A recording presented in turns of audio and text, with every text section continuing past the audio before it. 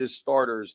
DQ correctly and understandably really believes that the seeding matters. And if you're just looking on paper at how this is going to work in the NFL, he's right. There's a big difference between going to LA or Tampa versus going to play Philly. And I know Washington just beat Philly a couple weeks ago.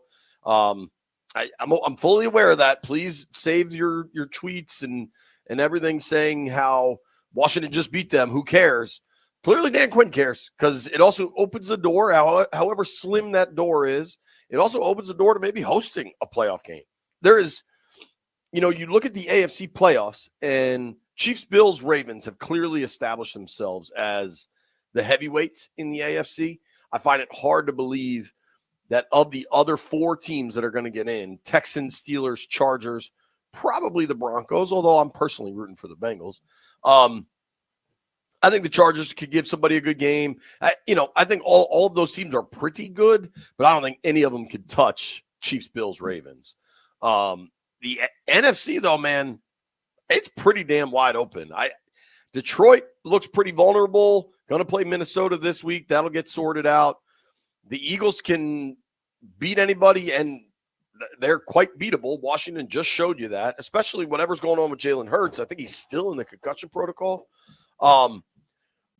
Rams, it's just wide open. Right now, the Packers are the 7 seed. I wonder what odds you could get for the Packers to go to the Super Bowl. Like, it wouldn't shock me if the Packers made a deep run in this thing. It is, it's going to be fascinating to watch. I think that's why DQ is really smart in taking this week quite seriously. I mean, not to mention the Cowboys beat them here a couple of weeks ago. And I guess maybe that was like closer to 6 weeks ago. You got to win this game. Dallas has 0 to play for. CeeDee Lamb's been shut down. Go get him. And I like that from DQ. Now, that does not mean to me, like, I wonder if you can get odds on Marcus Mariota pass attempts, because frankly, I'd probably take the over. Like, if it's 0.5 Mariota passes, I would take the over. Gearing up and preparing for the week and wanting to take it seriously does not necessarily mean you get to the fourth quarter and this is a 2-score game one way or the other that some guys aren't going to hit the bench. But with that said, that's why we're out in Ashburn. We're going to hear from Cliff Kingsbury and Joe Witt today. You guys will hear all that live here on the B. Mitch and Finley program. I'm also want to say congratulations to Jaden Daniels and to Terry McLaurin making the Pro Bowl selections. Team has announced that. I mean, this is no surprise, especially if you kind of been paying attention to the voting. And I've been like tweeting that out and talking about it for a while. But I think it's pretty damn cool that Jaden gets in as a rookie. And for Terry, this is a different year where it's not like he was an alternate or whatever. He's a top 5 receiver in the NFL, and nobody should be surprised that he gets there. I do, on a personal level, really hope Terry catches a touchdown this week. I think Atlanta kind of sold out to stop Terry last week, and I'd like to see him break this franchise touchdown record, the single season touchdown receiving record. Right now, he's tied with a bunch of dudes at 12, including Ricky Sanders. If he can get one more, he'll break that record. But, dude, I mean, I think we're all aware of Jaden's incredible season. Terry right now is 17th in yards. He's over 1,000 yards on the season. He is probably, I mean, some of the volume catchers in this league are crazy. He has 74 receptions. I believe he's top 5 in the NFL in touchdowns. Yeah, he's tied for second in touchdowns with Amon-Ra St. Brown. They each have 12. Mike Evans just behind at 4. Justin Jefferson just behind at 5. First, the season Jamar Chase is putting together, though, is just so damn outrageous. 117 catches, 1,600 yards, 16 touchdowns. Chase is averaging 100 yards a game. It's not going to happen, but we are like approaching, especially they add this 18th game, which is only a matter of time before they do that. we're approaching a 2,000-yard wide receiver, which is just going to be so bananas. But it'll be kind of fun to watch. Toby Altizer is here in for B. Mitch. Good morning, Tobo. How do you do? Not too bad. Can't complain. Had a wild day yesterday, getting up early for New Year's Day, hanging out with Denton for the Junks. So, you did the Junkies? Yeah. So, how was that? It was good. It was good hanging out with Denton, talking a little college football, and then all the craziness of yesterday. So we get another college football game today. So on Tuesday, right? Tuesday was New Year's Eve. Yeah.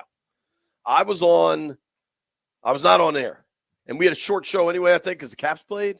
God, I just realized how dirty these shoes are.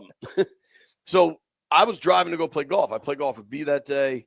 We had a lot of fun. And I was listening. It was Denton and Linnell. Were you on New Year's Eve day? I was not. No, I had the day off. Okay. Denton and Linnell were having this conversation about Jaden's next contract. And it drove me so crazy that was a discussion point that I texted Landfill because I didn't know if Landfill was working. Landini, what did I said something like, these dudes might make me swerve off the road because I was just like, what are we doing? It was not great. You woke me up with that text, by the way. Yeah, you said, are you working today? These dudes are talking about Jaden's contract that he can't sign for 2 years. I think you'd lop your own head off, and you're correct. It was like my ride to the golf course was like 10 minutes. That was like 4 minutes, and then they got into regular conversation, and it was all.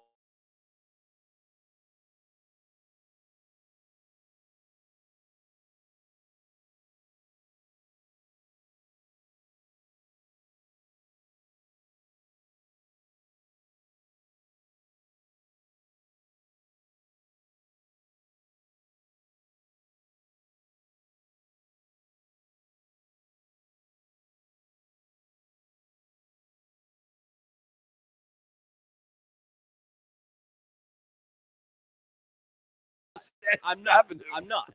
I'm just saying this is why these next couple of years are going to be exciting because they're going to go all in while he's still in the rookie contract. Right. They're going to go all in the whole time. Absolutely. When you have a quarterback, like everybody gets so caught up, like the amount of fan salary cap-itis, like fans are just so obsessed with the cap and like the guaranteed money and stuff. Like sometimes you have a bad deal and it eats you up, like Cleveland and Deshaun Watson. Most of the time, the dudes that are professionals at this, that they've devoted their career to doing this, pretty good at it. They figure it out. Well, and when you have a stud, the rest of it doesn't matter. And these guys are so good at, even when they sign a bad contract, they can maneuver, right? Like the Deshaun Watson deal, they just reworked it so they can figure out some stuff. And so you can make this work however you want. And thankfully, it seems like Washington has one of those dudes that's good at maneuvering these things now, because I don't know that was the case for a while. We have a packed show coming your way. We're going to check in with the folks in Dallas. Obviously, I know that today is Thursday, correct? Jeff apparently had a lot of trouble with what day of the week it was earlier. Today is Thursday, but we're going to do a Wednesday bit and have Neil Greenberg on. I want to let Greenberg pat himself on the back a little, take a little victory lap, and talk about the bet he put in for the Commanders to get to 11 wins. He deserves that. Joe Witt and Cliff Kingsbury will talk today. Sean Sharif from Dallas will join us.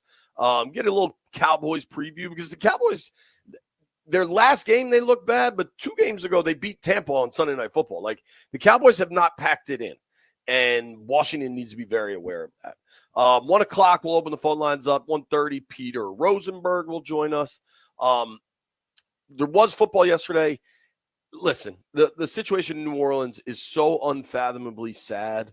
We were there 2-3 weeks ago. Like, that intersection where all this terrible event happened, this terrorist attack, was like a block from the hotel I stayed in. Like I was right there 2 weeks ago, and it's just so unfathomably sad. And I hate and loathe these people that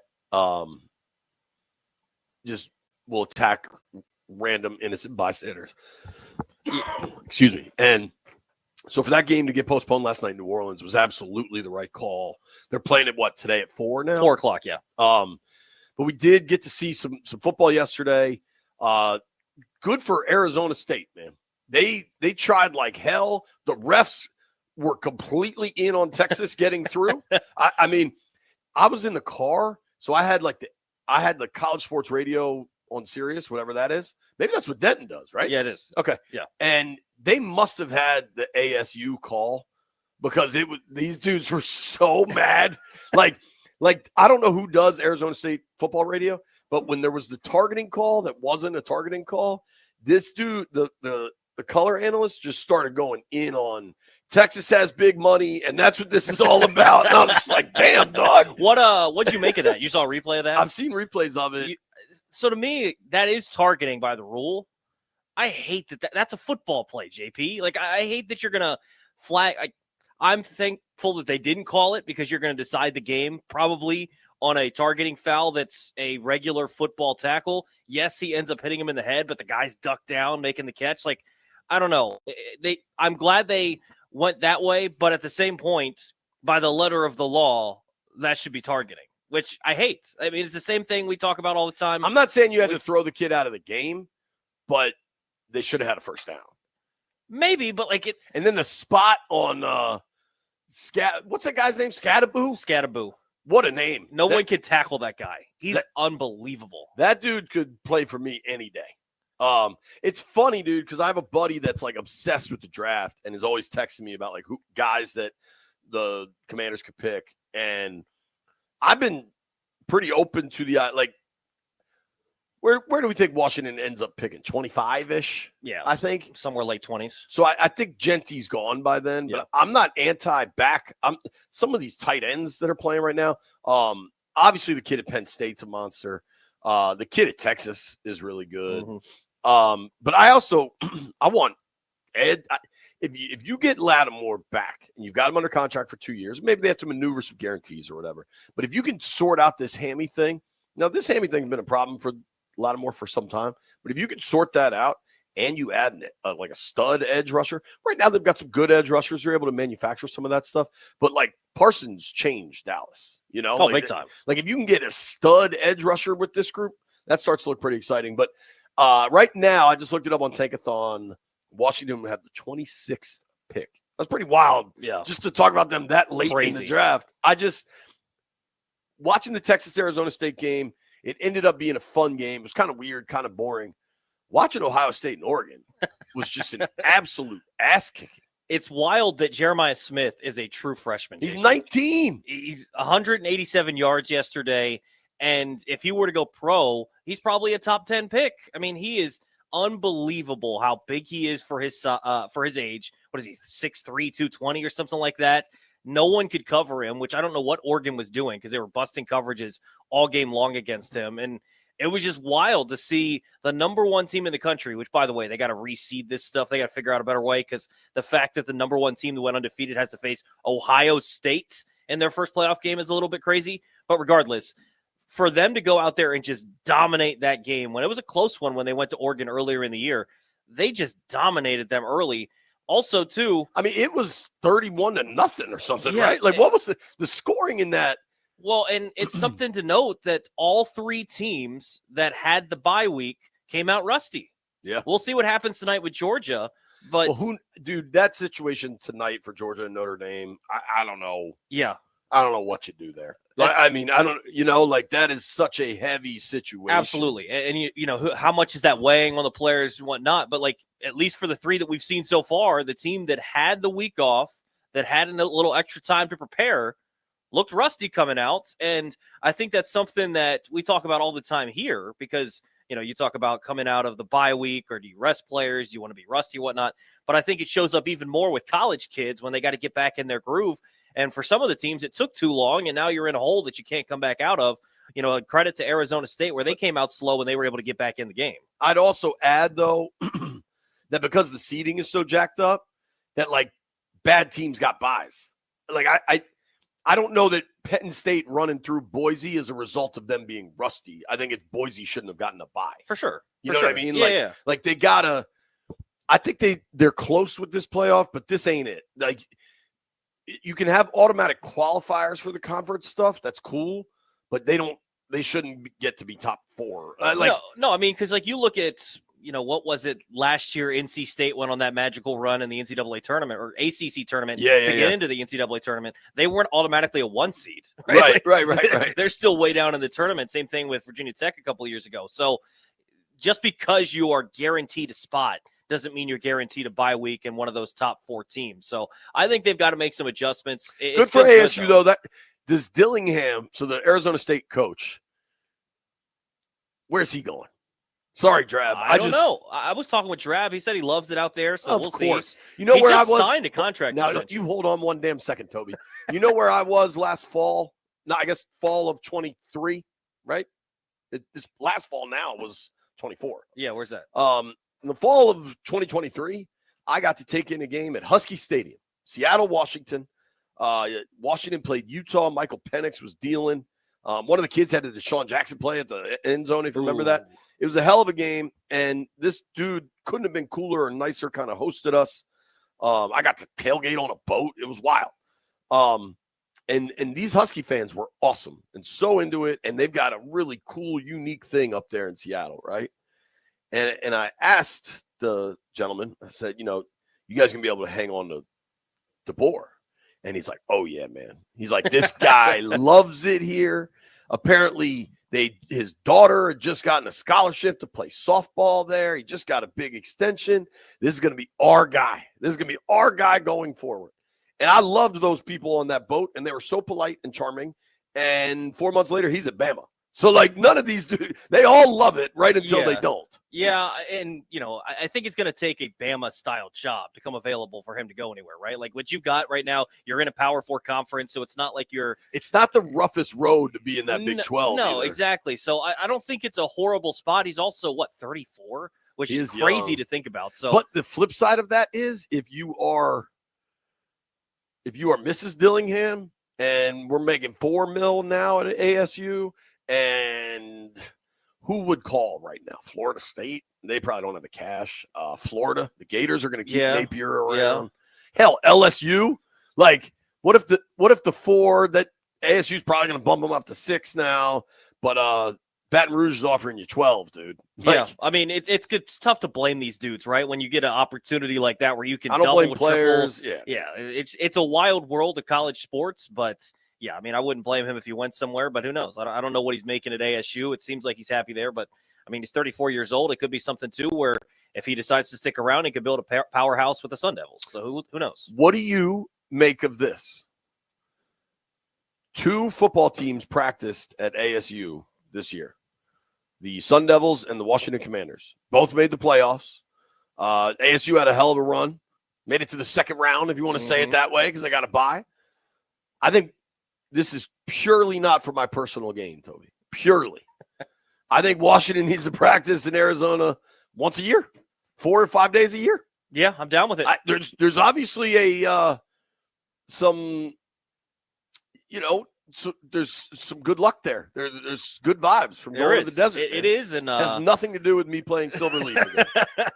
I tell you what, if that's the case, then maybe I will need to hang out with the team in Arizona or something like that for a week and just see what happens out there while I'm there. Tonight is packed. The Terps are on late, 9:30.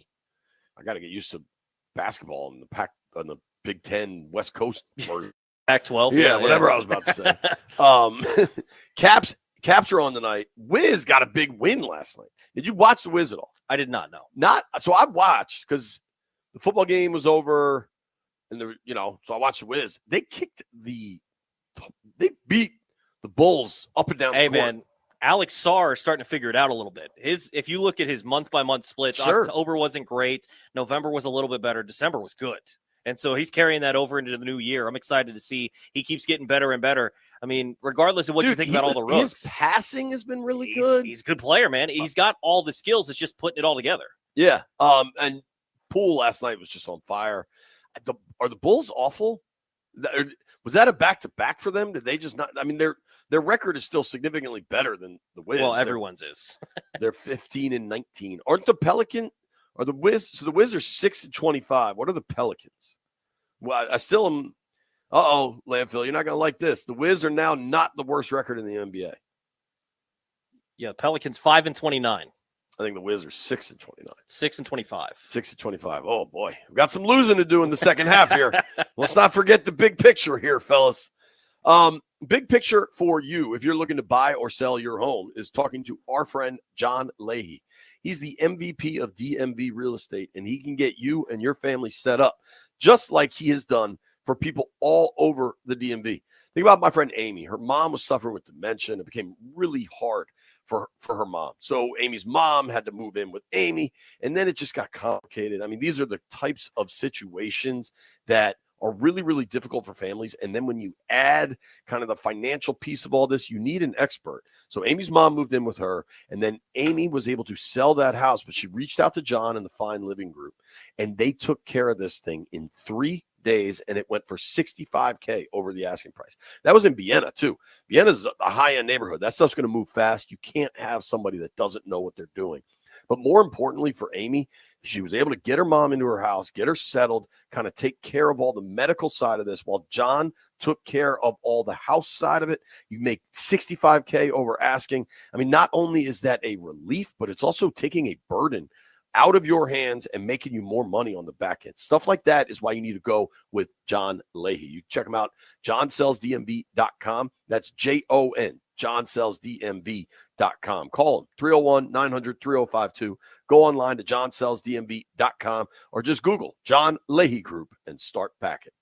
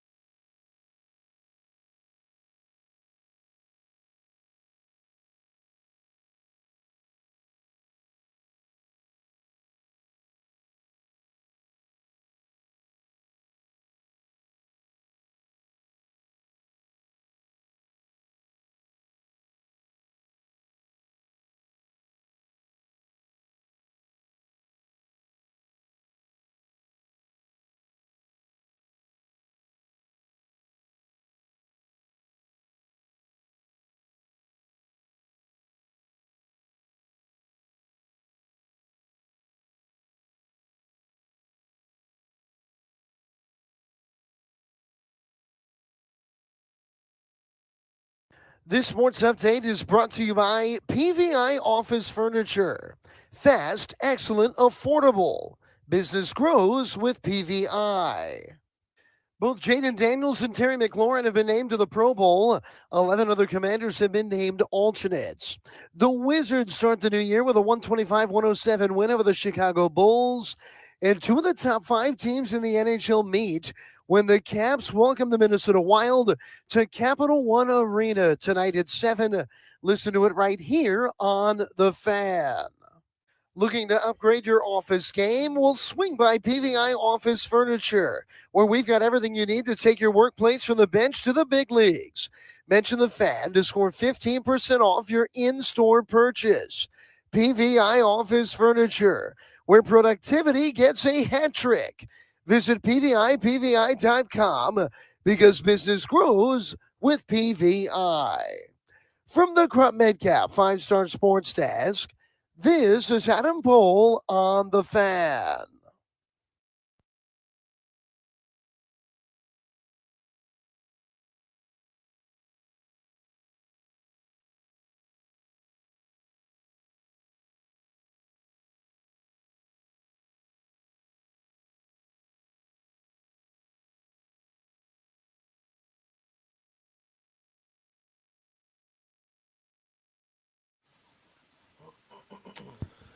This song is an elite example of how bad popular music was in the late 90s.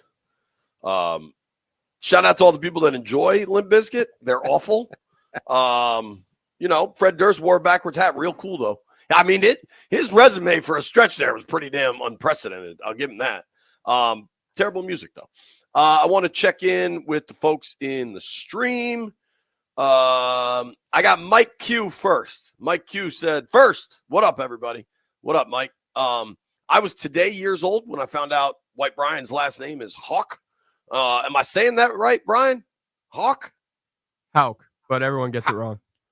Hauk. How would you pronounce that, Toby? H-A-U-C-K. H-A-U-C-H, rather. Yeah, probably Hawk. It's kind of like it reminds me of like clearing your throat. A little bit, yes. That is exactly correct. I am going to abstain, White Brian, from the very obvious joke that I bet a billion people have made about your last name. How many jokes have you heard about your last name since a young lady in Nashville went very viral? Too many. Yeah, I bet. And White Brian, are you actually keeping track of who's been first, like you claim you were going to? Yeah, I have a spreadsheet going. All right, update me. So, Mike Q, first winner of the year. That should carry a prize, however nominal that may be. Congratulations. It doesn't, though, lest you be a lawyer. Who's on the list, Mike? Brian?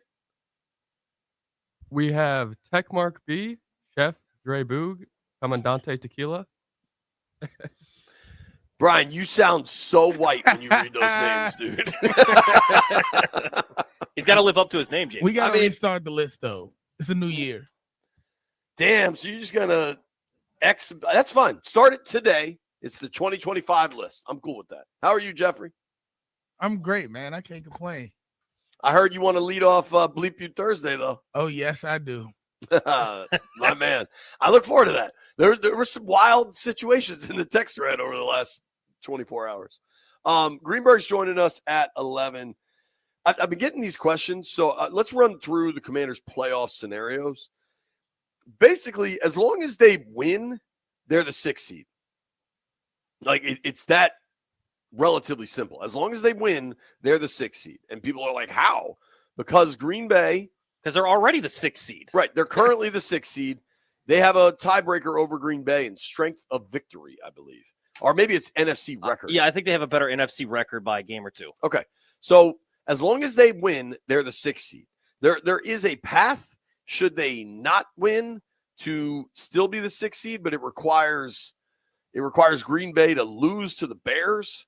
That's not happening. What is the line in Bears Packers? It's got to be 15. I think it was 10.5 when I looked. I think it's 10.5. There's some huge lines. Have you seen the Ravens Browns number? 17.5. Also, it's now at 18. I know they're not playing anybody, but the Chiefs are 10.5 point dogs. I kind of want to take them. The Bucks are 13.5-point favorites over the Saints. Ravens are 18-point favorites over the Browns. This is kind of interesting. I assume the Bills are starting Trubisky I think so. because they're 2.5-point favorites in New England. Packers are 10-point favorites at home. I would think Green Bay's playing people. Yeah, they're playing people. Yeah. They don't have Jair Alexander for the rest of the year, but that's kind of expected. It's been kind of weird what's going on up there. No one can figure out whether he's hurt or not. Now he's going to have knee surgery. He's done, but they're going to play their guys. Commanders 5-point favorites in Dallas.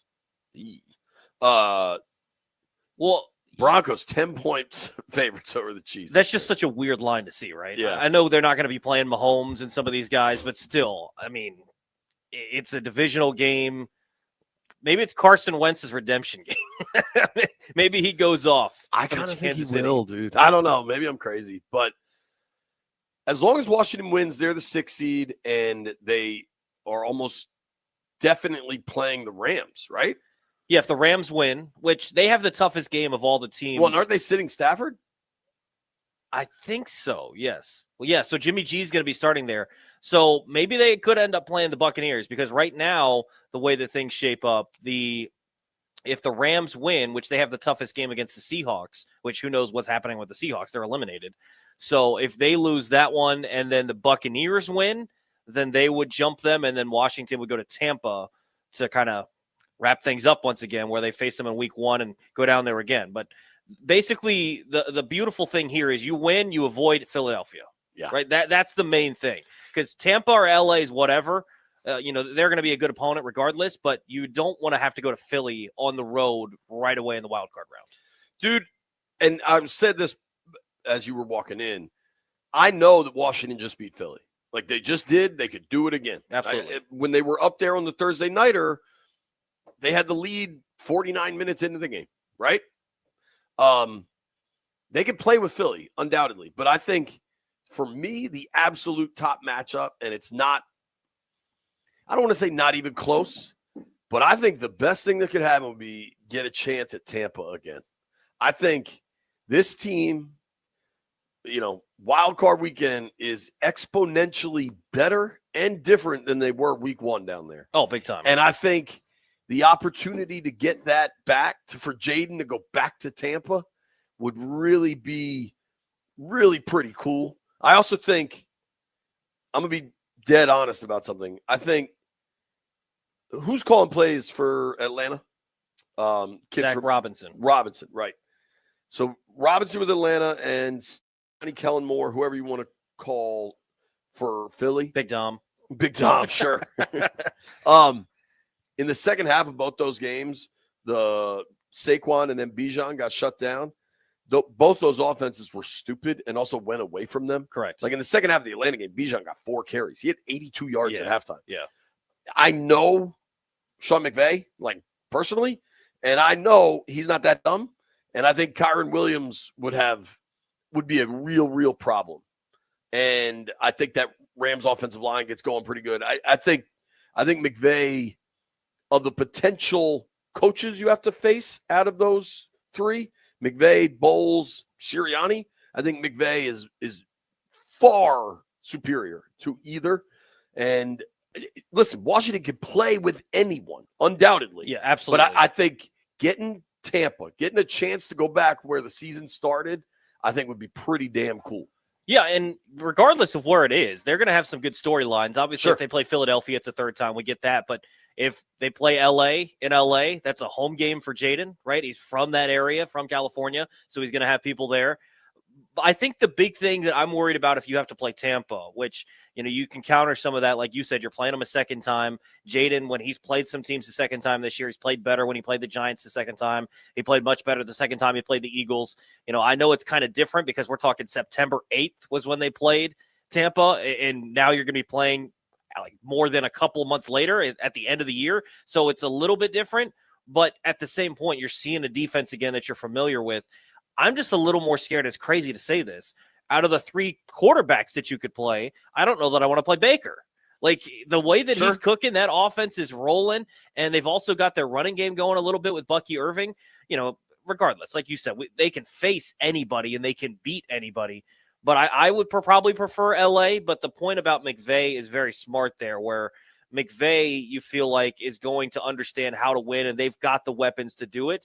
And the only reason I would feel a little bit confident there is Stafford just isn't quite the same. And he's always trying to give you the ball. If you take advantage of that, I think they can score against any of these defenses. Of those three, Stafford, assuming it's Hurts, or Baker. Baker's the one that scares you the most? Baker. Really? They're rolling, man. Their offense is a juggernaut Yeah, right now. I mean, I'm aware. But they just laid an egg 2 weeks ago.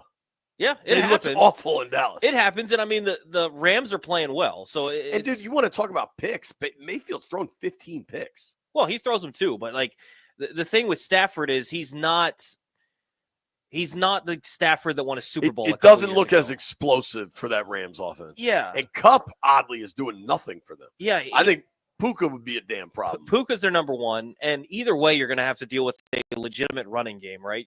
Kyron So Williams. you vote LA. I would vote LA. Okay. Landfill, where are you voting?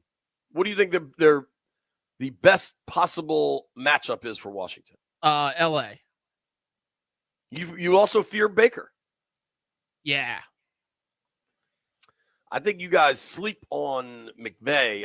The only thing here, JP, is like I almost look at the defenses because regardless of what offense you face, they're going to have the advantage, like against this defense. But if you look at a Rams defense, which their stats are fine, but like they don't have an AJ Terrell that they're going to be able to deploy on Terry. So Terry theoretically should be able to have a really good game. And I don't know that many people outside of their first-round pick and second-round pick this year with Verse and Fisk can name another dude on that Rams defense. That's not to say that they're not a good defense, but I think when you look at, do I want to face Antoine Winfield and those guys, or would I rather face a Rams defense? I don't know. I think I would take my chances against the Rams, not taking anything away from them because they're still a decent unit. But I think regardless of who you face, it's going to have to be, you're going to have to outscore them. Because I agree with that. I mean, even the last two wins, right, against playoff tier opponents in Philly and Atlanta, it's a race to 40. Yeah. You know what I mean? Jeffrey, who you want? I'm not gonna lie, JP. For real, You want Philly. I was about to say, if they don't have Jalen Hurts, I want Philly. What if they have him? I'd take the Bucks. Neil Greenberg joins us at 11.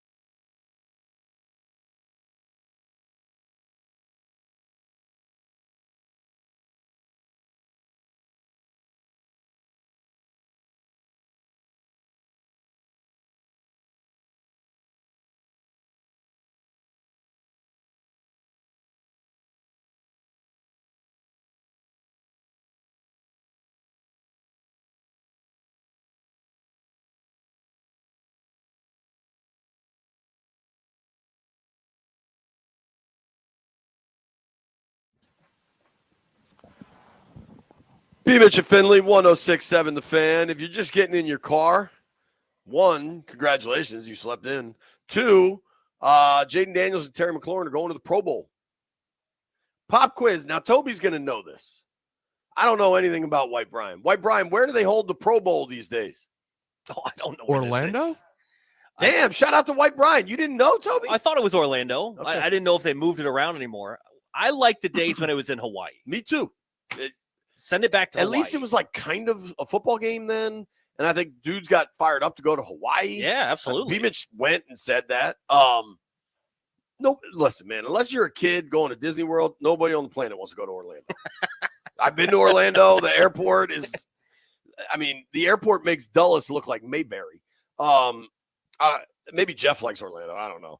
But what events are involved in the Pro Bowl now? Is any of it football? Dodgeball. For There's real? probably they usually do a dodgeball game the day before. Dude, I ended up watching dodgeball on like Christmas Day night or something. There was nothing on. Oh, I'll never understand these college football schedulers. Christmas Eve day, right? I feel like a lot of people take that day off because I had to be at church with my kids at like 3:30 and it just wouldn't work to work. There's no bowl games. Give me the Pop-Tart Bowl or the By the way, Pop-Tart Bowl, Car Care Bowl, whatever. Man. I love the overboard. I think so many brands are missing it. The point of these things is just to be over the top and dumb. Yeah. And the Pop-Tarts go all in on it. You know who I think got that first? The Mayonnaise Bowl. Yeah. When they dumped that bucket of mayonnaise on the winning By the way, coach's head. Virginia Tech, Duke's Mayo Bowl tomorrow. Oh, they're against in it? Minnesota. Yep. Okay. Are you calling it? What's your role? I'll be doing scoreboards. We'll be right here on the Fan, 5:30 coverage tomorrow. Yo, why can't that be a noon kick? I didn't even get to take advantage of the Caps day game this week because we were off. Come on, JP. It's Friday of Dallas week. You know what I may have looked at last night, Landfill? You'll appreciate this. I may have looked at the Nats 2025 schedule, and I believe our first Nats day game is May 7th. If my Dang, you don't even get April at all? No, dude, they're all like 4 o'clocks. Anyhow, I did so the Pro Bowl. Jaden and Terry are in, done. Hay is in the barn. Now you got a whole bunch of alternates. Okay, the Pro Bowl had names like 15 different alternates going down to I think like a fifth alternate. By the way, super happy for Terry and for Jaden and all these other alternates. Tyler Huntley was a Pro Bowler a couple years ago. Right. Like the Pro Bowl has become a joke. It used to mean something. Now it means nothing. Well, it means a lot to get in kind of the way Terry and Jaden did because they were like voted in as starters, right? And I think I'm just going to run through the list here.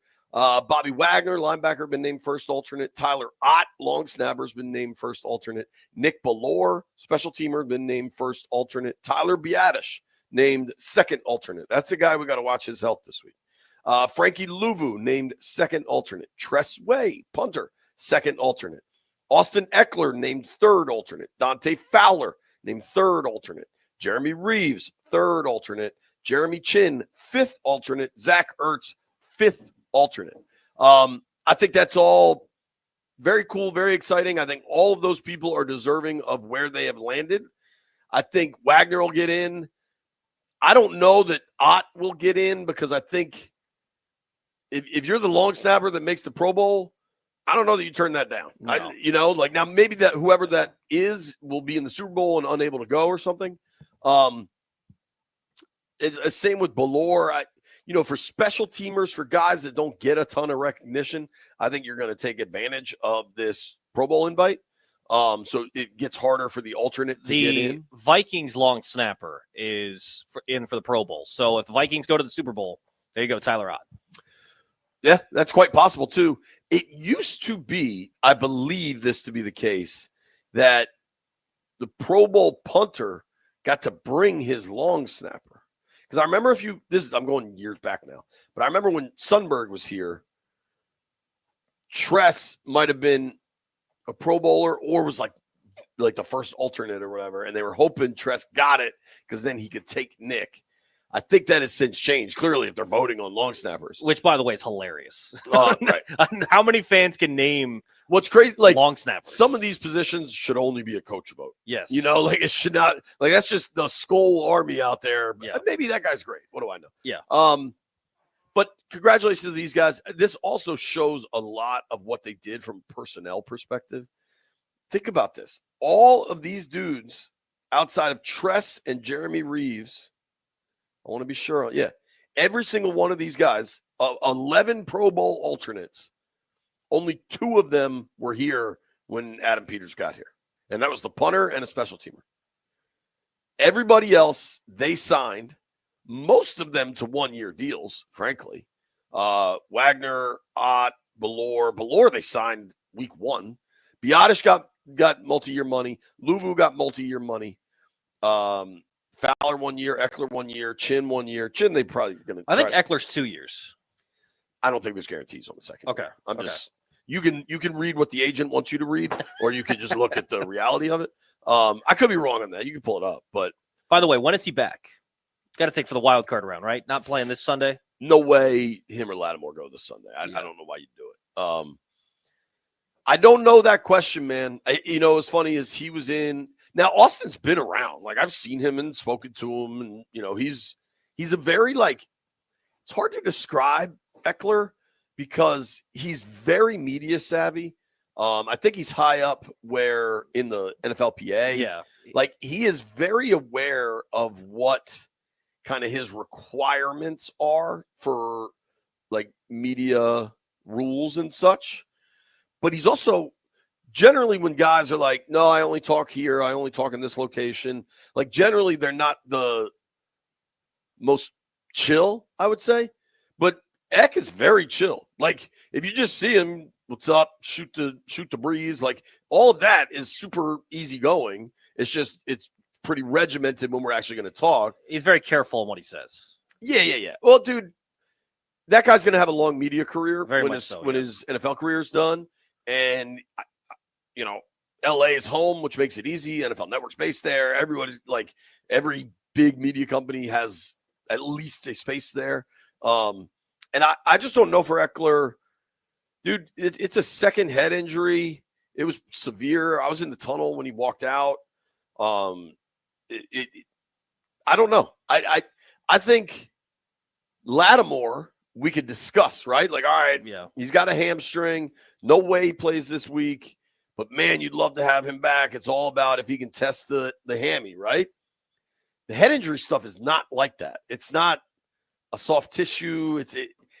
And I don't know the answer, but, like, if you sustain 2 in a season, does that make a third that much easier to happen? Or is it like a hamstring? Once like a hamstring, you pull it, and then it kind of remains tender and more susceptible to another pull. Yeah, and they only get worse as they go on, the concussions. Like you talked about, that second one was bad. I mean, he's been out now how many weeks, right? I mean, it's something where you don't want to put yourself in danger again. So who knows? You'd love to have him back and be a big boost to the offense, but also you want to think about his long-term health. I mean, this is a guy who's nearing the end of his career, whether he keeps playing or not. But, like, this is something where you don't want him to continue doing stuff and then have more damage than he needs to. So we'll see. I would love to have him back, though, because I think that would be a huge boost for them, whoever they place in the wild card round, to have that change of pace back that they really trust. Yeah, man.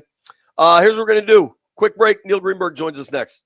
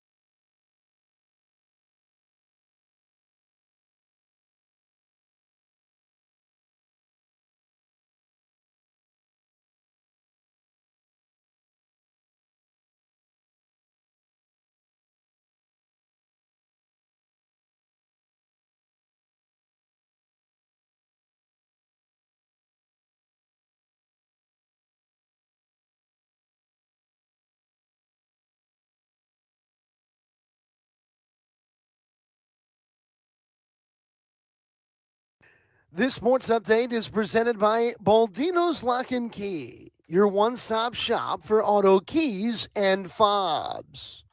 Well, Nikki Javala, the Washington Post, reporting that both Jaden Daniels and Terry McLaurin are heading to the Pro Bowl. 11 other commanders were named alternates. Elsewhere locally, Jordan Poole scores 30. The Wizards open the new year with a 125-107 win over the Chicago Bulls. Now tonight, two of the top 5 teams in the NHL meet up at Capital One Arena. The Capitals hosting the Minnesota Wild. Puck drop is at 7. Listen to it here on The Fan. In Maryland, they're in Big Ten play well out west, taking on the Washington Huskies. A 9:30 tip-off on the Team 980. And the college football playoff now, both Texas and Ohio State were winners yesterday. Those two will meet in the semifinals today at 4, the Sugar Bowl. Notre Dame and Georgia meet up. The victor on to play Penn State. Baldino's Lock and Key. They make car key problems look obsolete. With 9 area locations throughout Virginia and Maryland, stop by one near you today. Or for more info, visit baldinos.com. From the Krupp Metcalf 5-Star Sports Desk, this is Adam Pohl on The Fan.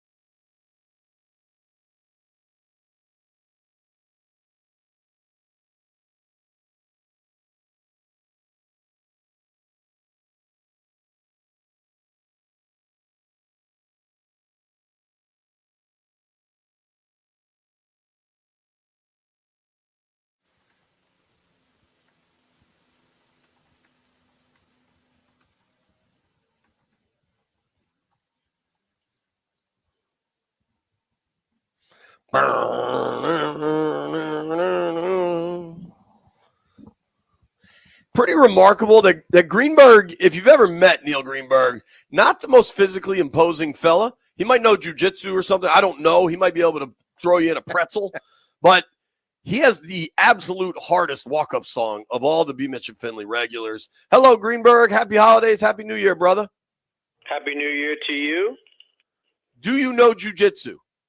Actually, I do. When I was in New York, I used to take about 5 jiu-jitsu classes a week. Wow. I was into it pretty much. So hardcore. Brazilian jiu-jitsu. This was before Brazilian jiu-jitsu really took off. But yeah, regular jiu-jitsu I did for quite a bit. I got to be honest. I had no idea. But I meant that. I actually learned like actual street fighting when I was a kid. When I was like a teenager. I went to this like you got in a bunch of street fights, or like you learned street fighting? Both. I used to fight quite a bit growing up. Wow. So the theme song is fitting then. I've been in a lot of scraps. Damn. All right. So don't mess with Greenberg. That's what we learned today. My fighting days are over. I'm too old.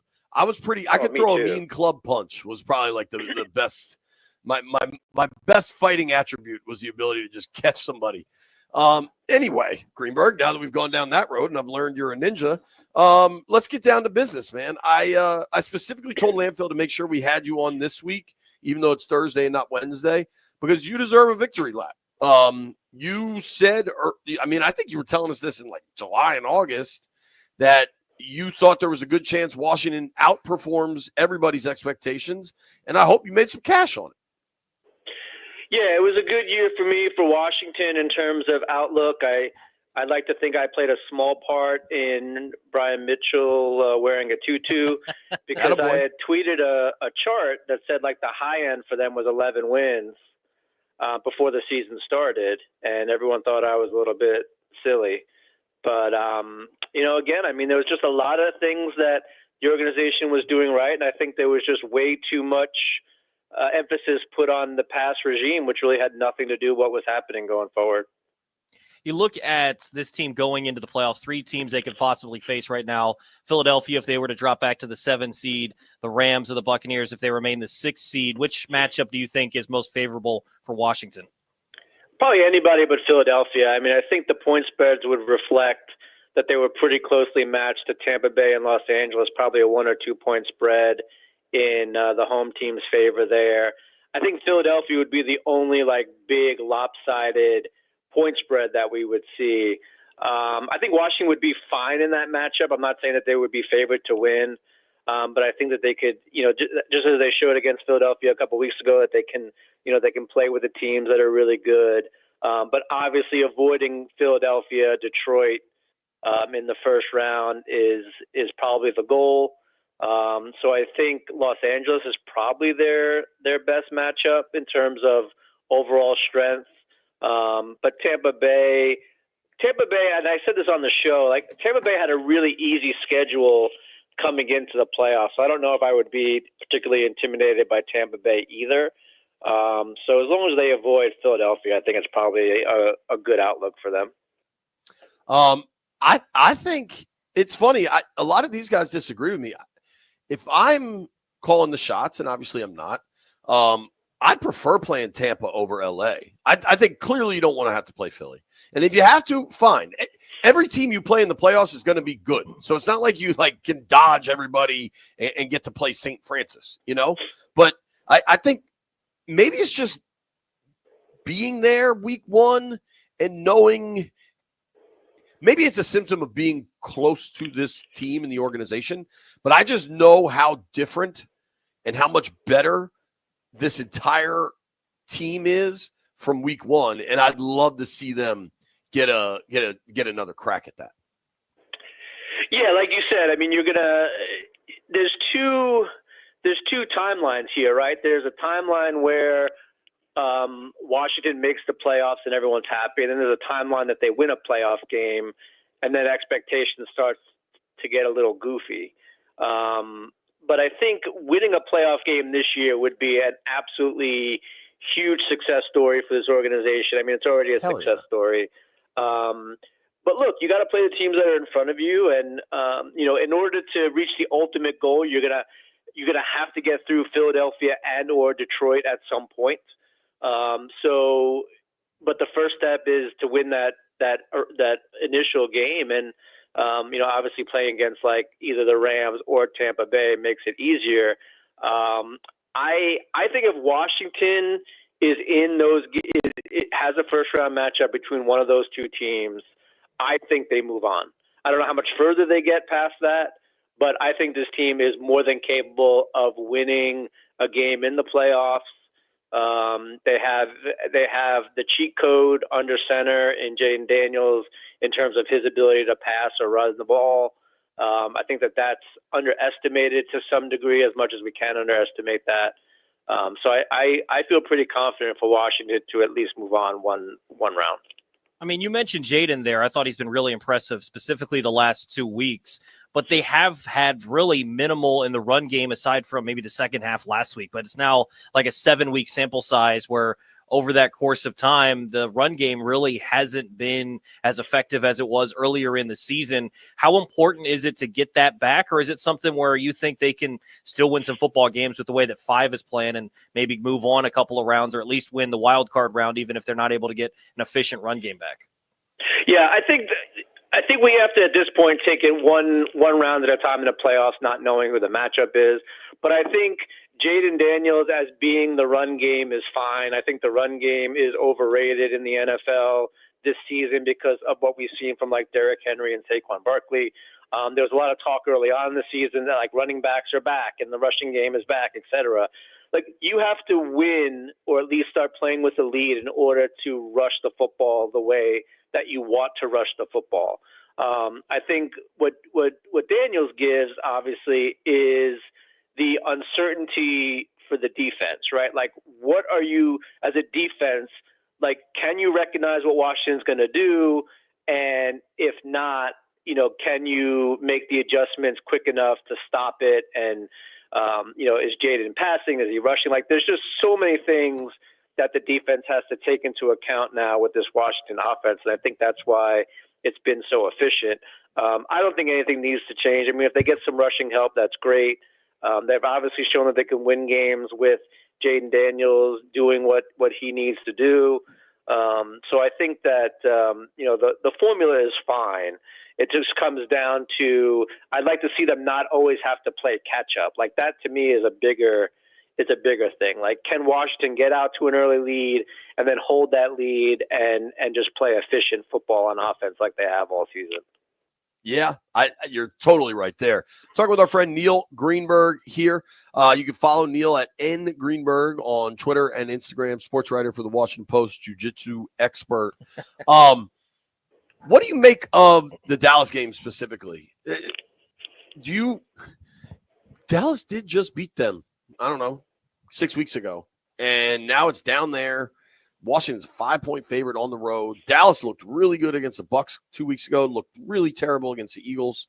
What do you make of this game? Because maybe it's silly. I think it's really important for them to get one back against Dallas.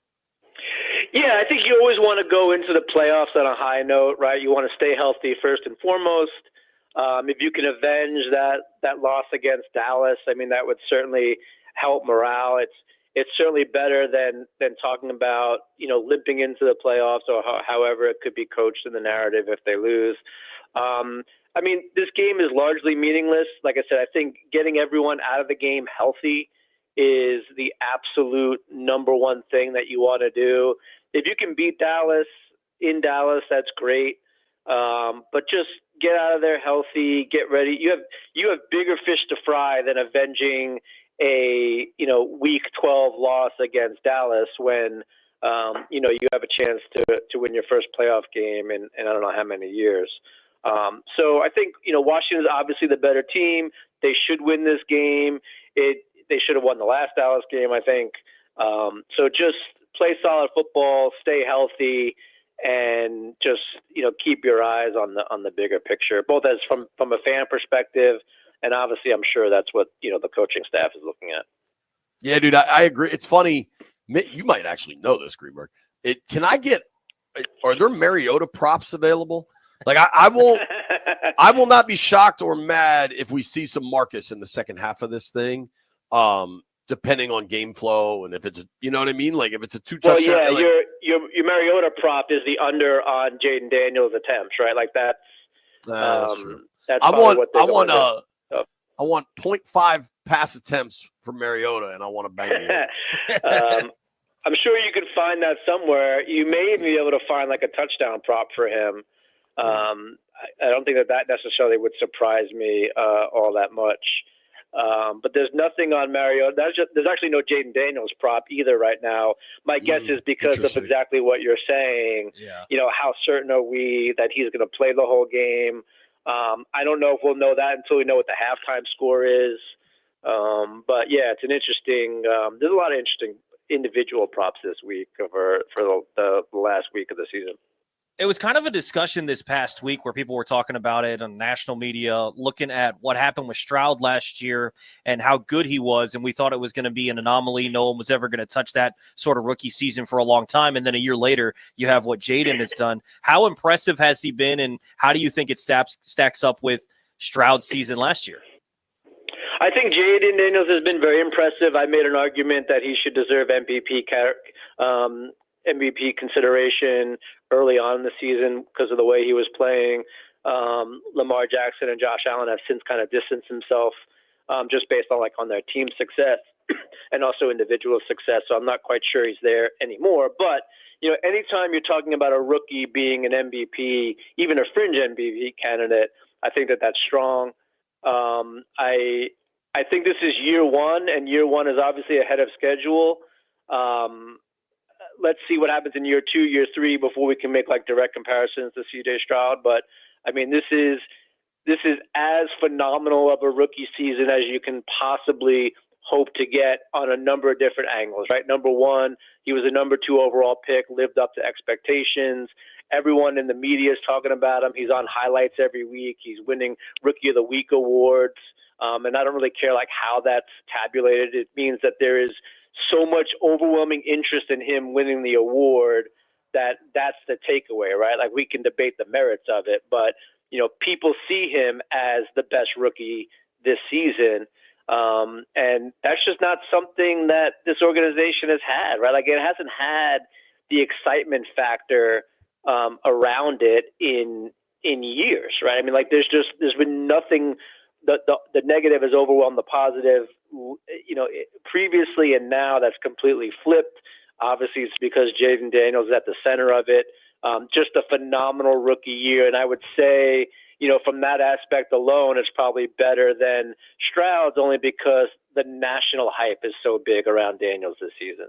If you look at Stroud from year 1 to year 2, I know you're big into the numbers and some of those things. What is the issue there? Is it the offensive line? Has Stroud lost some of that efficiency? Just looking ahead, obviously you don't want to get ahead of yourself. You got the playoffs still ahead for Jaden, but going from year 1 to year 2, how does Washington make sure that Daniels doesn't have a similar kind of fall off in year 2? Yeah, I mean, he's definitely had some more interceptions. I mean, his interception count doubled. That's certainly a concern. It's concerned in like the macro sense, but he doesn't really have like that much.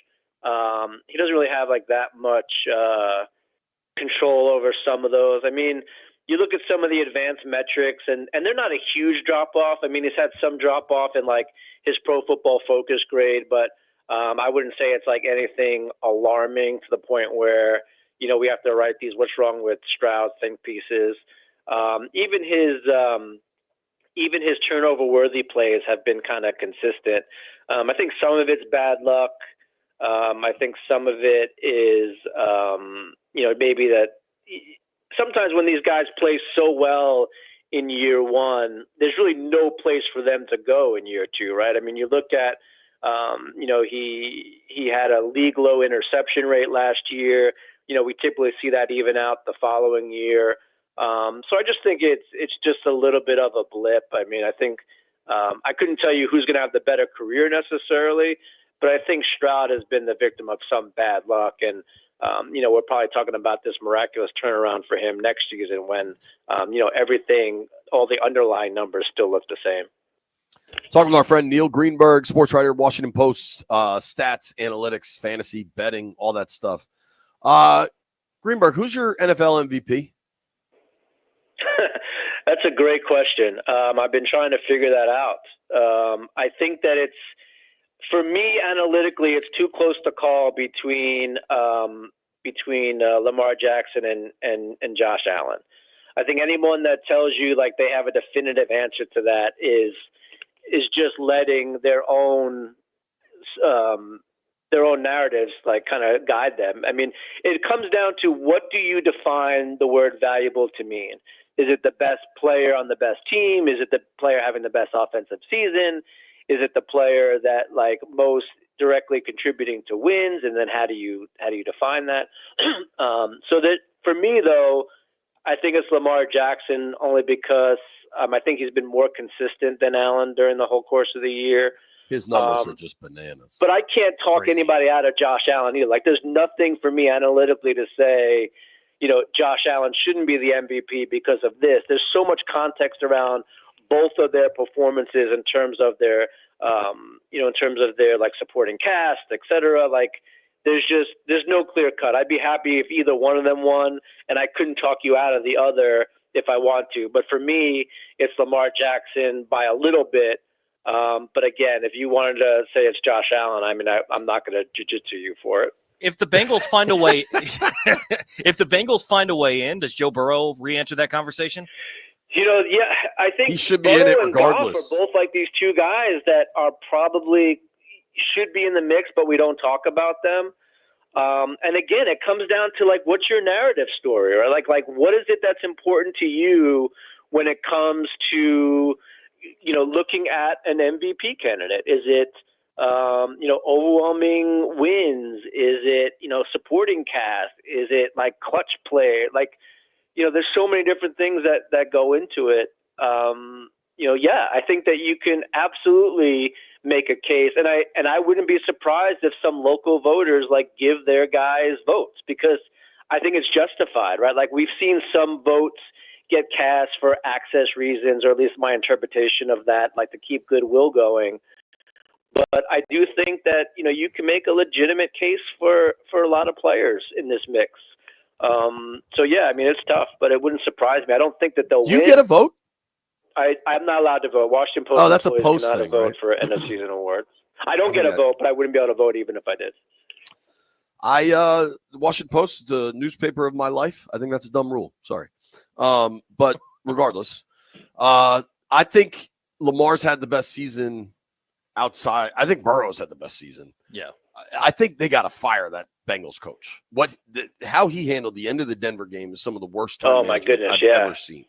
And you've got a ball club there that's going to have, at least statistically, the best quarterback in the NFL, the best receiver in the NFL, and the sack leader in the NFL, and you're not going to make the playoffs. Like something got to give here, brother.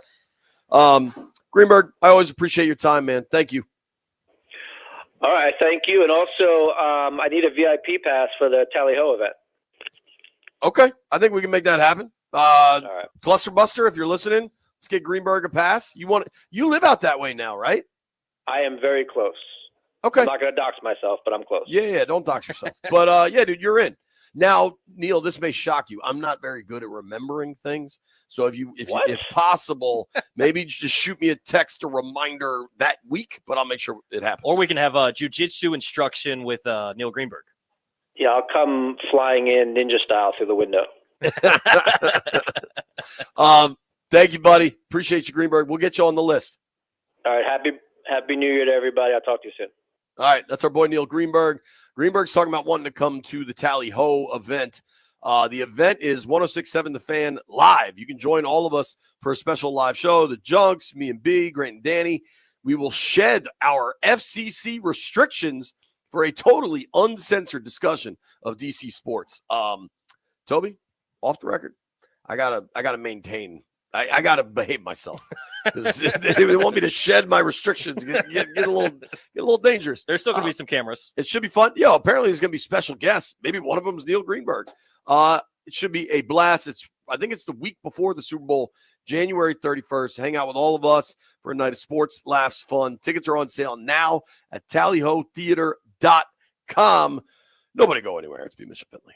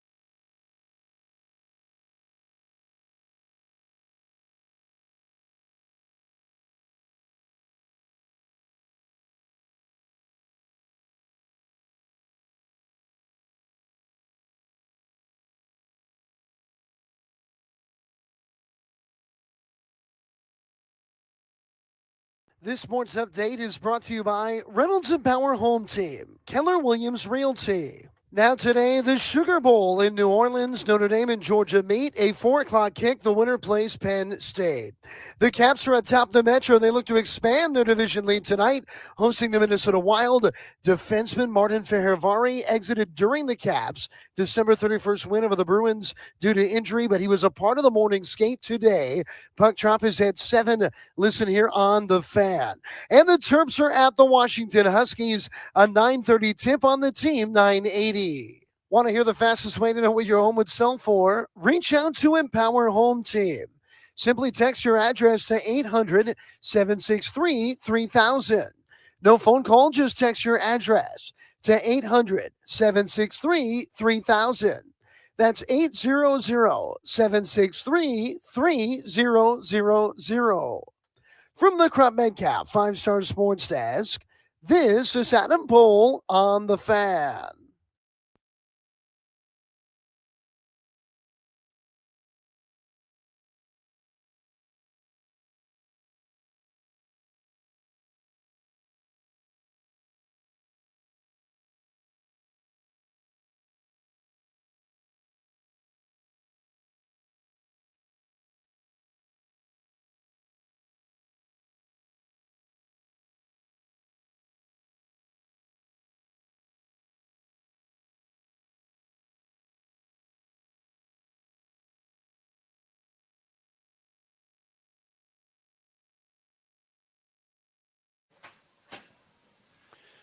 B. Mitch Finley, 1067 The Fan. I'm going to try to do something that we may not be capable of doing, frankly. Mark Seagraves is a reporter for NBC4, and Seagraves covers the city very well. He is very locked in with the Bowser administration, I would say, the mayor of D.C. Now, I was unaware of any of this, okay? And if I had to guess, these two people probably have a lot to discuss. Okay. Few things. Yeah. I only want to talk about one thing they talked about, which I think is incredibly cool, regardless of the people involved. I'm reading now from Mark Seagraves' Twitter account. You can follow Mark at Seagraves NBC4, Segraves NBC4. I'm reading. Don't kill the messenger, Toby. All right. While Mayor Bowser was tight-lipped on details about her meeting with real Donald Trump, Bowser did say she and the president-elect did talk about Jayden Daniels. Bowser said Trump was well aware of Jayden Daniels and why he should be Rookie of the Year and possibly the MVP. I want to be crystal clear. I'm not doing politics. I think it's really cool that the president-elect, whoever, is watching Jayden and thinks he's awesome. Yeah. It's pretty cool. Biden, Trump, whoever, Jimmy Carter, whoever was in on. It does not matter. Just to have one of the quarterbacks that is that high on the national radar is pretty damn cool. Yeah. I mean, one of the dudes that people are sitting down to watch, people with things Right. to do that ultimately really matter and affect our country are sitting down to watch Jayden Daniels. Yeah. These people are probably pretty busy. Probably don't get to watch that much football. And if I watched West Wing back in the day, you were probably not even born. But I remember, what was his name, Landfill? How am I blanking on this? It was Jeb something, wasn't it? Martin Sheen's character. God, I can't remember his last name. But regardless, there was this one episode that he made, Jeb Bartlett, that's what it was. He made a big deal. He's like, I want to watch one live sporting event. And it was the middle of the night. And it was like UCLA versus Cal women's softball. But he locked in because he just wanted to watch one live sporting event. These people are busy. They probably don't have a ton of time. And Jayden Daniels is still on their radar. Yeah. That to me is really neat. Yeah, I mean, he's one of the dudes that's now must-watch TV. You saw the numbers from Sunday Night Football. People are excited to watch Jayden. And when's the last time that this team, really since 2012, right? This team hasn't had a quarterback that people would sit down to watch because they knew it was going to be a show every time he took the field. Well, and the one thing I have been saying for some time is 2012 was incredible and a rocket ship, and it was so fun to watch Robert before things started going sideways. But you knew they were it was kind of gimmicky the whole time. And you knew that, right? Like, all right, they're doing something different than everybody else is doing. What Jaden is doing now, not to call it normal, because clearly he's outperforming normal, but like he wins in the pocket and runs a little bit. Yeah. That's what a lot of quarterbacks do. Well, they just don't do it as well as he does. That's what makes this year so impressive to me is you have Jaden Daniels breaking Robert's record, right, for most rushing yards by a rookie quarterback when Robert relied on that. Jaden doesn't rely on it. He can do it, and he does a lot of it. Obviously, for Sunday night, he needed over 100 yards rushing to get it done, but he can be a pocket passer. I don't know that he's on the elite level there yet, but he's still a good pocket passer who can run, and he sets the record. He passes Robert, who lived off the run game. Like, that's what they had to do, and they have, like, we just talked with Neil Greenberg, talking about how they haven't had an effective running game with their running backs, and yet Jaden has just pulled out a cape, turned into Superman the last 2 games, and found a way to get it done. It's been so cool to watch this dude, and you're right. I mean, this is a model that seems sustainable. You know, you want to have some continuity year to year. So, you know, hopefully Cliff is back next year and some of these things, but this seems like something that it's not gimmicky. It's not, Cam Taylor-Britt called it a college offense earlier this year. And a lot of people took that as an offensive thing.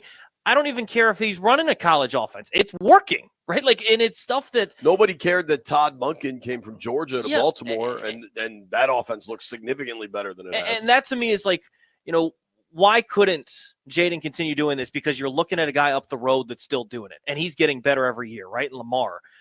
Why can't Jaden do it? And coming out as prospects, Jaden's a better passer than Lamar was coming out. Not saying he's a better passer right now, but when they're coming out, and Lamar's had a heck of a career. We know that. So there's no reason that you can't continue to have this sort of success, and it's only going to get better because Jaden's gotten better as the year has gone on. You can only imagine what a full off season, understanding what he's seeing, what he has seen, and what he's going to see. It's just so exciting to think about what he can continue to be, and he's already one of the best quarterbacks. And people were talking about it the other day. PFF had something that's saying he might already be the best quarterback in the NFC. Maybe that's a little too early, maybe, but I mean, there's not many guys you take over him in the NFC. Remember, you wanted Drake May. I've owned this, JP. I have owned this. But hold on. I said every time that I said this. Our program was very clear, all Jaden. You were very Jaden, yes, and obviously correct. I still like Drake. That was just a jab. No. I'm just saying every time that I said that, for the record, I said I'm good with either one. And I think any of them can be franchise guys. Sure. I think Drake could play too. I mean, we'll see what happens with Caleb. How wild, by the way, that all these dudes seem like they could be dudes, and the one that might have gotten it wrong with Chicago. Yeah, it's going to be fascinating to watch. We have Sean Sharif joining us at noon. You're going to hear from Joe Witt and Cliff Kingsbury sometime in the next hour. Some of these times are a little fluid, I think is the term. I did want to look at this real quick. Think about, so everybody gets so caught up in strength of schedule and all this stuff, right? Basically of 17 games, an NFC East team plays the same 14 opponents. Strength of schedule outside of your division is largely a myth. Like there's 3 other games that are decided on where you finish in the division. Now, they've kind of changed the rules on this. The rule used to be that you could have a max of 5 primetime games, any NFL team. We now know Jaden Daniels, the eyeballs he brings, the type of people that are paying attention. Listen to the road schedule next year. Obviously, Dallas, New York, Philly, all big games. NFC East games always crush it in primetime. At Minnesota, Vikings are damn good. At the Chargers, another playoff team. Oh, I don't know. How about a road trip to Lambeau? You think they might want to put that under the lights? Oh, and by the way, Washington's going to Arrowhead to take on the Chiefs.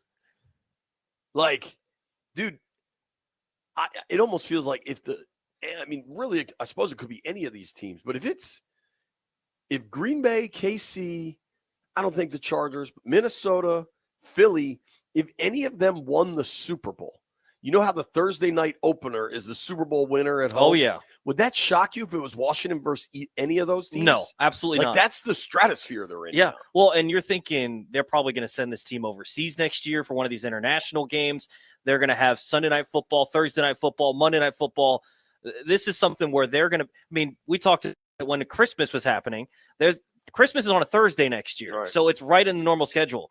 You're telling me one of those games might not work its way into the Christmas schedule? Home games, you still have obviously Cowboys, Giants, Eagles. You get the Lions and the Broncos here.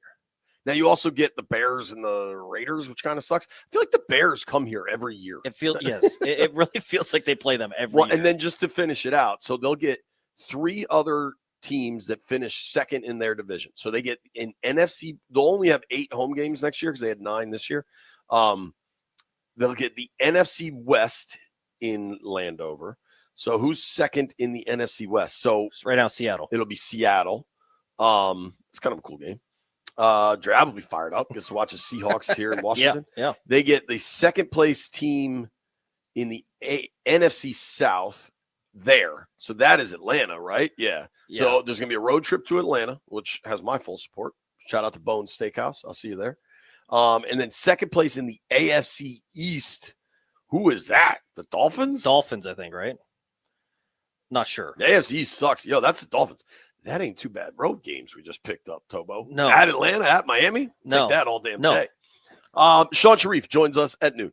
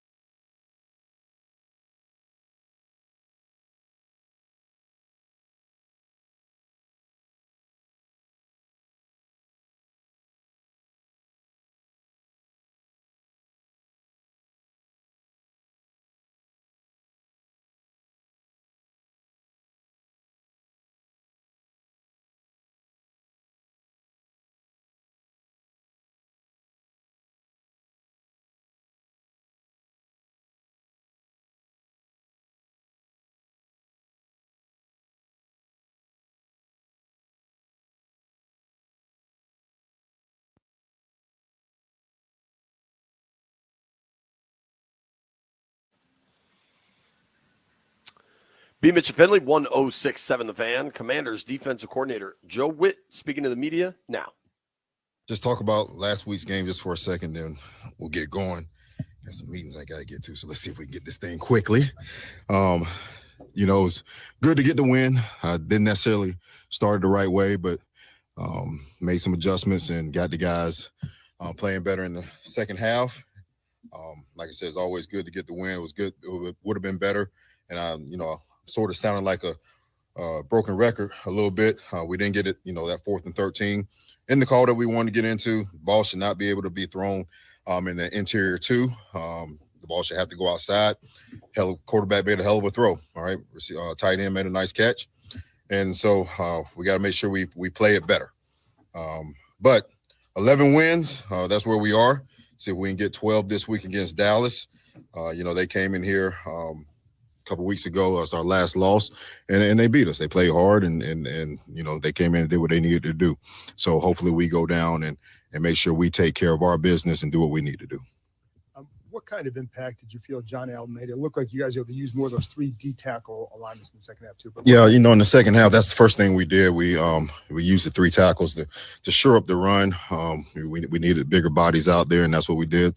I was, the D-line, they played, up and down from the standpoint of our aiming points and hitting our blocks, and being aligned where exactly the defense tells us to be aligned. So I don't necessarily want to talk about, JA in particular, but as a group, that's what we got to make sure we do. And you guys have received some contributions this year from guys like Jalen Holmes, Sheldon Day, Noah, and all that guys maybe who weren't expected to be big-time players. What can you say about that group, and what does it add when you get guys coming like that who make contributions the way they have? Yeah, we talked about from day one rolling with a deep crew, and as a coach, and I think back to my first time really coaching when I was coaching at the Citadel Receivers, and I had a true freshman walk-on that played. I don't care about who gets paid what and where you come from. As long as you're on the team and if you produce and you practice better than the other guy, you're going to go out there and play. All right, unless somebody comes and tells me, hey, this guy's going to play, and that rarely happens. And so Noah's played well, Sheldon, Jalen, those guys. Carl, when he had his opportunities, I thought he really hit blocks, and and the run production was lower when he was playing. I thought he played really well. And so we roll with a deep crew, and that's the reason. And everybody that goes out there has a role, and they're owning their roles. Yeah. Obviously, no Marshawn last week, so just curious, what did you think of the cornerback play without him, and how those guys adjusted to that? It was, I guess, about like the D-line. It was a little bit, inconsistent. We're going to work a rotation this week, and if we have Marshawn, that'll be great. If we don't, we'll have a couple guys that we'll give a look to and try to do some things coverage-wise. But like I said, until you stop the run, it's hard to do things outside from a coverage standpoint, and we got to do a better job of stopping the run, and that will help everybody else. To that end, since you mentioned the run, how surprised are you that it has still been an ongoing issue this deep into the season?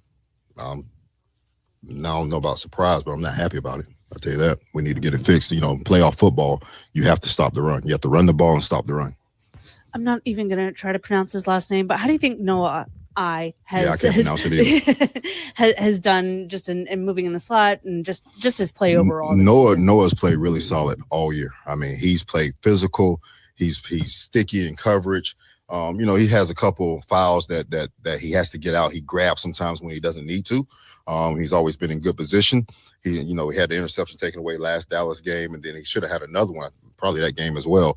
But I think he's played really, really well inside, and he's given us the ability to keep Mikey outside as well because of the physicality and how he's played.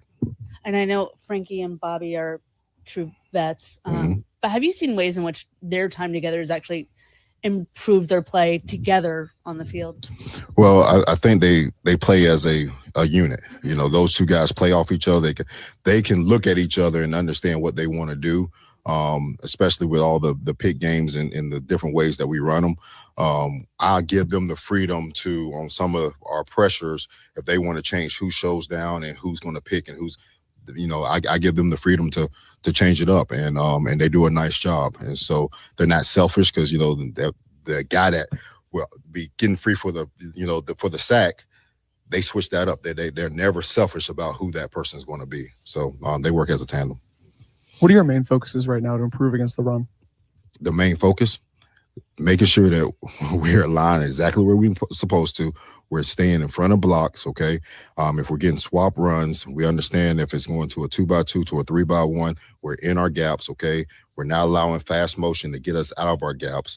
And then on the edges, if it's a crack replace, we're replacing. We're not staying back there deep. We're coming up with great eye control. So it is not that difficult. We just got to get it done, okay?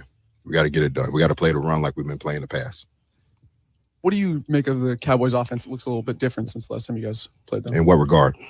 Losing CD and a couple other plays. And what do you mean? What I make of it? I guess what do you see from them on tape? How have they adjusted to? Oh, I mean they put Turp in CD's role. Turp is he saw what he did on the kickoff return against us last time. He's fast. He's tough. He can run routes. I thought he's a guy that when we were there in the past that could be used more. I like Turp a lot. And now they didn't have Brandon last time. They have Brandon. He's a guy that's very fast and can catch the ball right now, run screens, get vertical, can stretch the defense. So they have those guys on the perimeter that can do those. And then Rico's running the ball really, really hard. He's running hard, running violent. They have Tyler Smith back, who I think is one of the best guards in football.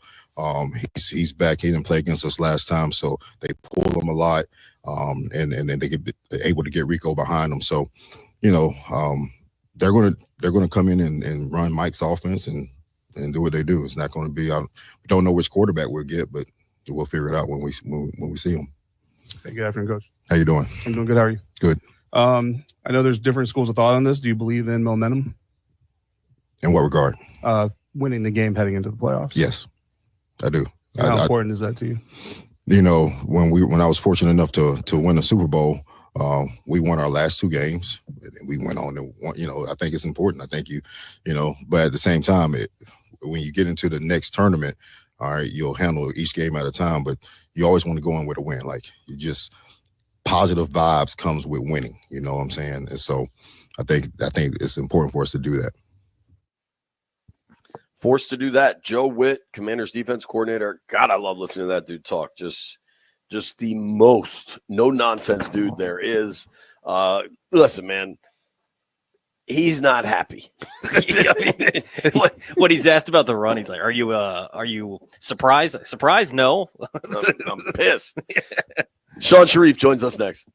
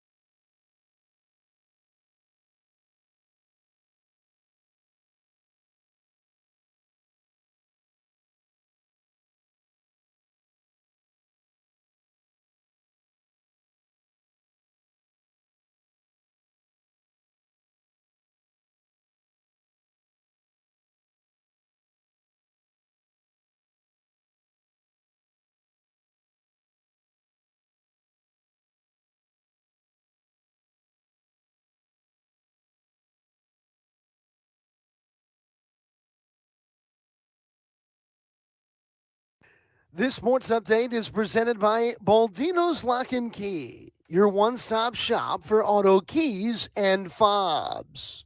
Now, congrats to both Jaden Daniels and Terry McLaurin, who are headed to the Pro Bowl. The Commanders also have had 11 players named alternates. Now, today, the Sugar Bowl completes the quarterfinal round of college football's playoffs.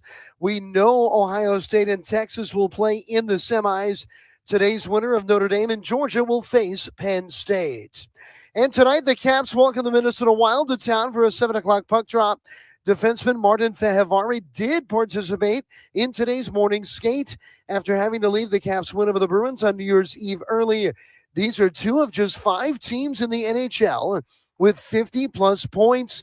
Listen to the game right here on The Fan. And Maryland gets into the heart of their Big Ten schedule. They're heading out west to take on the Washington Huskies. Tip time set for 9:30 p.m. Listen on the team 980. Baldino's Lock and Key. They make car key problems look obsolete. With 9 area locations throughout Virginia and Maryland, stop by one near you today. Or for more info, visit baldinos.com. From the Krupp Metcalf 5-Star Sports Desk, this is Adam Pohl on The Fan.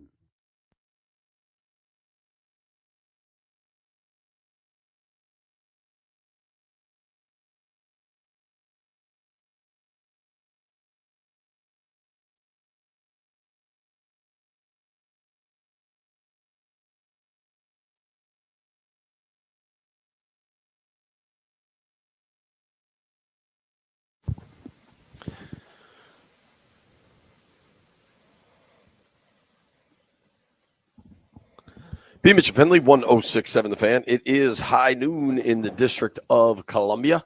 It's week 18. Commanders are heading down to Dallas. Helping us break all things down going on in the Big D is our buddy Sean Sharif, host of Sean and RJ, weekdays 5:30 to 10 a.m. on 105.3 The Fan down in the Metroplex. Sean, what's up, man? How are you, buddy?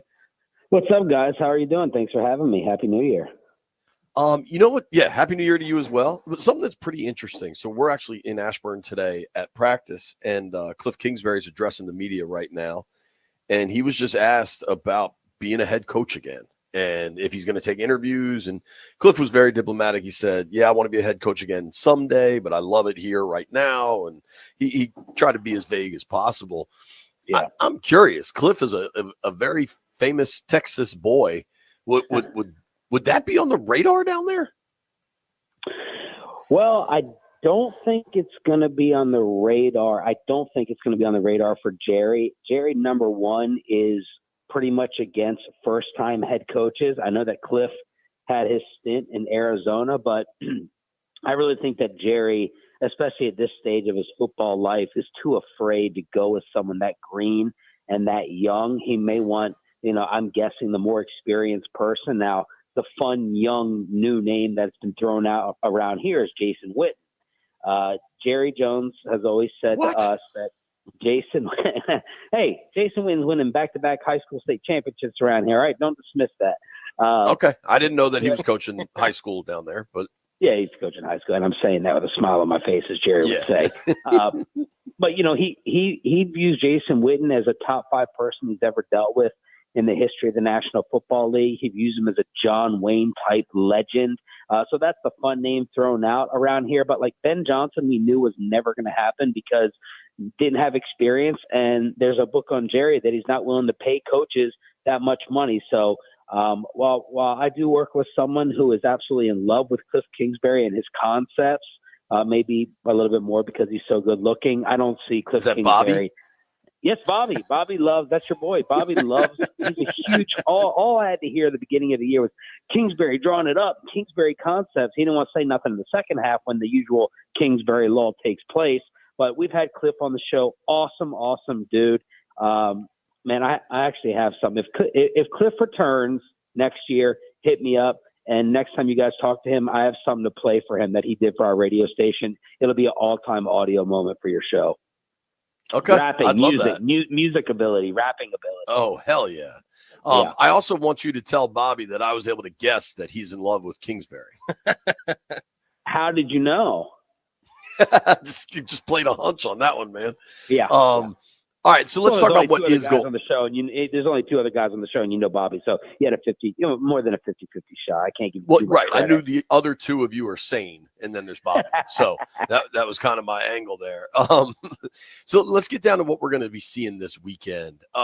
Dallas, I mean, I know you shut CD down, but I imagine the Cowboys that are playing in this thing are kind of all in. Well, the big question here has been, why have you not been playing Trey Lance? Let's start there. Trey Lance was awful in training camp. We all saw him. We were all ducking for our lives with these passes that he was throwing in Oxnard, California. But that does not mean that you erase the fan intrigue. The fans didn't see him play except for in the preseason. And in the preseason, he had some pretty bad moments. So we've been trying to figure out, is Jerry Jones just trying to keep the Cowboy fan base interested in possibly winning? Cooper Rush gives you a better chance to win games. My theory is that Trey Lance is so bad that they don't want to embarrass themselves. They don't want to put Trey Lance out there and get laughed at over that deal of giving up and overpaying for a fourth-round pick. Because the Jonathan Mingo deal where they traded for the Panthers wide receiver infuriated this fan base. Made everyone question the sanity of Jerry and Steven all over again, overpaying and giving up a fourth-round pick for a guy who's barely playing here. So you basically flushed and burned 2 fourth-round picks, and I don't think that they want to put Trey Lance out there because they don't want to feel the embarrassment of acquiring him. Because it's a win-win situation, right? For us Team Tank fans and want to get the better draft pick, put Lance out there. He's something different. Let's see him. And if you lose and he stinks it up, then you go ahead and you move up the draft board. I do have a little birdie telling me that if you look at the clauses in these, everyone's going to come out with their salary bonuses and their clauses for this final week of the season, playing time, incentives, whatever. I heard that Cooper Rush would make an extra $500,000 if he hits a certain amount of snaps. I think it's 55% snaps for the season. If Cooper Rush played this entire Washington game, he would go ahead and hit that. So that's making me think we're going to see more Trey Lance than what we've seen before, which is basically nothing. You think Jerry would try to cheap out over $500K? Good question. I don't know the answer to that. I don't know the answer to that. And they're going to have a built-in excuse, right? If Trey Lance starts, they're going to be like, look, we're officially eliminated. We know what Cooper Rush is. We'd like to re-sign him as a backup. Let's see what Trey Lance has, and let's go ahead and put him out there. I don't think we're fully ever really going to know, but they have the built-in excuse in the final game, which is meaningless for them anyway. If Cooper Rush plays the entire time, I believe that tells us that Trey Lance was horrific and terrible, and they couldn't salvage anything after getting him from San Fran. Yeah. This past week, you had, the Cowboys have been playing a lot better than a lot of people expected on the stretch. They got throttled last week, obviously not having CD Lamb. Are they still trying? There's no quit in this team, right? They're going to give a full effort even if they don't have their full guys, right? Are their dudes still playing for stuff? Dowdle, I think, is still going for the 1,000 yards, right? He got the 1,000, but that has taken over here. It is an amazing, amazing media world that we live in. Mike McCarthy went from getting blown out in the Packer game to people wanting him fired last off season. Then at the beginning of this year into the middle of this year, he's dead man walking, right? The Cowboys are finished. They're getting blown up by good teams, and dead man walking is going to be Mike Vrabel, Bill Belichick, Ben Johnson. Then they go on this 4 out of 5 game stretch, pretty much against scrubs, mind you. Got to pay attention to the schedule. And these Cowboy fans, they flit, a lot of them, and melted in love with Mike McCarthy all over again because they didn't quit. They didn't quit on Mike McCarthy. Look what he can do with Cooper Rush. So the standard around here has gone from Super Bowls and, something more than a first-round playoff exit. Now it feels like it's been reset to, making the second round would actually be a really, really, really good thing again. And as long as they don't quit on the head coach, maybe we can go ahead and bring the head coach back. So now we've gone from dead man walking to reports that Mike McCarthy could be in a position to turn down the Dallas Cowboys if they try to re-up him because teams like the Bears and the Saints could be interested. But no, they have not quit on Mike McCarthy. The effort has still been out there. They just suck in terms of certain areas of their team and in terms of their depth. It's crazy because I remember we had you on a month, probably before the last time Dallas was coming up here, and you were like, "Oh yeah, this guy's no chance." And well, what y'all made me look really stupid after I said that it was a cakewalk, So I don't even know why you're having me on again after Washington made me look really dumb, saying that they would go ahead and control and dominate the football game. So there you go. That shows what I know. We like you though. You can follow Sean at 1053SS on X. It is crazy that Dallas beating Washington kind of salvaged their season, because then they went on that little run, won 4 out of 5 against bad teams. You're right, but like that Bucs performance was really impressive 2 weeks ago on Sunday Night Football. I just it's remarkable. Hang on. This drives me insane. I'm sorry to cut you off. Who freaking cares? This is what I've been telling Cowboy fans. You gotta stop talking about. You gotta focus on the other end of the spectrum. When this team, this is how I would make my head coaching decision and judge my team. When this team is healthy, when everything is going well, which is a 12-5 regular season 3 years in a row, which is Dak Prescott last year finishing second in the MVP race, right? You're not going to get that much better of a season, maybe ever, out of Dak. What are you? You're still a first-round exit. Either the San Francisco 49ers are owning you or the Green Bay Packers are smacking you. No one thinks that they belong in the same building as Detroit. Philadelphia is obviously better. Like, what are you at your best? And under Mike McCarthy, they have still been a first-round exit. He was brought in here to do better than Jason Garrett. And yes, he's done better in terms of the regular season record, but they're still sloppy. They're still undisciplined. They still play really, really stupid. They don't have the small details in order to win. So, like, rather than save Mike McCarthy because they didn't quit on him and they won 4 out of 5 with a backup quarterback, I take it to the other end. What are you at your best? What are you capable of? And the Dallas Cowboys still are not sniffing. Forget a Super Bowl. They're not sniffing a conference championship appearance that has not been here for 30 years. Mike McCarthy has had enough time. He's on my show tomorrow, or maybe for the final time, definitely the final time of the regular season. So it doesn't go over well when I say this stuff about Mike, but I got to be honest, he's had enough time. They haven't gotten close. In my opinion, it's time for the next. What'd you make of them doing right by Zeke and releasing him? Oh, my God. Doing right by Zeke. That's a loaded is there a dude that deserves less do right by me than that dude? Well, you know what? Like, Zeke did turn things around from the early days of partying and all the stories that you heard and everything. This whole thing was a joke to begin with. It was ridiculous. I lost all my money to my coworkers when they told me in the offseason, oh, Zeke's going to be the starting running back for the Dallas. You know what? Zeke and McCarthy actually have an interesting parallel. And this shows you how backwards Jerry and Steven are. So Zeke Elliott is not good enough to be your starting running back 2 or 3 years ago. You get rid of him. But you bring him back 2 or 3 years later to be your starting running back. Mike McCarthy does not get the extension after his 3rd straight 12-5 season playoff loss. But now you might give him the damn extension after you go 7-10. If that ain't the definition of ass backwards, I don't know what is. In terms of Zeke specifically, I can't get it straight yet. Obviously, he had the issue earlier in the year where he was missing meetings, late to meetings. They should have just cut him then. They should have been done with it. I don't know how much of this is like 50-50 or 60-40. Yeah, we're going to do right by you. And the other 40% or 50% saying, you know what, let's get you out of here. We should have done it a long time ago. What the weird thing about the Zeke thing, in addition to him being a starting running back, was that he came back to a different locker room only 1 year later. It was really weird. Fort Worth Star Telegram just dropped the story like a few minutes ago before I came on with you guys, but it's all talking about how it wasn't a fit, and it just did not work from a chemistry standpoint when he was expected to be the mentor. Obviously was not happy about his carries. His dad was offering $10,000 to anyone on social media who could show video proof that Zeke had lost it. So hopefully Mr. Elliott is paying out about $30 million to everyone who knew that Zeke didn't have it a long time ago, and I don't expect Zeke to get picked up. No, he's not gonna get picked up, dude. That's a joke.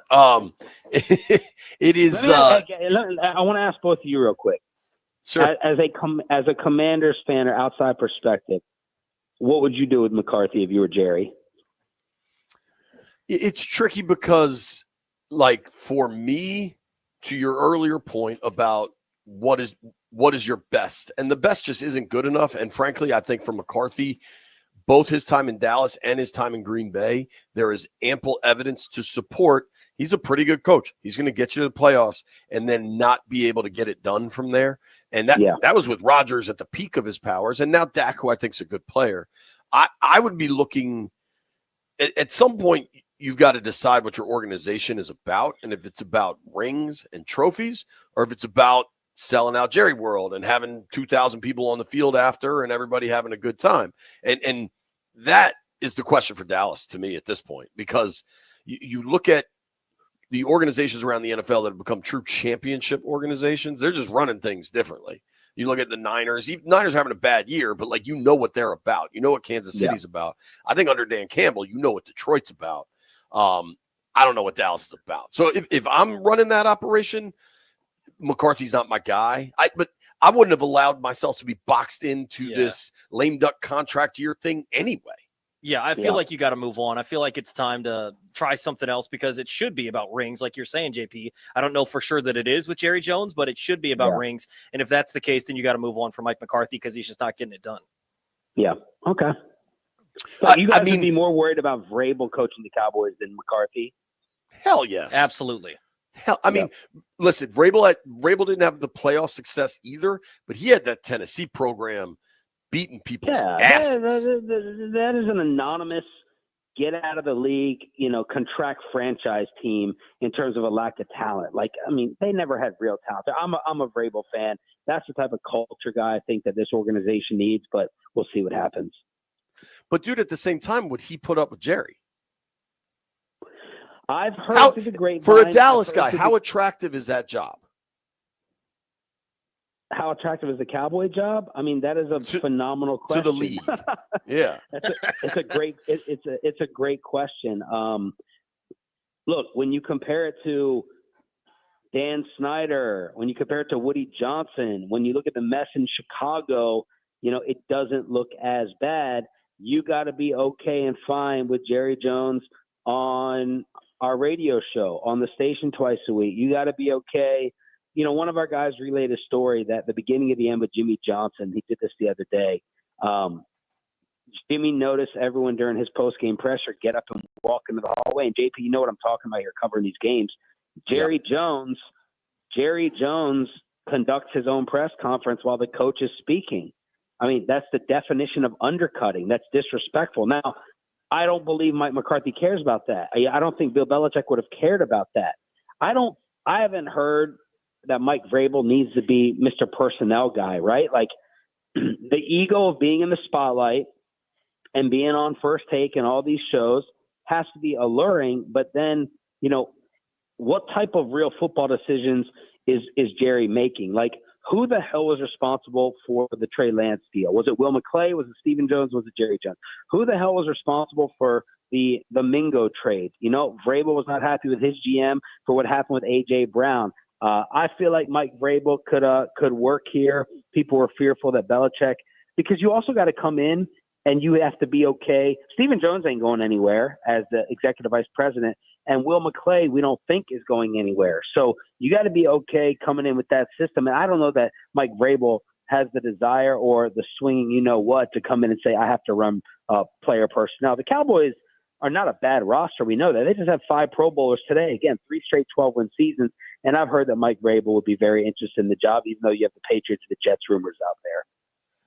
I know a lot of people were mocking him to, obviously looking ahead to the draft, a lot of people were mocking Ashton Genty to Dallas being from that area. You think that's a prime target for them to go after Genty in the first round? Good question. And speaking of how fast things change, how about how much we flipped on running backs now, right? Because a first-round running back was a laughable joke 2 years ago. And then you have, Jahmyr Gibbs and Bijan Robinson. I think Genty's name is big enough that Jerry would be interested, but good Lord, this team has a lot of problems. This team has a lot of issues. So I would not dismiss or rule out Genty, but we can go down the entire list of problems that they have all over the place, even for a team that's had 36 wins before this season. But yeah, I would not rule out Ashton Genty because of the way that the league has been turned upside down by the running back success. Yeah, it really has. Sean, bringing this all the way back. I know one guy that Texas fans may not want around here after yesterday. Is Scattaboo. Scattaboo? So, I want to keep him away from here, at least the Longhorn fans. That dude is a badass, man. Talking with our friend Sean Sharif from Dallas, host of Sean and RJ weekdays, 5:30 to 10 a.m. on 105.3 The Fan. You can follow him at 105.3SS. Obviously, there's so much like kind of palace intrigue with Dallas that is far more big picture and far more important than this weekend's game. But specific to Washington, this weekend's game is what matters because they want to stay the 6th seed. How do you think this thing shakes out Sunday? At the risk of being 0-2, I'm going to say that Washington puts their players out there and they want to play for something, that the Commanders come in here and win this game. I don't think that you're not going to get a bunch of quit. You're not going to get a laydown factor from the Cowboys. But look, not dealing with CeeDee Lamb, like the lone offensive weapon that they have besides Rico. If you control Rico, Jalen Tolbert's been coming on even with a broken finger, a touchdown in 3 straight games. Jake Ferguson has had a down year for him. Brandon Cooks has tried to get going. Man, there's 2 names that you need to work. Well, there's 3 if Micah's out there. But control Turpin in the special teams and don't let Rico run all over you. And y'all should make me 1 for 2 with my predictions this season. And I hope you get the W. I'm happy for Dan Quinn. I'm happy for the Commander fan base, but more importantly, I want the Cowboys to get a better draft pick. So please, hail. I love it. Sean, we always appreciate your time, bro. You always bring it. It's always fun talking to you, man. Thank you, boys. Thank you for having me. Great as always. Happy New Year. All right, that's Happy our New guy, Year. Sean Sharif. Happy New Year indeed. Give him a follow at 105.3 SS. We have some news here from Cliff Kingsbury. Answered some very interesting questions from Sam Fortier about possibly being a head coach. Nobody go anywhere.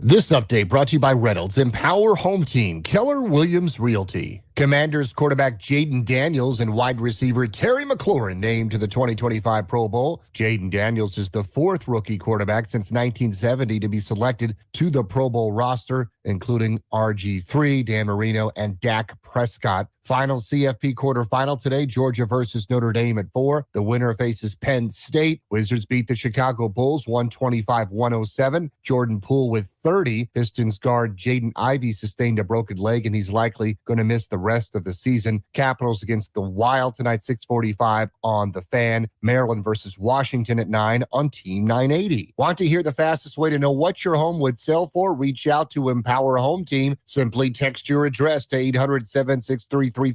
No phone call, just text your address to 800-763-3000. That's 800-763-3000. Byron Kerr on The Fan.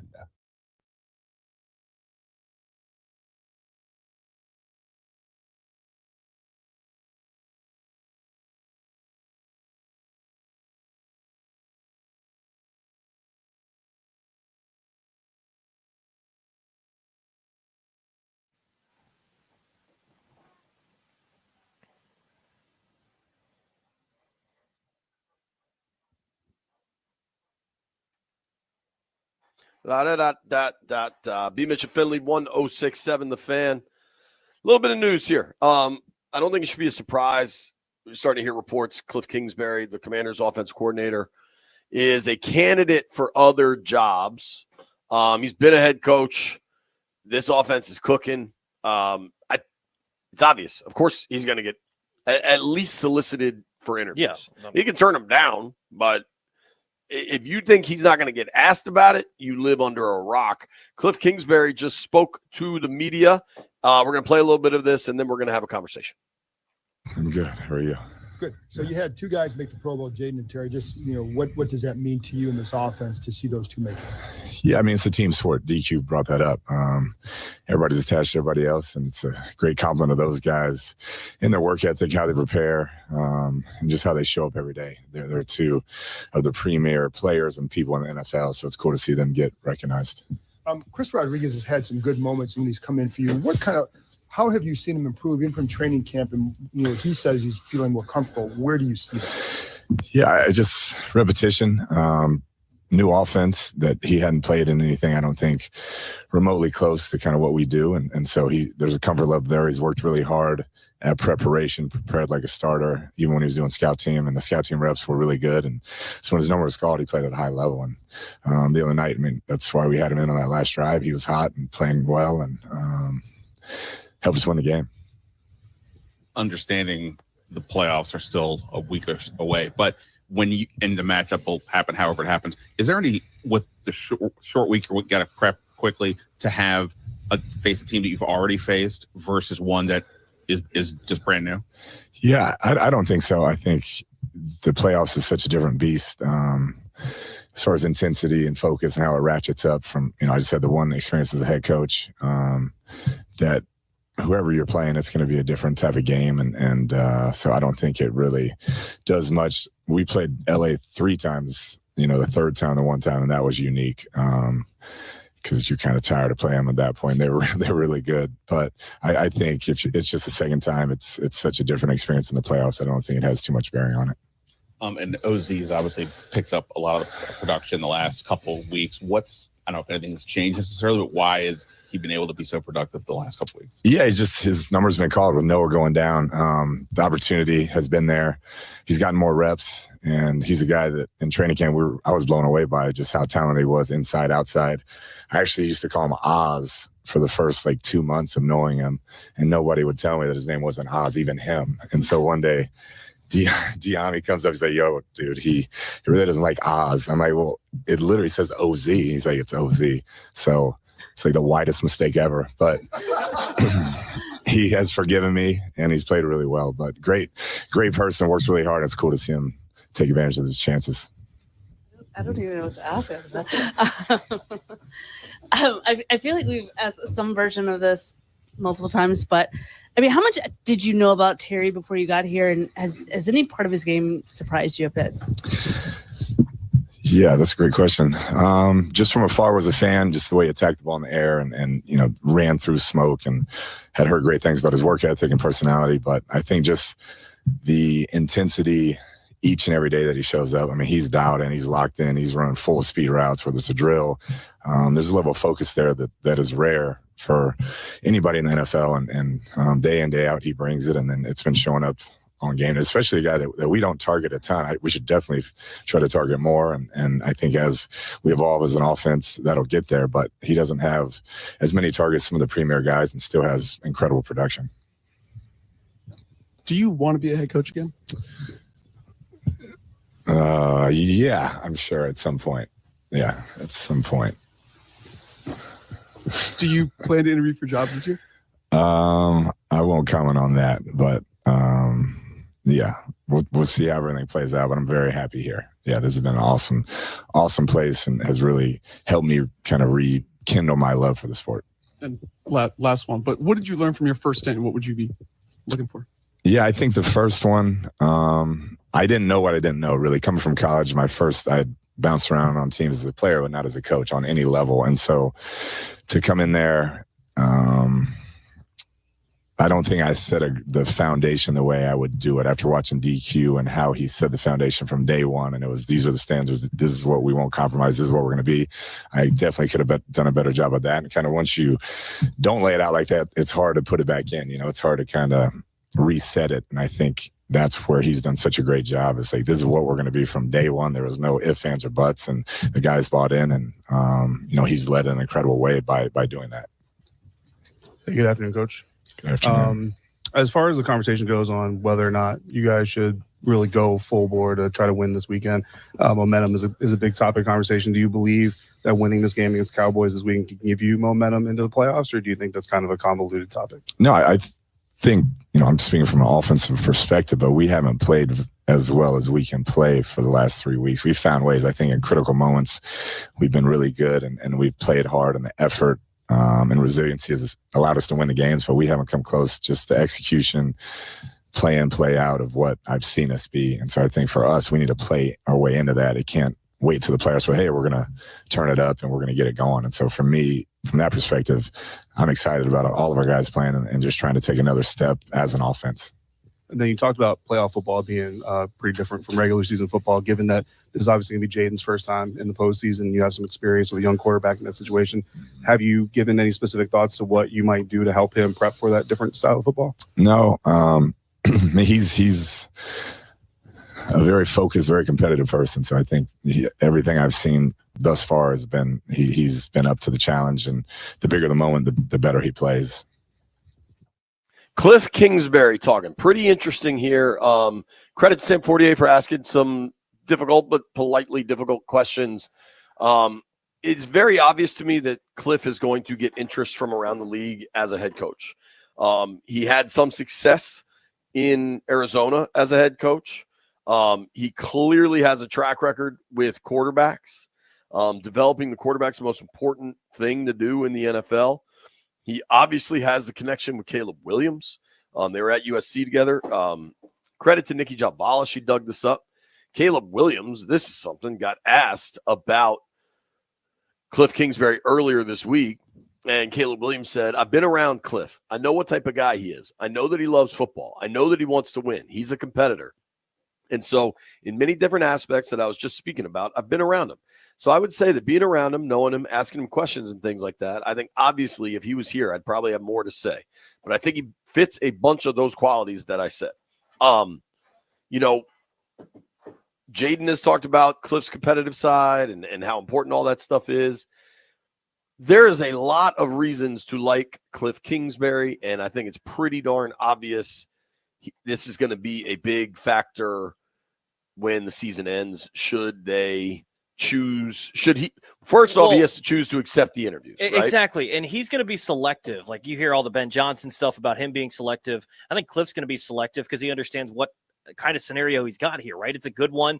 You don't want to just immediately jump ship and then go somewhere else and then fall on your face again. I think he's going to want to be selective, understanding that he's going to have a quarterback. He's going to have unity like you're seeing in this organization now. So I think overall he's going to be selective. I wouldn't be surprised if it's down the line, but at the same point too, we were talking a little bit off air about this. Like Cliff, I don't think wants to deal with all the extra stuff that becomes with being a head coach. Totally. And so he's going to have to be fully sold on wherever he goes. Not to say that that doesn't come after another year, but it would not shock me one bit if he's got some opportunities this year, but he turns them down because he wants another year here to kind of enjoy the fact that, like, being a head coach is so much extra stuff. Here, he gets to focus on the offense, he gets to focus on the quarterback, and he talks to us once a week. Like, right. I think he enjoys that. Well, and not everybody might know this, but the way coaches' contracts work, they're fully guaranteed. And so after Cliff took Arizona to a playoff berth in 2021, I believe, he got an extension on his deal. So he's still getting paid like a head coach. So that also changes. There's not going to be, not just money's money, right? You can always throw more money at it, whatever. But it's not like a lot of NFL assistant coaches, maybe not OCs, but like a lot of these guys are maybe making $400,000, right? So the first time they get that opportunity to go make $1.5 million, that changes things. Cliff's making plenty of money. Cliff's probably making $5 million a year or something. So I don't think the financial incentive will be the push that it would be for other coaches in other situations. He's getting paid by Arizona, I believe, through the end of the 26th season. So the offsets are there. So it's not going to be a pure financial thing. And then it's so easy and perhaps even lazy to be like, oh, well, him and Caleb Williams. Obviously, him and Caleb Williams have a relationship, and that matters. But he didn't have a relationship with Jaden. He told us that. I asked him last week or something about, has anything with Jaden ever surprised you? And he's like, yeah, I watched the tape, and it was some of the best I've ever seen, but I never knew the dude. Now I know the dude. I know what a great guy he is. If you're Kingsbury and the jobs that are going to be open that we definitively know about, Bears, Jets, Saints, Jackson, I guess those three for sure. And then a bunch of others, maybe New England, maybe probably Jacksonville, maybe the Colts. Like there's jobs out there, right? Maybe Dallas. Are any of those that appealing? I don't want to. The Bears organization is a dumpster fire. And that right I there don't know. is it. The Kevin Warren, Ryan Poles, terrible ownership. Like, no thanks, man. That exactly right there is it. Because I think if Chicago were open, I think it'd be intriguing, obviously with the connection with Caleb. But would you want to go there if you don't know for a fact that the GM's there long term? Do you want to go there if you don't know who's actually calling the shots? And just the dysfunction that you see there, maybe you could fix Caleb Williams, but if you can't get everything else in order when you've got a good situation you're in, that's something that hasn't been able to be said here for, potential head coaching candidates. You're in a perfect situation here where there's alignment with ownership, with the front office, with the coaching staff. So he's not going to leave unless he thinks it's a really, really good opportunity. And I don't know that I see any this cycle that are screaming great opportunity, especially when you look at Chicago. That might just go to Ben Johnson. And I know he's pulling some strings behind you're trying to maybe move on from Poles. And who knows if it ultimately goes to him. But if Ben Johnson's doing that, you think Cliff wants to deal with that as well to take that job? Probably not. Right. Wasn't Cliff in the running for the Bears OC job with Eberflus? And then whatever happened there? Like, whether that was Eberflus or Warren or Poles or ownership or whatever, like, the Chicago thing would not interest me. I don't think Cliff's at all interested in being somebody's second option. Like, Cliff doesn't strike me as a consolation prize kind of fella. And if they're all in on Ben Johnson, like, I recognize the talent Caleb has, and nothing is more intoxicating for NFL coaches than a super talented quarterback. But, dude, the only job definitively I would leave for if I was Cliff Kingsbury, and it is hard to say that this will definitely come up. If the Bengals job comes up, yes, you sprint. Well, you sprint to Cincinnati. And I think that's the only definite to me. There is something to be said. I do not like how Ben Johnson approached things this offseason, but I think there is something to be said with creating a name and then you have some pull. Cliff Kingsbury, think about if he comes back another year, JP, and they improve. he'd be the top dude on the market, right? Like he'd be the dude that everybody is going after, and you'd have your choice. You'd have some say. Maybe you get a few extra bucks on top of it. So there is something to be said. Like if you don't want to leave for an opportunity this year, which I kind of get the feeling, unless something changes, that he's going to be back next year. If he comes back next year and you improve and Jaden takes another step, and maybe you get a chance at one of the top quarterbacks coming out in the next draft, and you can draft a guy and bring him in. I don't know. I think that might be more intriguing to him than just saying, like you said, do you really want to be option number 2 behind Ben Johnson for Chicago? Probably not. If you're looking at jobs that likely become available, since he becomes available, that's an all-out sprint, and they could probably get whoever they want. The chance to work with Burrow is just intoxicating. I also think I see Detroit run the hook and ladder and the running back fall down play. Like Detroit is the offense they're running up there is spectacular. I don't know that it's a given Ben Johnson's going to be successful wherever he goes. No, I think there's far too much of an assumption there. I think he has proven to be at least a little squirrely with how he handled this operation last year. The way it went with Carolina the year before wasn't the most glowing reviews. Now you're allowed to be squirrely if you're awesome. You can be a jerk. Like you can be whatever you want as long as you're awesome. But Dan Campbell is such a human force of nature that team has total buy-in on a level that allows for awesome offense to be created. I don't know that you can create the Dan Campbell human tornado that without him. You know what I mean? Like, if when Ben Johnson takes a job, I'll be fascinated to watch it. But I think for like the film nerds that just get erect watching Ben Johnson call plays, I think it's hardly a given that that's going to work on his own. And by the way, to a lesser extent, and not as crazy and meathead like Dan Quinn's done that here, right? Like he's got buy-in from everybody. Everybody talks about Quinn that way. So it's a different style, but everybody feels that way. So, Cliff doesn't have to go anywhere to feel like he's in a perfect spot. Yeah, I think it's like during the Redskins glory years, Joe Gibbs had Richie Pettibone kind of forever. Like I don't remember exactly, but it seemed like Pettibone was the defensive coordinator the whole damn time. And it worked so well. And finally, Joe stepped down and Richie got a year and it went bad. But that doesn't happen anymore. Like, I don't think Cliff's going to be here for 10 years as the OC. No. Well, I think he could be back again next year. A lot of times it's dudes that have failed multiple times or it went so bad the first time that end up like that. Like Spagnuolo is going to be in Kansas City for who knows how long because he never gets interviewed anymore. But it always seems to happen. Cliff's not But there. he also realizes what Spags realizes now in KC is, this is pretty dope and I'm winning Super Bowls and maybe I want to exactly right. It would have to be the perfect job to leave.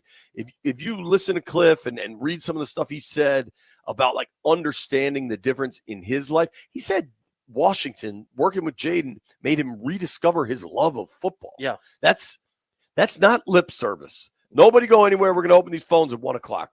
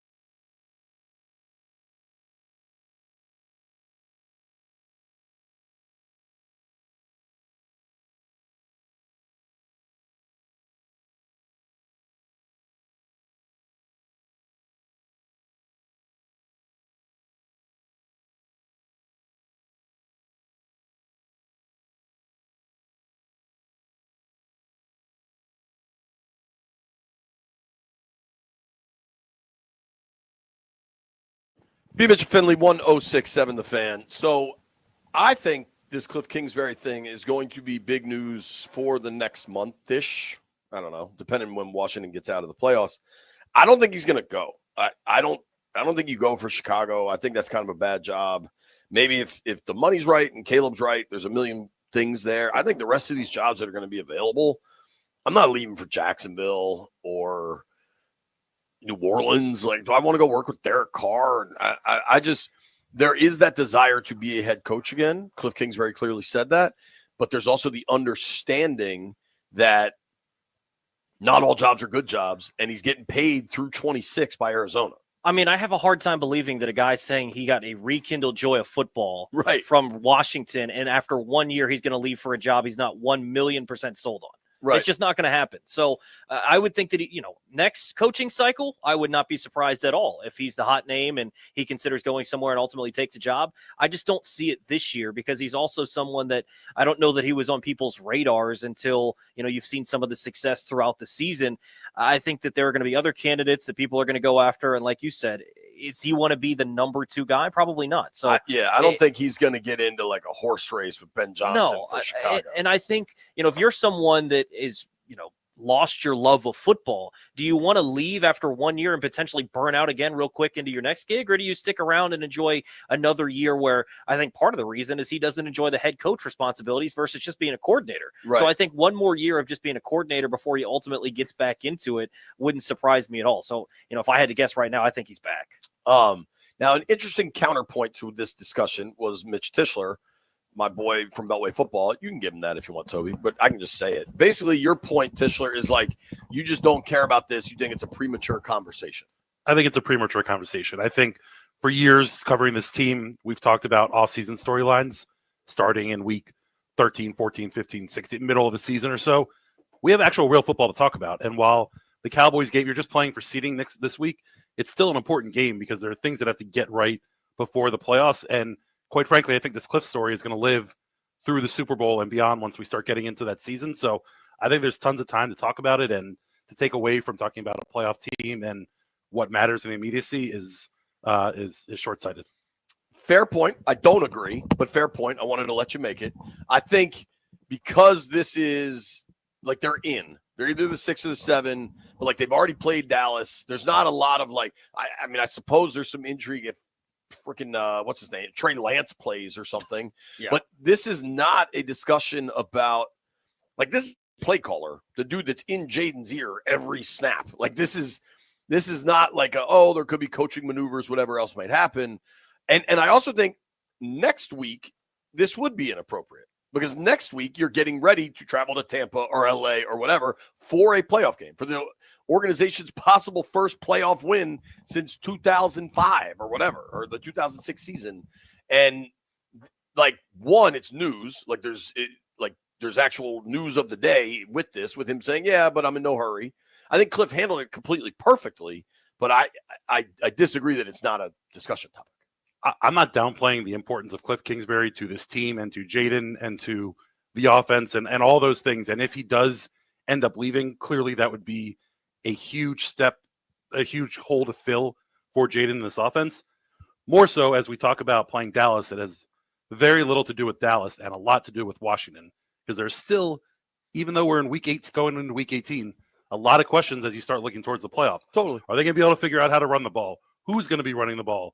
What are they going to do with Austin Eckler? What are they going to do with tackle? Do they have, there are a lot of offensive questions that I think are still in the air for us and for this team to kind of work penalties, through. turnovers. All of it. Yeah, they've averaged 95 yards in penalties the last 3 games. They're the most penalized team over that period by 15 yards almost. I mean, it's really bad. Having your quarterback lead you in rushing for 3 straight weeks ain't good. Ideal. Like, it's great that Jaden can carry you in that capacity, but it's certainly not the design.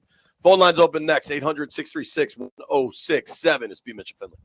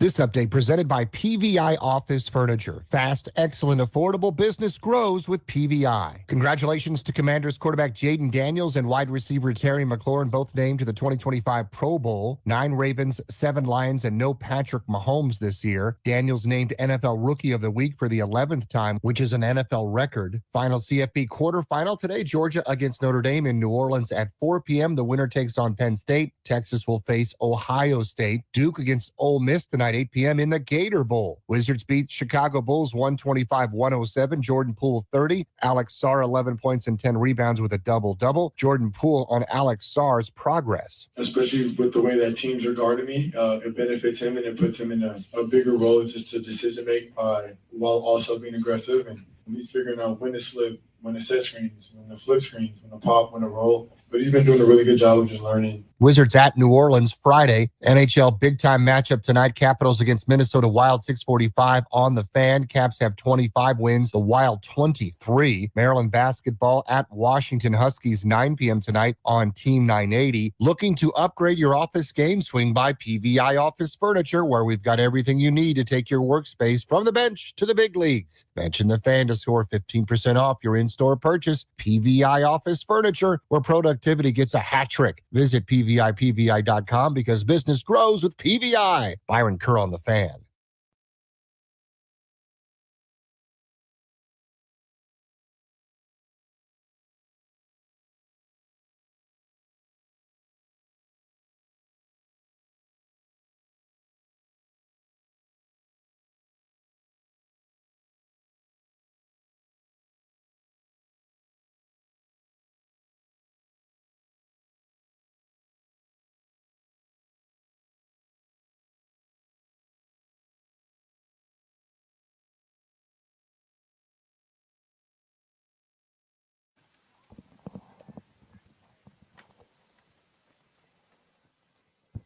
All right, folks. Every Thursday, we come together as a group, as a community, as a congregation, if you will, Toby.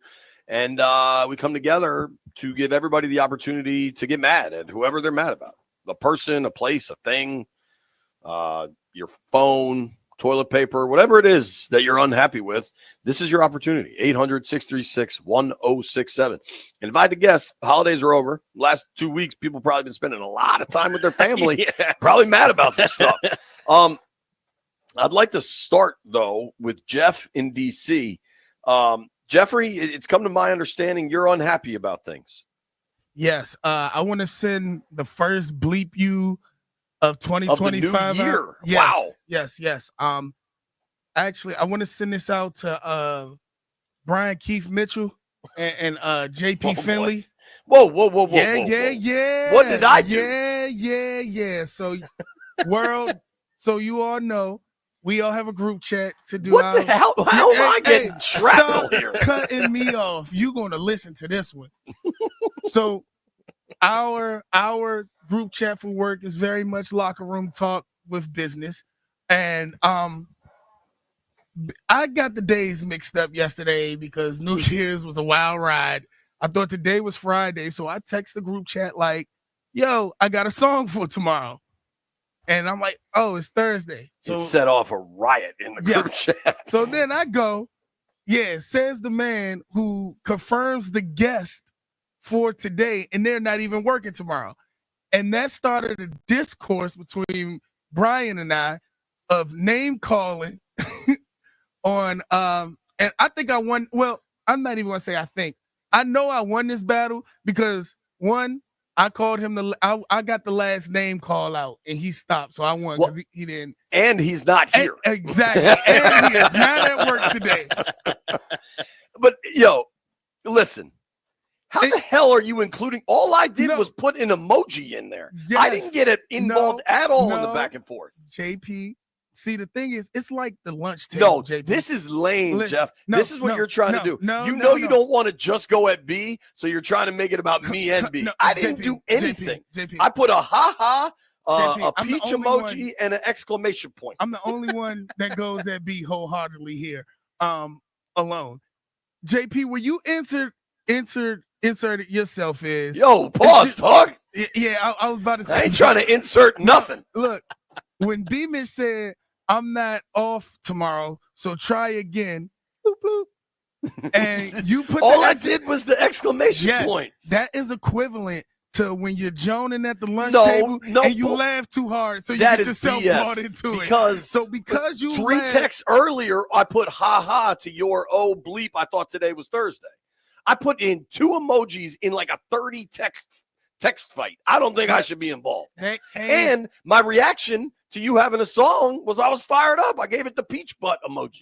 Still, when I'm in a battle, would you have preferred the eggplant emoji, Jeff? Hey, yo, get out of yo. It's 2025. New year, new you, bro. But nah, man.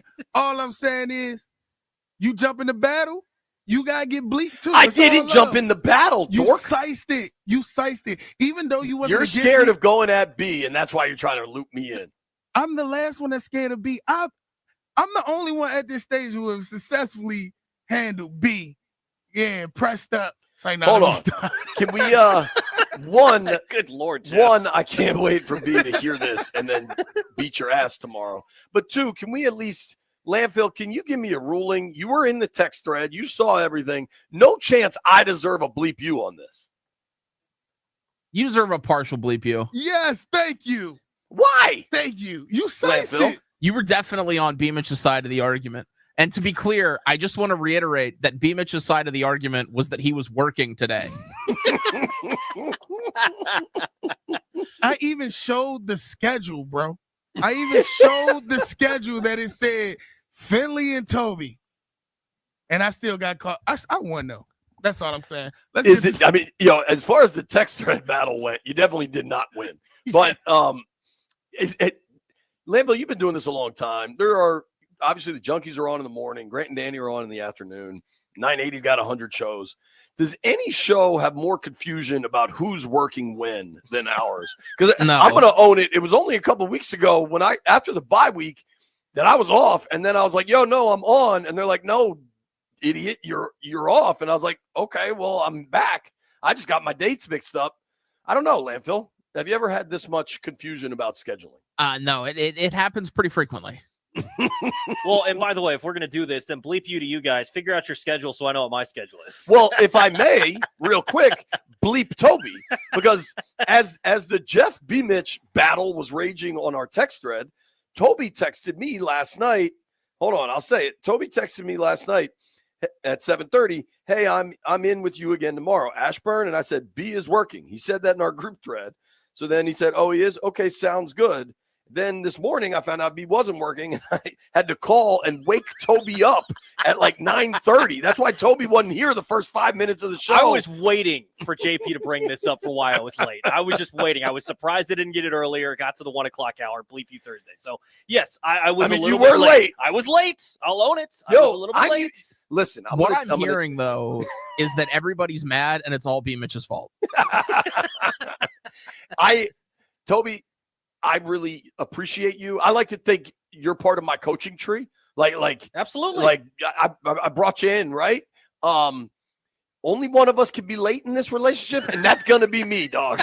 It's true. Like, we're gonna need you on time, bro. It's true. It's true. And I'm thankful that you called because otherwise I would have been sleeping till about now. So all right. Yo, I have a feeling I know what line 7's all about. Jeff, is line 7 what I think it is? Yes. Hello? Okay. Yo, is this Co from the Foe? Hey, Happy New Year, B. Mitch and Finley family, man. This is Cole from the Foe, man. I got a special bleep you that goes out to Drab from the Junkies. Drab, bleep you, Drab. I hope you listening. It's all love. I will be listening tomorrow. You let me back in. Drab's going to tell me that my name can't be Cole from the Foe. So I get on with the other junks. And I don't know who it is, EB, bitch, whoever. He said, man, sure, I could call him Cole from the Foe.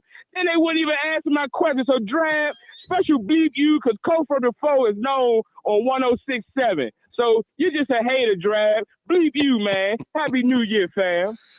Thank you, Co from the Foe.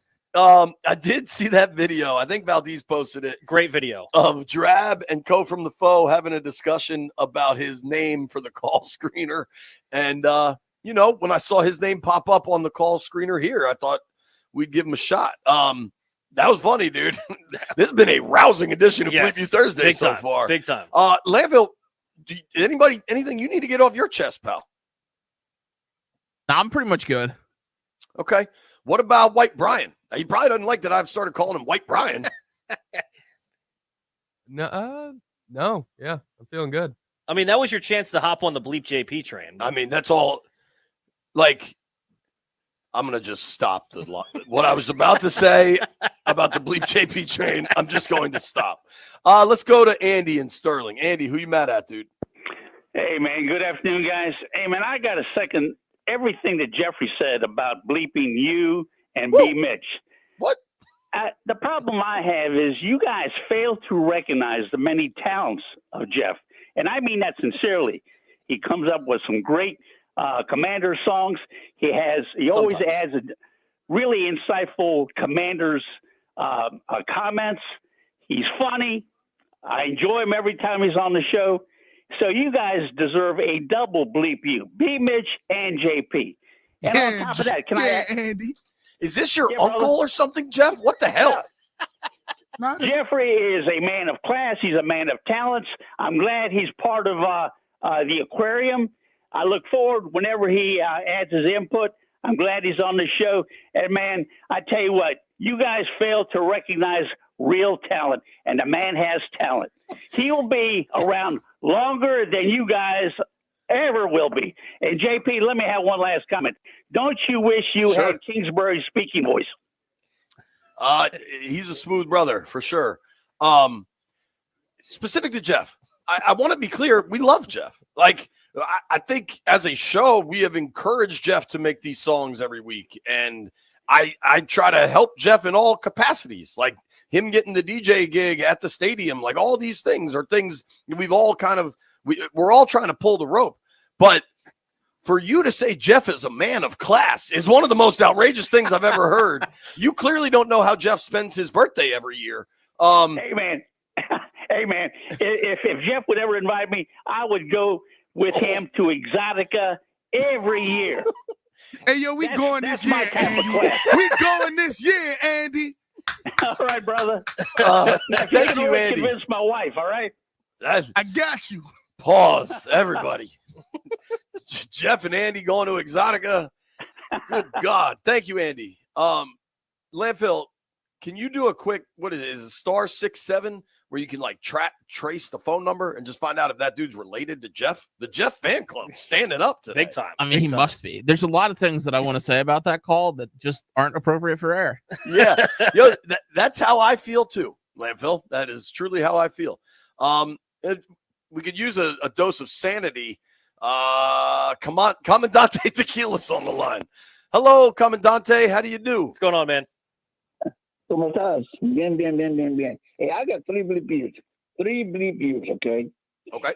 To the radio announcer at 106.7 yesterday or day before yesterday, telling me that we have no receivers and so Jake Daniel should be the MVP. Yeah, he's an MVP. Not just a rookie, but an MVP. They're saying that we don't have no receivers.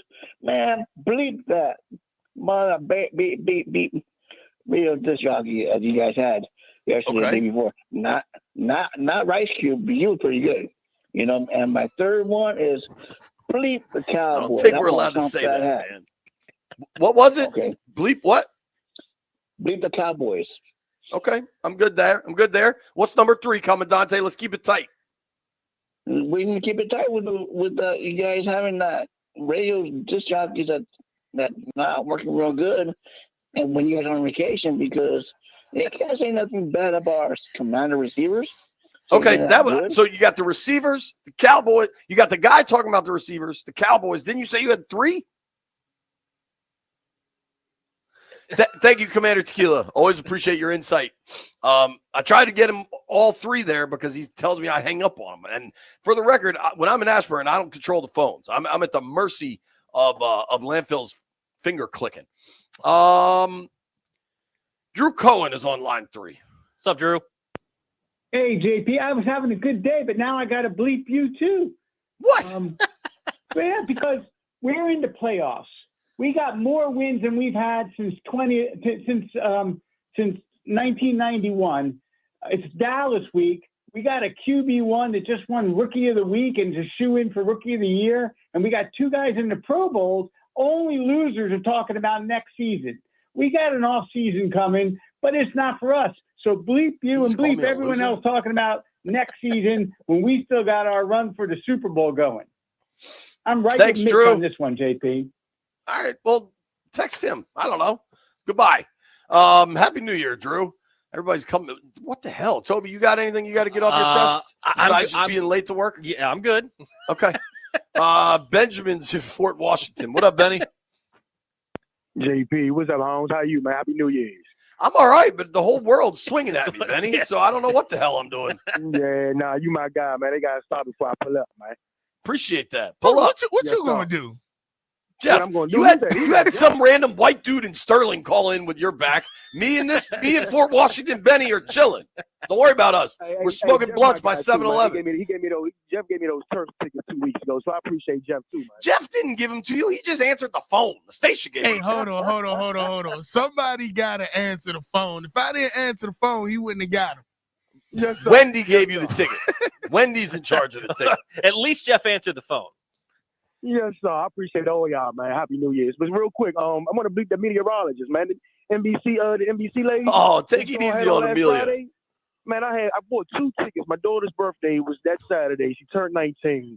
And because of the weather, and I told my daughter it was raining, she said she didn't want to go no more. So I sold them to my uncles. Bleep that woman who, man, made it seem like Take it easy. Amelia's my friend.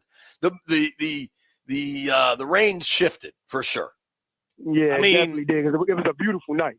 But I'm sorry you didn't get to go to the game. To her credit, it rained pregame. Yeah, it was raining pretty good pregame. Can I ask you a question, Ben? Do we still have Ben? Landfill, that what you just put in the text thread is by far the most offensive thing that has been in the text thread since the text thread existed. I'm gonna be honest. It's very hard for me to concentrate with that in the text thread. And just to spite you, Landfill, Charlie in College Park is on line 1. Charlie, who you mad at? I'm not mad at all. And you got to keep it going with me and Jay and with Landini, don't you? Just the opposite. Life is a struggle sometimes, and I've been struggling. People around me have been struggling for a while, and you know what the world is like. I just want to thank you guys, your entire crew, and Doc, B. Mitch, Landini, Jeff, people in the aquarium for making life better. Making me laugh, keeping me interested in sports, making things interesting. It helps, man. It helps me get through life. Thank you very much. Thank you, Charlie. That was kind of you. All right, lock the phones. We'll get through everybody that's here. West in D.C. What up, Westy? Happy New Year to you. Happy New Year, bud. Happy New Year. Yeah, I got to bleep you, man, to all these Cowgirl fans, and you know, supporting the team. They ain't never been to Dallas in their life. They ain't never have a cowboy hat, a cowboy boot. They don't even know how to play horseshoes, but they still supporting these Cowgirls, man. Like, bleep you to all the Cowgirls fans. You have my full support. That was a great call, sir. Let's go to line 5, Lawrence in D.C. Larry, who you mad at, bud? Jay, well, I'm mad at you for calling me Larry still, but it's all good. I still love you, Jay. Happy New Year, bro. Thanks, hey, bud. Listen, like I told Jeff, I forgot it was Thursday. I don't know, this year kind of flying. But listen, bleep the Cowboys just because they're Cowboys. Bleep Dick's Sporting. I guess bleep Nike for selling. Just bleep a sporting goods company. Let's keep it. Okay, generic. My bad. Let's bleep a sporting goods company for selling jerseys for $150 that aren't stitched anymore. When did they start doing that? Yeah, I think they've ruined. I think baseball started that. Those terrible MLB unis, and now football does it too. Yeah, it's a new thing. It's a new thing. Hey, and my third one, it's not necessarily bleep you, but I'm mad at NBC because why haven't they put you and brought you back and made you the new Sports Center, made you the new George Michael? Man, we're getting there. Everything's cool with me and NBC. Watch, we're going to tape all ears tonight. Watch it. Doug Kramer, Amelia, everybody. Vance, you know, I've been watching since Jim Vance was on there, man. We're the same age, JP. So we grew up with the starter coach, George Michael. I think that was the only thing that got me home from the park, man, was to go home and watch George at 6:45. Man, listen, staying and playing basketball. Man, I think you would be amazing bringing Sports Center back, bro. All right. I appreciate you, bud. Last one, and he's nuts. Wild card Scotty's on the line. You got that right, man. Happy New Year, fellas. Happy New Year, brother. Man. What's happening, JP? You know that I'm coming at you with that Penn State love, man. Are you a believer yet? No, I'm not. Bleep you, JP. Who is Penn State? Who have they played in these playoffs? We played who's in front of us. Wait till we got who do we got next? Georgia or Notre Dame? And then Honestly, we're gonna get did they get SMU and then Boise? They did. I mean, give me a break. But what do you want us to do? We play who's in front of us. Beat someone good. Who is next? Who is next? We either got Georgia or Notre Dame, and then well, there is no and then. Yeah, I tell you what, Scotty, mark this down. And for all the Penn Staters out there, if they win the next round and get into the title game, left hand up, full apology. They're legit. They belong in the conversation they yearn to belong in. Okay? But you got to win the next one. Boise and SMU, no thanks. Scotty's gone. I was hoping he'd drop bars on yeah, Jeff. I thought he was going to go off on you again there for the PSU hate. It's not hate. There is an elite level of college football. They're not there. And then there's a next level. They're in that next level. Yeah. But you got to win some of these games to be in the elite level. Yeah, I mean, credit to them for getting to the semifinals and still not playing anybody. Peter Rosenberg when we come back.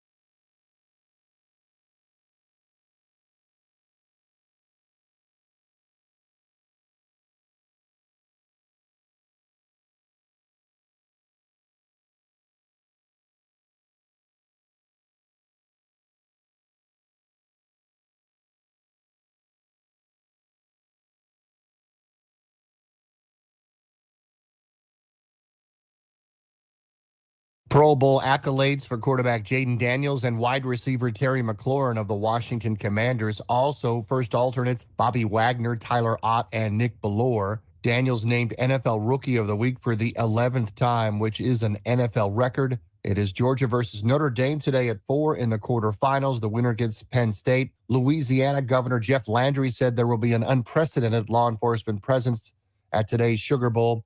At a news conference, New Orleans Mayor LaToya Cantrell said the city would reopen Bourbon Street to the public today at 3:30 p.m. Texas will take on Ohio State in the other semifinal. Tonight's Gator Bowl is Duke against Ole Miss at 8. Wizards defeated the Chicago Bulls 125-107. Jordan Poole with 30. NHL big-time matchup tonight, Capitals and Minnesota Wild. The teams have combined for 48 wins, 6:45 pregame on the Fan. Also, Maryland against Washington Huskies at 9 on Team 980. Byron Kerr on the Fan.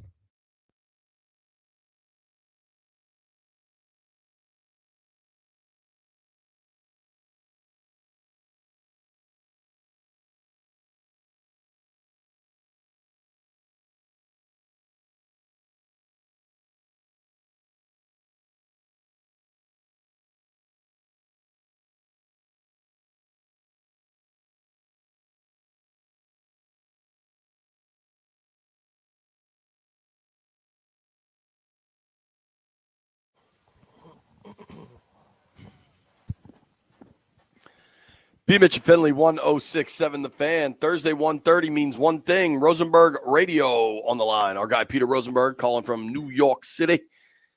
Listen to him on ESPN New York on Hot 97. Peter, what up, man? Happy New Year, buddy. Happy New Year, man. I can't, you really, so when you have a good football team, that means you got to work during these breaks and not just take the full 2 weeks. Because I took the full, when you have two teams that suck, I took the full 2 weeks up here. Nah, man, we've been working. We were out here in Ashburn yesterday, and it totally wasn't because I wanted to get out of the house for a couple hours. It was because I had to be out here. And we're back out here today. You did a show. Did you do an actual show on New Year's Day? No, I didn't do the radio. I didn't lock in 4 hours, but I came out here. Got it. I came out to watch practice, talk to Jaden, go in the locker room for a minute, and I had to. All right. I had to tape some stuff for NBC4. Yeah. Okay. I want to ask you a question, dude, that I think is uniquely interesting for you because your perspective is of hardcore fan, yet also like national radio host, right? Okay. Washington right now has a game this week, obviously. Playoff seeding is on the line, but they're already in the playoffs. Like there's no way, on the scale of how important this week's game is, it's division games, Cowboys, there's playoff seeding, all that, but they're already in no matter what, right? You have Jaden and Terry getting named Pro Bowlers today, a whole bunch of Pro Bowl alternates. And then this news that Cliff Kingsbury said, yeah, I want to be a head coach again. I'm not going to talk about when or why. And, if I take interviews, there's already reports about Chicago wanting to interview him. For today, what do you think is the biggest story? I guess on a national level, you'd say the Kingsbury story because obviously they played a great season offensively, and you'd think there would be some people interested in adding a great offensive mind as a head coach. So I think on a national scale, probably that's more interesting than seeding. But for me, obviously, listen, I think we'll figure it out. There's always a chance you'll lose a good offensive coordinator. And I believe in this group enough and Adam Peters enough to know that if that's the case, they'll find someone else good who can call plays to Jaden's strengths. I'm not going to act as if Kingsbury's play calling has been great all year. Let's not pretend like we didn't have a 5-game drought in which we were like, can he call plays? Because that happened. Right. There was a period I was not happy with it. And in fact, I'll tell you what, guys, there are moments right now I'm not happy with it. Dude, when you were texting me Sunday night or Monday morning, I was kind of surprised. You're up in arms about these penalties. I'm up in arms about the penalties. I mean, it's pathetic. It really bothers me. I mean, only because, listen, I'm thrilled with the season. I'm not trying to be that guy. I'm thrilled. But imagine if we didn't commit those penalties. Like, we kind of forgot because they snuck out the game against Philly. we forgot that we snuck out a game against a bad backup quarterback in which we made tons of mistakes. 5 turnovers. That was a ridiculous football game. And then because you're thrilled with what Jaden does on the last play to Zach Ertz in that drive, you forget that it was a ridiculous penalty. And I agreed with you 100%. That should have been a defensive hold, 5-yard penalty. In fact, they called a hold at first. I saw the ref indicate hold, not PI. And then they decided to call a PI. But that doesn't change the fact that if that kicker had a normal 2024 NFL leg, they win the game right there. Yeah. But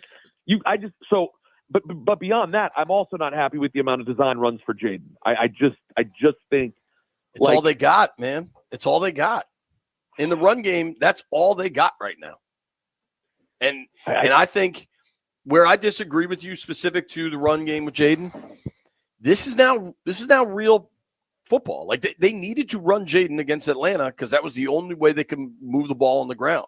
And when they get to this playoff game, because that's a real discussion, how the run game is just evaporated. And Tyler Biotish wasn't at practice today. I think there'd be real concern if he's going to be able to play. A lot of the run game seems to me to have hinged on Biotish's health.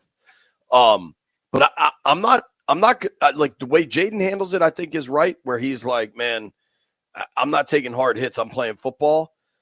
That's what they need to do to win. Atlanta was a win and in game. I would like to see maybe you chill with Jaden this week. But when they're in LA or Tampa or Philly, that wild card game, let him do his thing, man. Oh, no, I expect in that game he will. I guess I just keep in my mind, replaying the hit at the 2-yard line in overtime.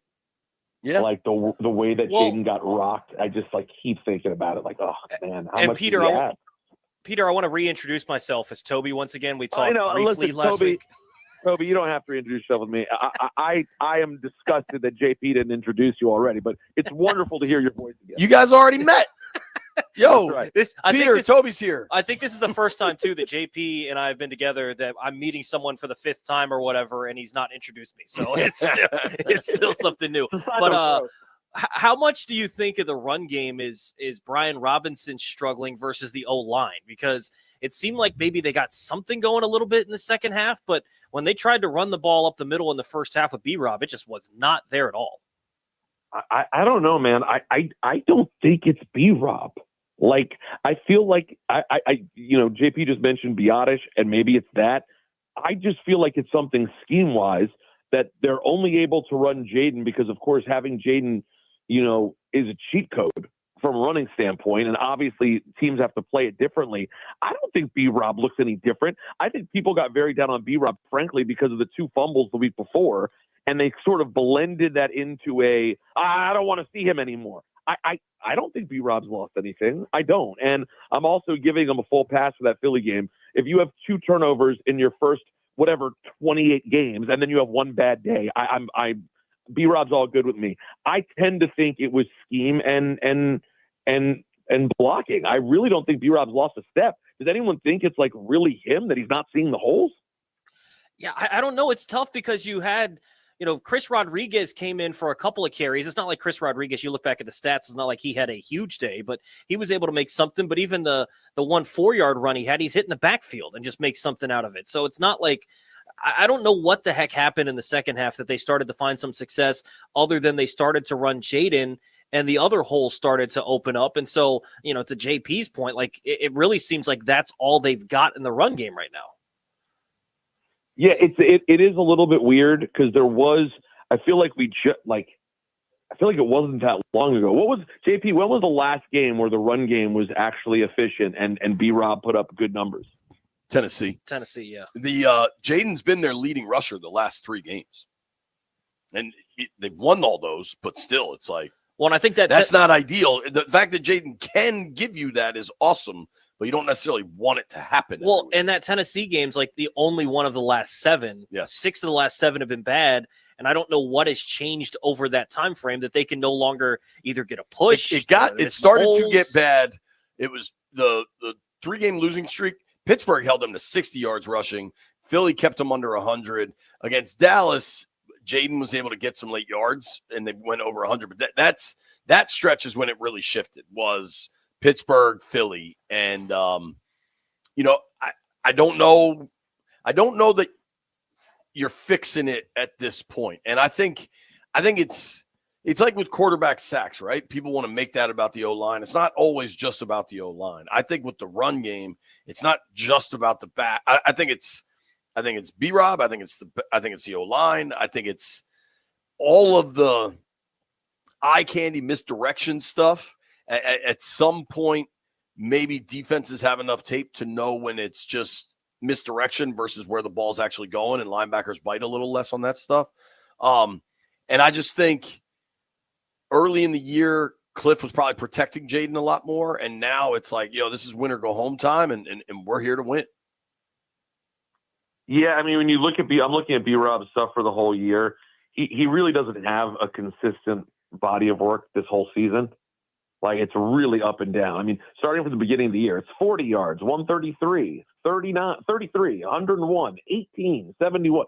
It has been really up and down. There is something, by the way, that can go back. Maybe that relates to what we talked about earlier, and the fact that I probably wouldn't be crushed about losing Cliff Kingsbury. Of all the things I've been thrilled about with this team, it's not as if I feel like we found the net. First of all, people know who Cliff Kingsbury is. We didn't discover, Sean McVay or Kyle Shanahan here. I'm good with that. I really do think the matchup here is important, though. And Green Bay is going to win this weekend, so we have to win if we want to stay playing LA. And that to me is really important. I really would love to not play Philadelphia week 1. I don't know how you guys feel, but and LA is no chump. That's what we talked about earlier. JP prefers the Buccaneers. If the Rams were to lose, the Bucs win, they'd jump to the 3 seed. So the chances are, if you stay at the 6 seed, then you're either going to face Tampa or you're going to face LA. Do you prefer LA or Tampa? Tampa. So the order would be the order for me would give me Tampa, then give me LA, then give me Philly. Not only because I think Philly's the best team of the 3, because I really do think LA is pretty good too.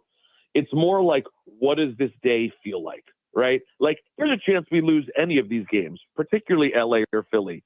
But like, JP, I don't know how you feel. I'd rather lose that game in LA than lose the game to Philly to end our season. I just don't need it. Like, and by the way, we win a playoff game and we play Philly in week 2. I think I'd like our mojo there a lot better. I would love to avoid Philly. So it'll be interesting to see how they play Dallas this week, guys, who I think will they've been playing hard. They will relish the moment to try to ruin this for us. Yeah, this will not be a walkover. Dude, Philly's got the best roster. LA's got the best coach. You want Tampa. Peter, we got a boogie, man. Thank you and Happy New Year, bro. What is how close are we getting to meeting a new Rosenberg? We are right at 3 weeks. 3 weeks and 2 days is the due date. Oh man. All right, brother. Listen, there's a Commander's onesie waiting should she decide to come before this playoff game. We're ready. I love it. Congrats, man. Happy New Year. We'll talk next week. All right. Talk to you next week, boys. All right. That's our friend Peter Rosenberg, ESPN New York. Give him a follow at Rosenberg Radio. When we come back, we're going to make some bets.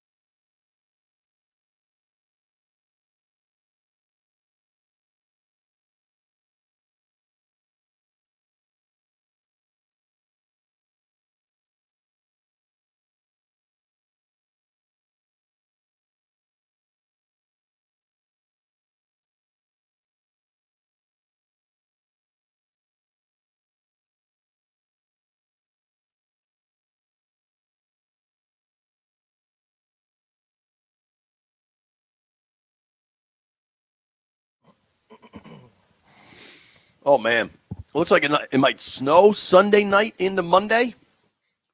I'm on a plane back from Dallas Sunday night, so let's get that plane back.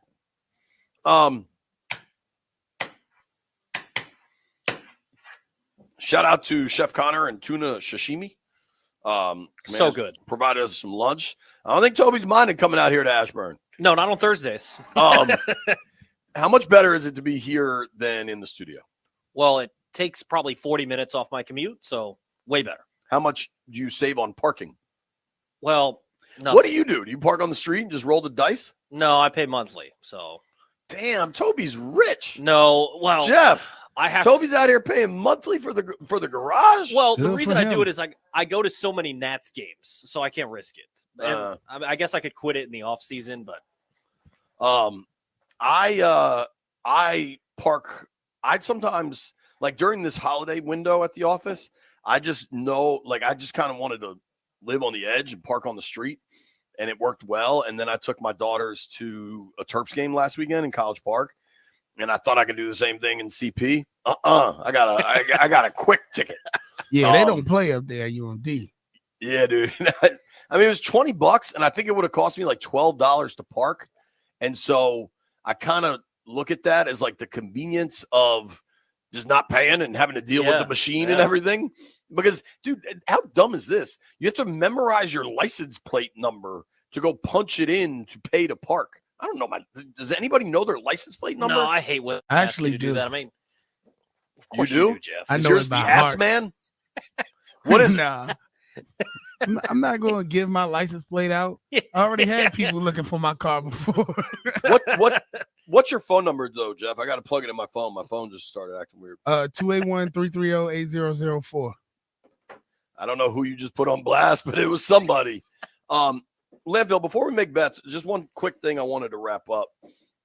B. Mitch has said, and not guaranteed, but said that he was thinking about making gumbo for us tomorrow. Is that accurate, Landfill? I think it is. If that is accurate, he can lie Hold all on, he Jeff. want today. Now, hold on, Jeff. I'm not asking you a question. I'm asking Professor Landini a question. So B. Mitch is thinking about making us gumbo. Knowing Brian, I highly doubt he listened to the show while he was off. But if Brian did listen to the show while he was off, and Jeff went on that 5-minute rampage saying bleep you to me and Brian, how do you think that's impacted our gumbo, Landfill? I think it would probably decrease the likelihood that we get gumbo. So if we don't get gumbo, can we have a retroactive bleep you to Jeff segment tomorrow? I mean, yes, but here's the thing. I'll say this as well. We never really need a reason to have a retroactive bleep you segment to Jeff Walker. We could just do that every day if you want to. Very valid point. Also, my wife has said she will make the chocolate pudding pie to bring in tomorrow. So I should have if the creek don't rise, I should have a chocolate pudding pie tomorrow for the boys. She also very adamantly wants me to tell the world that she makes way better food than chocolate pudding pie, and that just I have redneck child tastes, and that's what I like. So is that have we cleared the air here? I mean, JP, I find that believable. I'm gonna say, to be honest, JP, I knew your wife was the cook after you talked about them beans on the stove and them kids got to eat some way. So That's my family recipe. That's my family recipe. You open the beans, you put them in the pot, you serve them. All right, let's make some bets. That's Bush's family recipe. Nah, man. Ah ha ha. All right.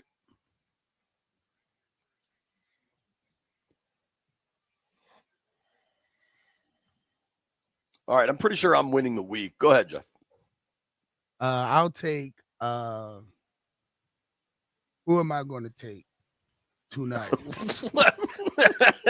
Very existential of you. I don't know. Is anybody ready? I'll take Notre Dame over Georgia. I'm taking Georgia. right. No, I'm taking Travis Etienne touchdown. Trevor Etienne. I'm taking Georgia. I was looking at another All right. name. Jeff just nailing it. What about White Brian? Riley Leonard to score a touchdown. Ooh. Okay, I like that. I just have a hard time thinking Georgia's going to win without their quarterback. I know they've had some extra time, but no Carson Beck. I'm going to the Gator Bowl. I'm going over 50. Ole Miss Duke.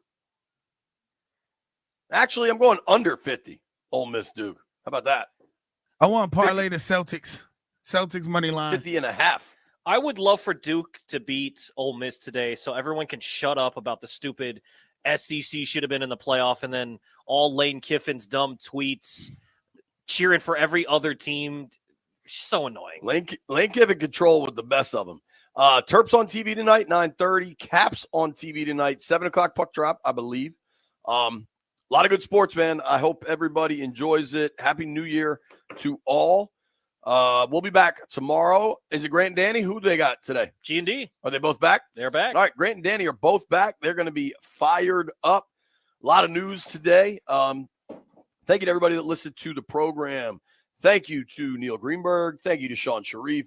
Thank you to Peter Rosenberg. Thank you to everybody that called. Me and B back tomorrow. There may or may not be gumbo. There may or may not be chocolate pudding pie, but there will be a radio program. Made it this far, Elliot Beer.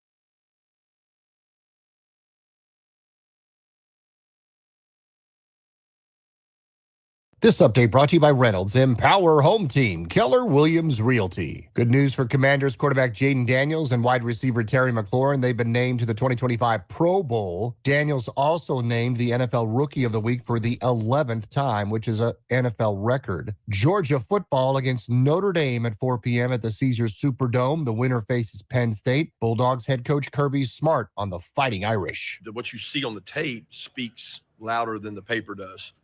You see how they play. You see the toughness they play with. The linebackers are downhill thumping. The backs are elite. They're built like an SEC team. And I say that as a huge compliment because I think those rosters are some of the most talented in the country. And Notre Dame's built that way, probably more on the side of physicality. Louisiana Governor Jeff Landry said there will be an unprecedented law enforcement presence today at the Sugar Bowl. New Orleans Mayor LaToya Cantrell said the city would reopen Bourbon Street to the public at 3:30 p.m. Wizards down the Chicago Bulls 125-107. Jordan Poole 30, including 6 3-pointers. NHL today at 6:45 on the Fan. Capitals against the Minnesota Wild. Want to hear the fastest way to know what your home would sell for? Reach out to Empower a Home Team. Simply text your address to 800-763-3000. No phone calls. Just text your address to 800-763-3000. That's 800-763-3000. Byron Kerr on the Fan.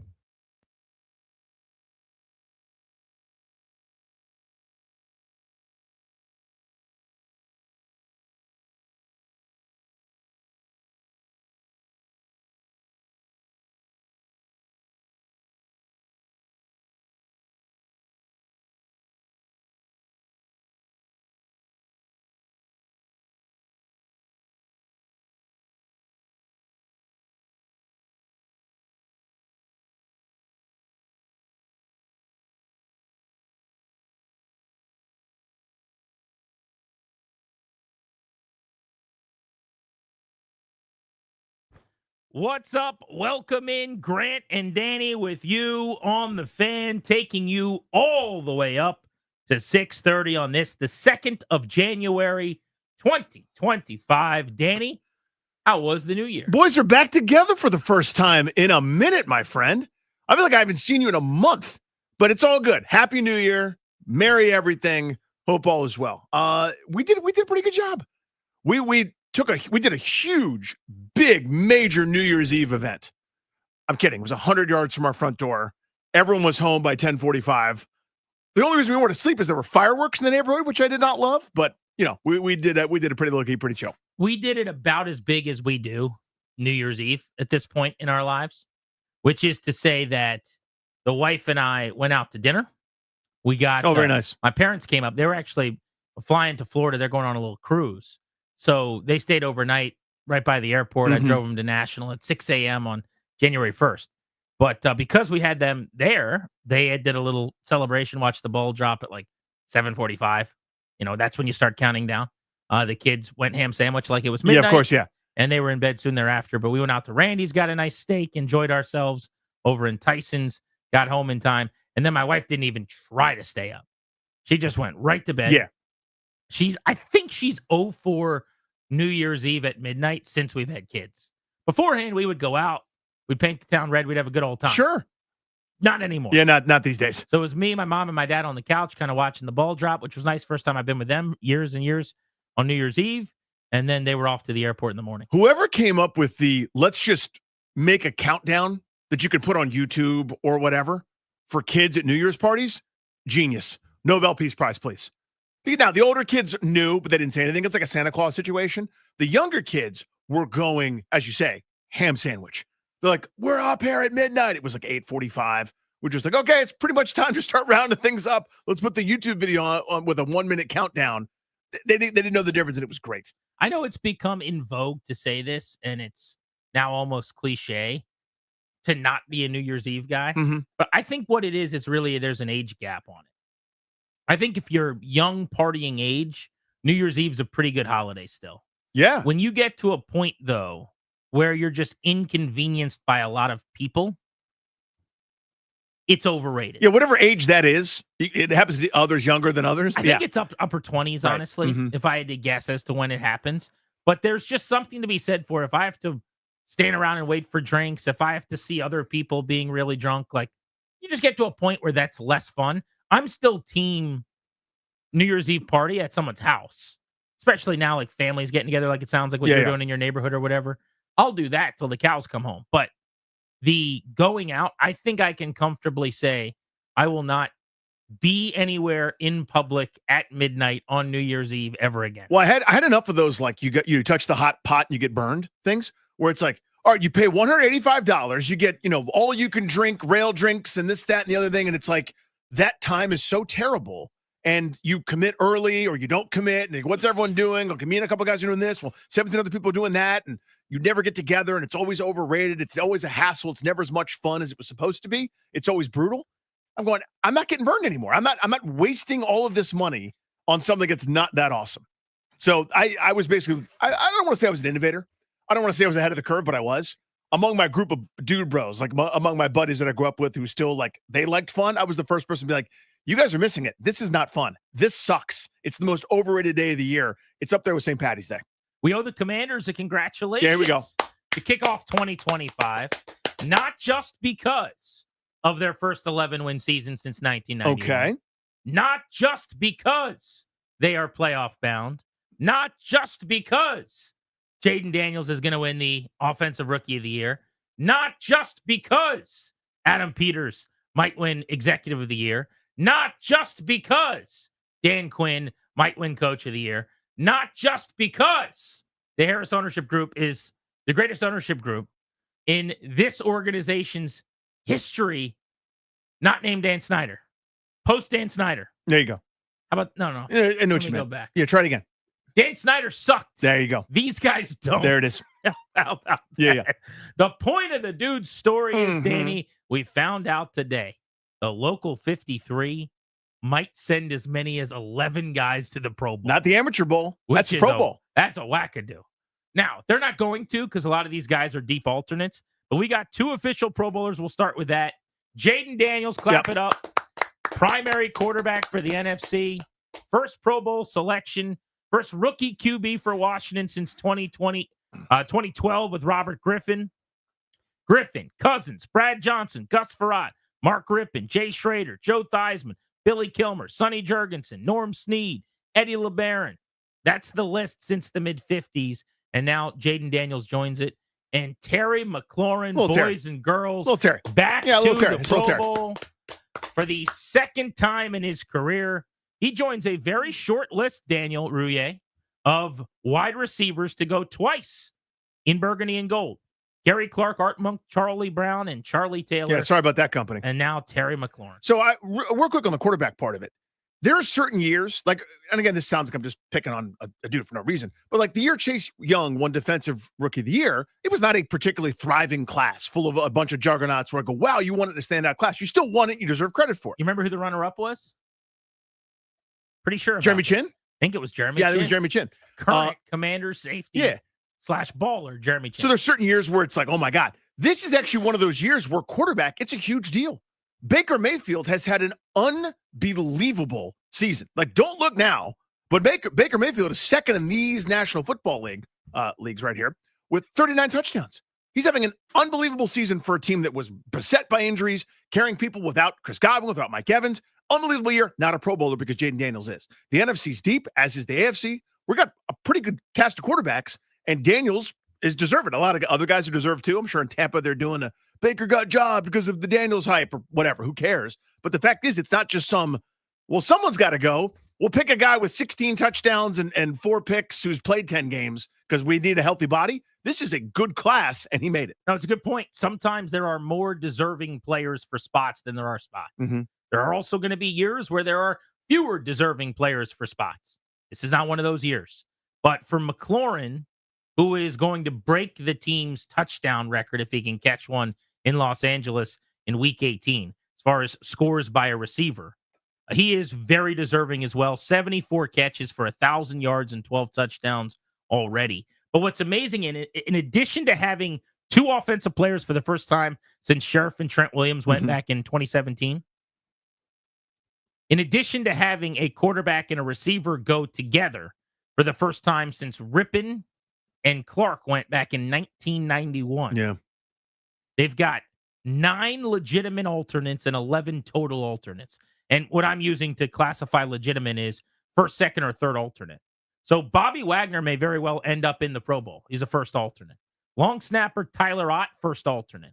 Special teams ace Nick Bellore, first alternate. All 3 of those guys could go. So it is reasonable, Danny, that they could have 5 Pro Bowlers. Mm-hmm. As far as second alternates go, they've got 3 of those.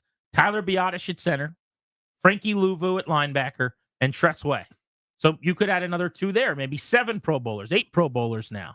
Third alternates include Austin Eckler as a kick returner, Dante Fowler, who has 10.5 sacks as an edge rusher. What a year for him. Jeremy Reeves, their special teams ace over the years, all third alternates. And then both Jeremy Chin and Zach Ertz are 5th alternates. I can't imagine it goes much further than that. Right. That's a lot of alternates, if I'm being honest. But 11 total for a team last year that did not have a single Pro Bowler, to have 2 legitimate already in Pro Bowlers, another 3 first alternates, another 3 second alternates, another 3 third alternates. Take a bow, Adam Peters. That's what it is, right? I mean, and all but 3 of the 11 guys on, I guess 13 total with the 2 guys in, all but 3 of them, Danny, are new here via Peters' addition. Yeah, Dan Quinn as well, right? Just in terms of getting buy-in. Some of the guys are holdovers, like McLaurin is, of course, and Jeremy Reeves and Tress Way. But I think you're 100% right. Think of the Dante Fowler fund. We talk about it every once in a while, like, hey, how cool is this? He is 10th in the NFL in sacks. And that's with early on this season. He was just sort of a rotational pass rusher, right? I mean, he wasn't getting the reps, wasn't getting all the looks. And over time, it's like, hey, this guy's pretty good. He's probably better than anybody else you've got at getting after the quarterback and being disruptive. I mean, he's, hitting QBs illegally a couple different times, whether you agree or don't agree. The point is he's beating his guy. He's in the space of the QB, head contact or late hit, this, that, and the other. But he's been really, really good for this team. He's up there with Will Anderson and TJ Watt. He's a sack behind TJ Watt, for goodness sakes, over the course of the season. I know sacks aren't the end-all be-all, but it's a pretty good metric for who's doing what in the pass rush game. He's been outstanding for them, and he's making punter money.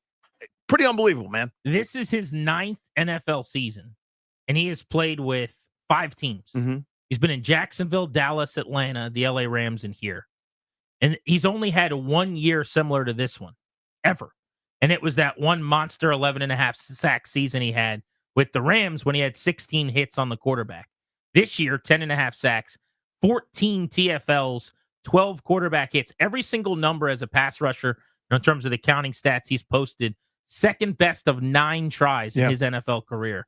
Pretty amazing. And you're right. I think not only Dan Quinn, but Ryan Kerrigan, the entire defensive staff, like Darryl Tapp, all of those guys deserve credit because it's not just about acquiring the player, Peters, Newmark, front office. It's about then making it work, making it fit. Joe Witt, the defensive staff, getting them to trust you. And I think you said buy-in. I think that's right. Yeah. What can you do? Everybody always focuses in terms of scouting. I always give the Ravens a ton of credit on this. Where you go, well, that guy can't do this or he doesn't fit that. Well, what can he do? And if you're going to pay somebody not that much money, right, then you don't really care about the limitations. If you're going to pay someone $25-30 million, they better be able to fit any scheme that year, the next year, or beyond. But if you're paying somebody off the scrap heap, with all due respect to Fowler, readily available for anybody to sign. If someone had offered him $8 million, he would have just gone there, right? But nobody really was that interested. You figure out what can that guy do, and how can I use that, and is that worthwhile to me? Those kind of signings are happening here now, whereas it's not really commonplace over the last couple of decades here in Washington. Speaking of meritorious coaches, how about Cliff Kingsbury? Cliffy. And the job that Clifford has done this season. Cliff Kingsbury is now getting talked about all over the NFL as one of the top assistant coaches in the National Football League in 2024 and as a legitimate head coaching candidate again going into 2025. I don't know that anybody in the building is more of a unsung hero than Kingsbury, which isn't to try to take anything away from Jaden Daniels, who's been marvelous, but the scheme offensively, short on weaponry, specifically at wide receiver, has worked. Guys like Olamide Zaccheaus, 3 touchdowns, 1 called back in the last 2 weeks. De'Ami Brown, Jamison Crowder, who's on his 9th life like a cat in this league. Like, these guys are making big plays and getting open. And it's not like they're getting better deeper into careers where they've mostly been unproductive. Kingsbury is a huge, huge reason for Daniels' success, this team's success this year. And it actually came up today for the first time at his press conference out in Ashburn that maybe he's going to be a head coach again. But the rumors swirling have largely been that he might just like being an OC. He doesn't really enjoy doing media outside of his once-a-week press conference. Maybe he's a guy that just wants to be a coordinator. I would say that his answers today will put some of those rumors to bed once and for all. Do you want to be a head coach again? Yeah, I'm sure at some point. Yeah, at some point.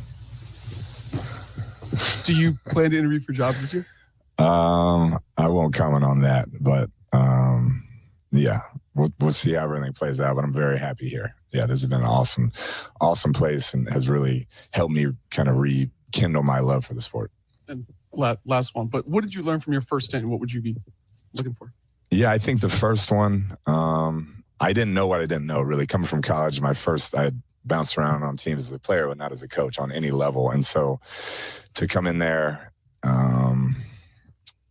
I don't think I set the foundation the way I would do it after watching DQ and how he set the foundation from day one. And it was, these are the standards. This is what we won't compromise. This is what we're going to be.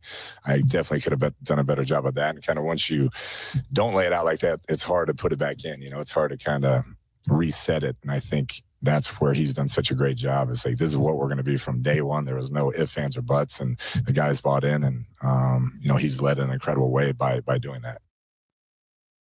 Cliff Kingsbury from about 2 hours ago earlier today.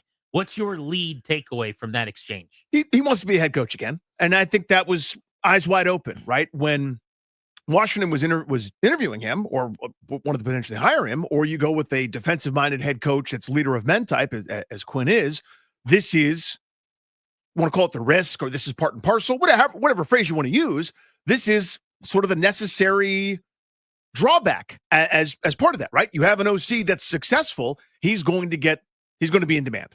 So that's going to happen. And we kind of said, if it goes really well, he'll be in demand. It's gone really well. He's in demand. So yeah, it makes a lot of sense to me.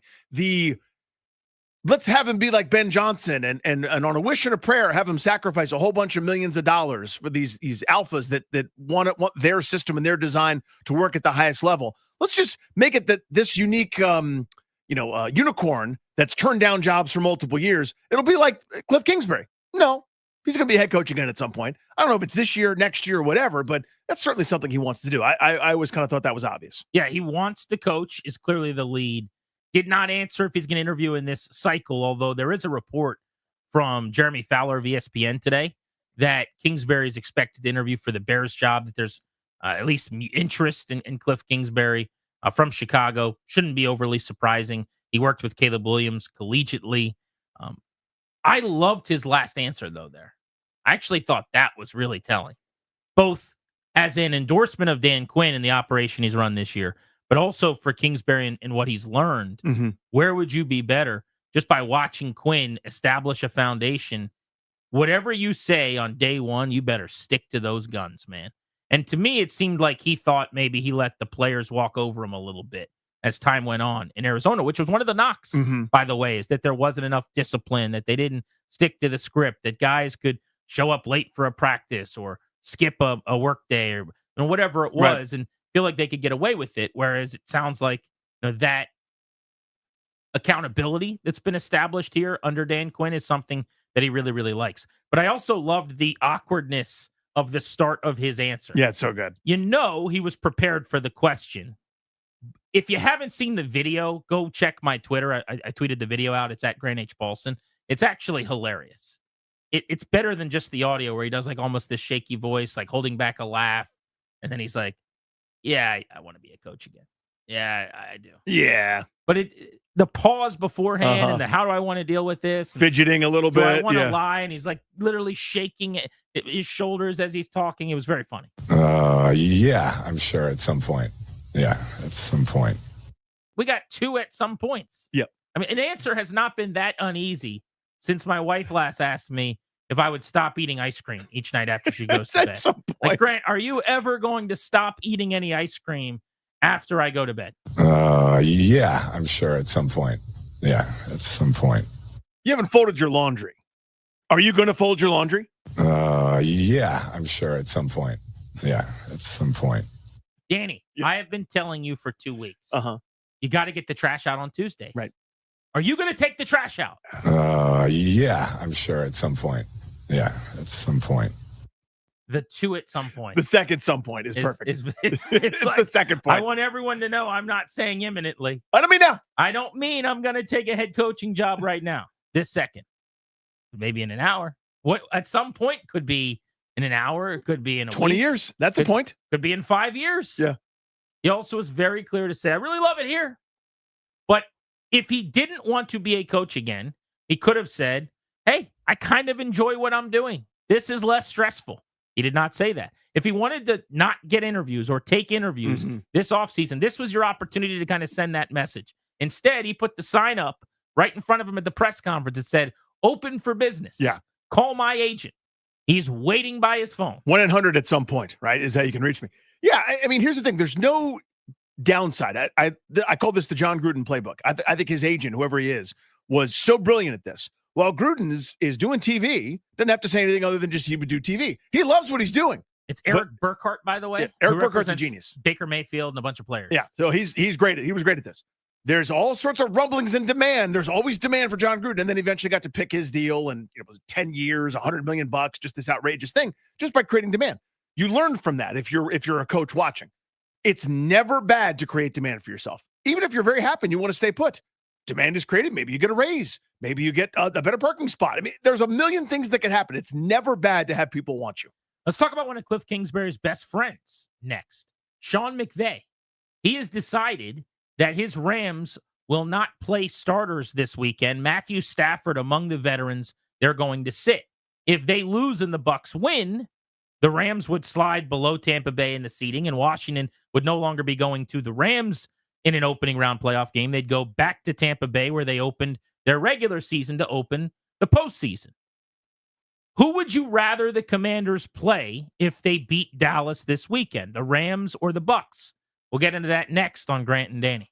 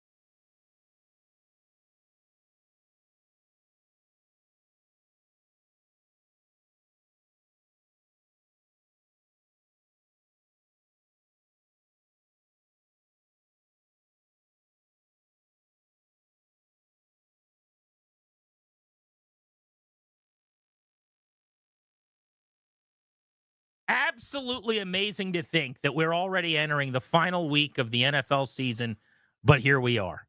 No Thursday night football tonight. We will have a college game. Notre Dame and Georgia are playing in New Orleans at the Superdome. And we should say, by the way, we're thinking about all of the family members and loved ones affected by the tragedy in New Orleans that took place on New Year's Eve night. We were just there. What an amazing town. We were on Bourbon Street. We ate in a restaurant right where that truck came screaming down the street. And so it hits even a little closer to home for us. I was talking to Christian, our buddy who lives there and runs Brennan's yesterday. But that is a resilient city. They will get back on their feet. But my goodness, is it just an awful thing. I saw there was a former college football player at Yale who died in the tragedy. We got an email from our boss here at Odyssey. We lost a member of our Odyssey team, I believe, in New York, a young kid who was there celebrating. Just senseless and horrendous.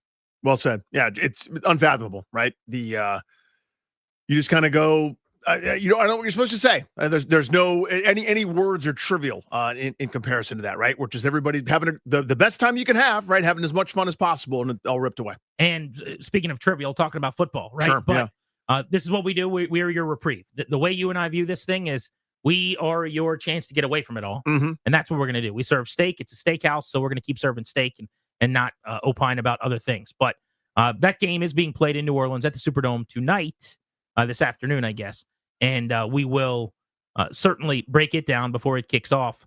The college football playoffs ongoing. But Saturday, doubleheader, AFC North games, Browns, Ravens, Bengals, Steelers, and then full slate of games on Sunday, including game 272 to end the season, the Vikings and the Lions. By the way, I saw this last night. That Detroit-Minnesota game, the ends the season, first time in history, two teams with 13 or more wins will meet in the regular season. The 28 combined wins between the two teams, winner gets the 1 seed. They're vying for the top spot in the conference. Most ever in a regular season game.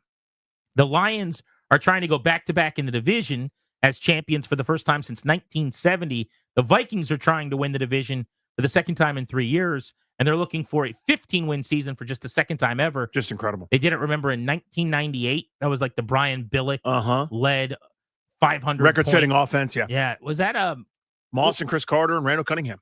Cunningham. I was thinking Moon. It was Cunningham as a quarterback. That offense was the best. They were so good. Robert Smith, I think, they're running back. Like a casual 1,200 yards, double-digit touchdowns as an afterthought. They were a juggernaut. So, yeah, the fact that there's an extra game now, this was bound to happen, but still, it's pretty remarkable. We get two 14-win teams duking it out. I remember there was like the marquee matchup of my youth. There was like, I don't remember, there was a loss between them, maybe two undefeated teams late in the season with San Francisco and the Giants. This must-see like heavyweight battle, and neither of them were 14-1, or whatever, it's 14-2, I guess. Right. Just incredible that two teams that good in the same division, by the way, which means you never slip up anywhere else, right? Just between the two of you, that's it. There's no missteps to get to that point. So Incredible. The previous record I saw for the most wins combined between two teams to play in a regular season game was 25. Before these two will meet with 28, and that was the 15-0 Patriots and the 10-win Giants in Week 17. Well, there you go. Right. Of the year where New England went 16-0, and then eventually, like a month later, the Giants beat them in the Super Bowl to derail their perfect season. Yeah, but that was the previous record, was a fifth, because a team was going literally 16-0. That's what it took. Night, for the first time since the Miami Dolphins in 1972 at the time. But the reason we were going to get into Week 18 here was the decision the Rams are making to sit their starters, including their quarterback, Matthew Stafford. The Rams will turn their offense over to Jimmy Garoppolo. They play the Seattle Seahawks. Seattle, nothing to play for, but it is a division matchup. They're going to give it what they got. The game is in Seattle, which is a really tough place to go win anyway. The Rams, having won 5 straight games, have already now clinched, and they are in as division champions. I'm pretty surprised, though, Sean McVay is not prioritizing their future matchup, because if they lose and slide down in the standings, they're going to play the loser of the Vikings-Lions game, meaning he is choosing a potential loss this weekend and a meeting with, say, Detroit over standing pat and welcoming Washington to L.A. Now, if you're a Commanders fan, maybe you drape yourself in that burgundy and gold flag and you say, he's afraid of us. It seems to me, though, that it's not that as much as he's not really worried or considering who they're going to play in that seating as much as he wants to give himself his best possible chance to be healthy And this is a guy that doesn't play his starters at all in the preseason. Literally where I was going to go. I mean, to me, that's the story, right? I talk about this all the time, but when you go play blackjack, there's a book, there's a rule. Like the way that you're supposed to play, it's the most consistent. If you deviate from that, sometimes because you got a feeling, you're more likely to lose. This is his approach. This is who he is all the time, right? So the way Dan Campbell goes for every fourth down, even, or we're going for 2, even if you're backed up to the 50, he's like, we're still going for 2. Like, that's it. This is who Sean McVay is, though, especially with a veteran team, right? I mean, Matt Stafford is up there at this point. Puka Nakua's been off injured. Cooper Kupp's been off injured. The key cogs for them, a lot of mileage on Kyrie Williams' legs. That could go all day. This is who he's been. So this is more one of those, like, we're facing internally, thinking about our best chance to have a successful playoff run is rested guys in this long grind of a season where we had to rip off. We're basically playing glorified playoff games the last month and a half. They were 5-6. Again, they did the same thing they did last year, where they started off poorly, kind of standing 8 count in the ring, then ripped off a bunch of wins. Their marquee one, of course, was that thriller against the Bills when the Bills came out there at LA, that 44-42 game that was incredible. But they've won 5 straight, done everything they've had to do to kind of get themselves into this position. It's almost like, here's your carrot, here's your reward for that, and prioritizing health over maybe some rhythm heading into the postseason. But he's consistent. If they lose and they slide, a Commanders win over the Cowboys would likely mean they then play the Bucks. Because with the postseason on the line, it's hard to imagine Tampa Bay not beating New Orleans this weekend in a 1:00 kickoff at home. By the way, to get in and win the division, they've got to beat New Orleans anyway. Otherwise, you open the door to Atlanta, who's playing Carolina. And at that point, the Falcons may get in. The Rams would still keep that spot. But let's say, for all intents and purposes, that the Bucks do beat the Saints like they're supposed to. If the Rams, led by Garoppolo, lose to Seattle, and they could still win, but if they're sitting a bunch of starters, it's just more likely than not that they'll lose that football game. Washington goes back to Tampa, where they opened their year, where they got walloped in week 1, 37-20, and it was more lopsided than that. If you remember, they got a late touchdown. Yep. But they're a different team. And I know the Bucks are a different team too. That was months ago. But this Commanders group, I would say, Danny, is not a team that's going to show up in Tampa anything like it was that day. That felt like just a continuation of the Ron Rivera season. Yeah. Where it was like, God, that was ugly. That was terrible. Jaden Daniels' debut, remember his first pass of his career was like 3 yards behind Brian Robinson and bounced on the ground and bounced backwards, and they lost 14 yards on first down to begin the season. Good start, everybody. Good job. That? Of course I do, yeah. That whole game was just a debacle. The only thing that went well was Jaden ran all over the place. But other than that, they couldn't throw the ball. They couldn't do anything. And Baker Mayfield is on a tear. So I think between Washington being a different team, the Bucks, even without Chris Godwin, has been lost for the year, kind of getting right offensively. They've won 5 of their last 6. That would be a really fun playoff matchup, just like the Rams game would be. Yeah, they're averaging 30-something a game here as they've won 5 of 6. Neither team's a pushover. You're leveling up in competition here. There's no soft landing spot. Well, I mean, look, you got 2 wins against over 500 teams. One was a team that fell to 500 when you beat them this past week in overtime because their kicker missed a field goal that most kickers make. The other was when Kenny Pickett came in. But you can't take credit away. You won the 2 straight games against winning teams. Yeah. But yeah, you get to the playoffs, you're sure shooting. You're of course you're leveling up. Yeah, Tampa Bay's won 5 of 6. We mentioned the Rams have won 5 in a row. Well, patent pending, or not patent pending, pending what happens this weekend. Patent it could be pending. They're trying to become the first. I watched too much Shark Tank over the break. 9 out of 11, by the way, for the Rams. Yeah, people sleep on that. They were 1-4. Do you remember that? Yes, I mean, again, they dig themselves this giant hole. They did it last year too, and everybody writes them off, including me. And don't look now, but they're kind of doing it as they get healthier. There they go. This is Sean McVay's Mona Lisa. They lost. They were 0-2. They lost to the Lions, and then they got beat by 31 by the Cardinals. They're 0-2. Remember that? To your point. Then they beat San Francisco in a game they should not have, but they found a way to win that game. They lose to the Bears and the Packers. And then their bye week. And since then, they are 9-2. They beat the Vikings. You talked about the win over the Bills. They beat the 49ers. They are a tough customer. But the question is, and I think we should open up the phones on this because I'm just fascinated to see how fans would feel. You and I can give our opinions on this next as well. At 800-636-1067. Which game is a better matchup for Washington? What should we, and what will you guys be rooting for this weekend? Do you think they have a better chance to end a 19-season playoff drought in LA against the Rams or in Tampa where their season started against the Bucks out of the NFC South? because it looks like, assuming they handle their business, they're going to avoid the Eagles, as long as they beat the Cowboys. But assuming they win, do you want to play the Rams or the Bucks, and why? We'll open up the phones. Cannot wait to hear what you guys have to say about this. 800-636-1067 is the number on Grant and Danny here on The Fan.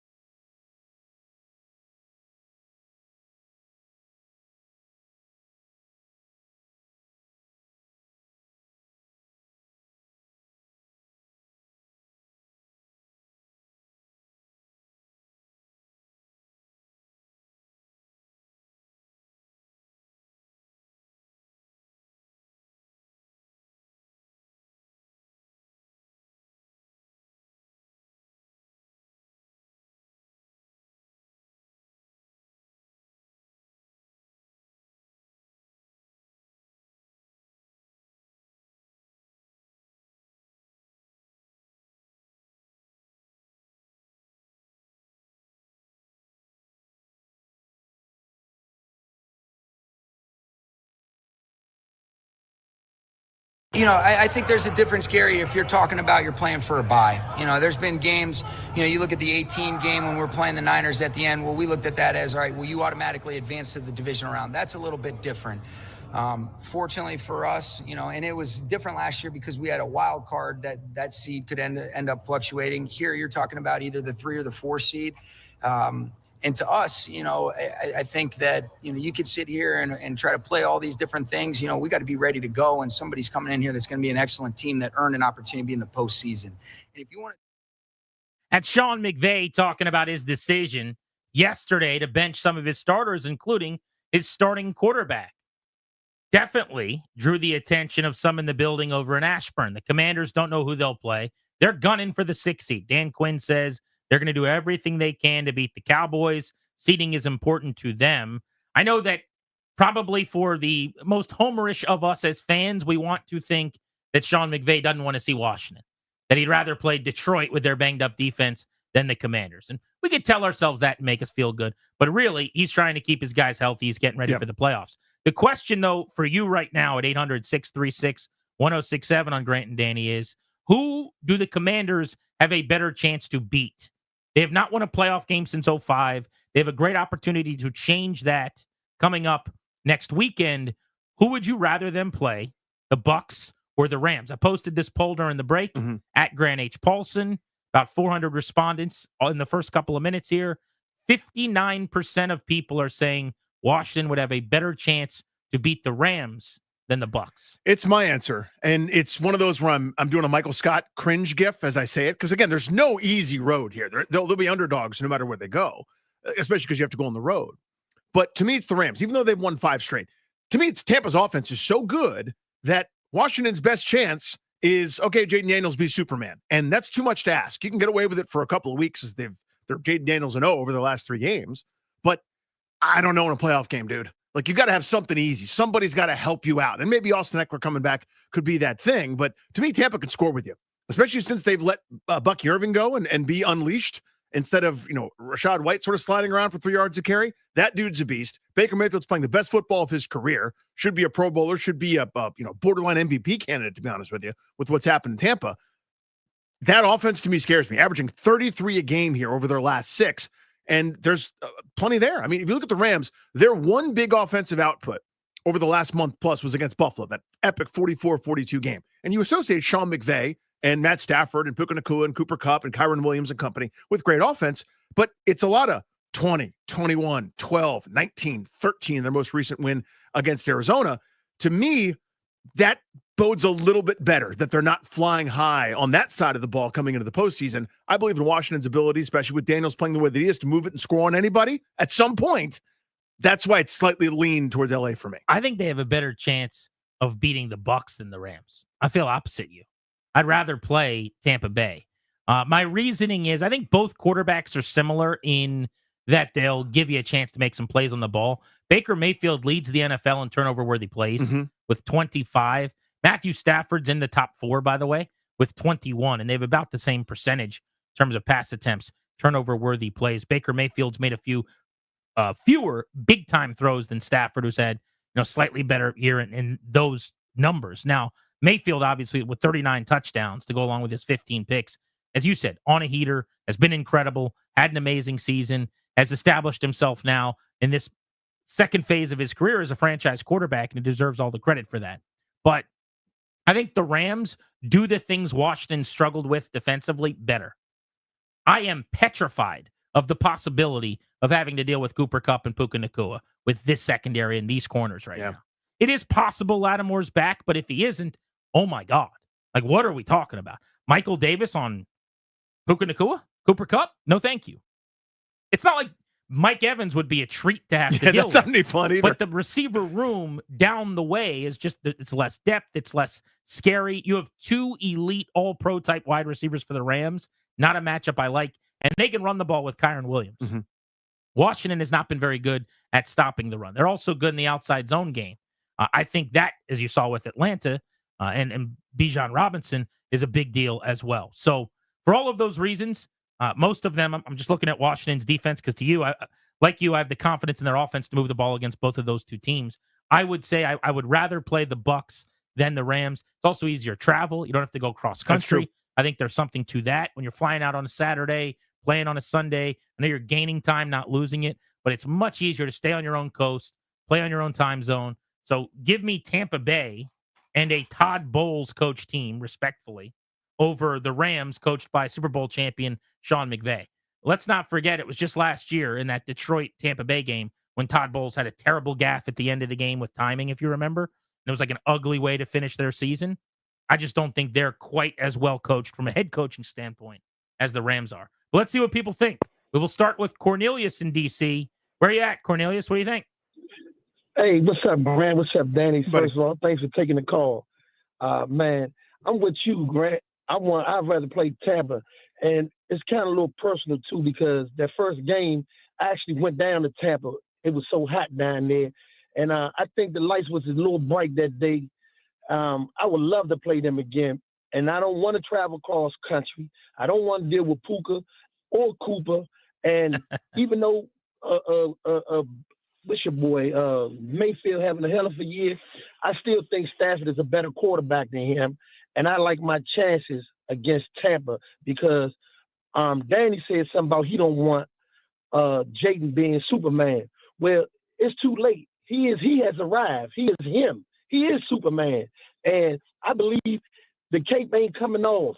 So I would rather play Tampa, man. You know, I like my chances against Tampa. Thanks, buddy. By the way, Baker Mayfield, the last 3 weeks, 11 touchdowns and 2 interceptions. I mean, he's going into the playoffs on one of those, like you're seeing a baseball, like a beach ball kind of zones that he's in. I mean, he is on fire. 71.7% completion percentage on the year, 4,300 yards, 39 touchdowns. I mean, it's video game stuff. And he's had to be hero type ball as Chris Godwin's been hurt and the guys in on the lineup. But Bucky Irving, since they, made him instead of a part-time guy, the guy averaging 5.5 a carry, really the second half of the year has become the starter, rushed over 1,000 yards, 7 touchdowns. He's a threat everywhere. You know about Mike Evans. You've seen him plenty. There's a Hall of Famer still with plenty left. That'd be cool to get a Lattimore-Evans matchup. Assuming Lattimore's health, right? Those guys bring that hate up, each other's guts. which would be neat to see. Hopefully no personal fouls out of that for Lattimore. But yeah, I mean, again, there's no easy road here. Every point you made about LA is correct. They have all the ingredients. And I guess my point kind of is, so does Tampa. And they've played offensively so great here over the last month plus. But the Rams are capable. Just if you're in doubt, see that Bills game. You tell me they can't move the ball. I'm going to give you one more why I would rather play the Bucs than the Rams. I don't know if you've seen this rookie Jared Verse in the second half of the season. He hunts passers. The Florida State defensive end. They got Brandon Fisk on the inside and Verse on the outside, both from the Seminoles defensive front last year. Rushing in tandem now as rookies. They're going to finish probably like the top 2 in the Defensive Rookie of the Year award, perhaps. 2 of the top 3 anyway. They're both coming in rolling. And I don't like having an edge that can get home against this tackle situation where right now you're on your third right tackle. We'll see what happens this week with the health of some of the guys. Sounds like Wiley's coming back. But the Bucs do not have that. Logan Hall is their best edge rusher. He had 5.5 sacks this year. Now they have 2 monster D tackles who combined for 13.5 sacks. In it, Kalijah Cansey, who's like a future Aaron Donald type out of Pitt, and Vita Vea, who had 6 sacks. So they would torment you from the interior. But I kind of like Jayden seeing it coming and getting out the edges. It's when you come from the edges and you force him up the middle, where maybe that becomes the issue with Cansey and Vea. But the lack of an edge rusher to take advantage of Washington's pedestrian play at tackle here recently, that to me helps me see the matchup a little more favorably. And that would be better off playing the Bucs than the Rams as well. 800-636-1067. We'll get more of your thoughts on this. Who are they better off playing? Plus, we should get back into Cliff Kingsbury wanting to be a head coach again. He said as much today. How soon might that happen? You're listening to The Fan.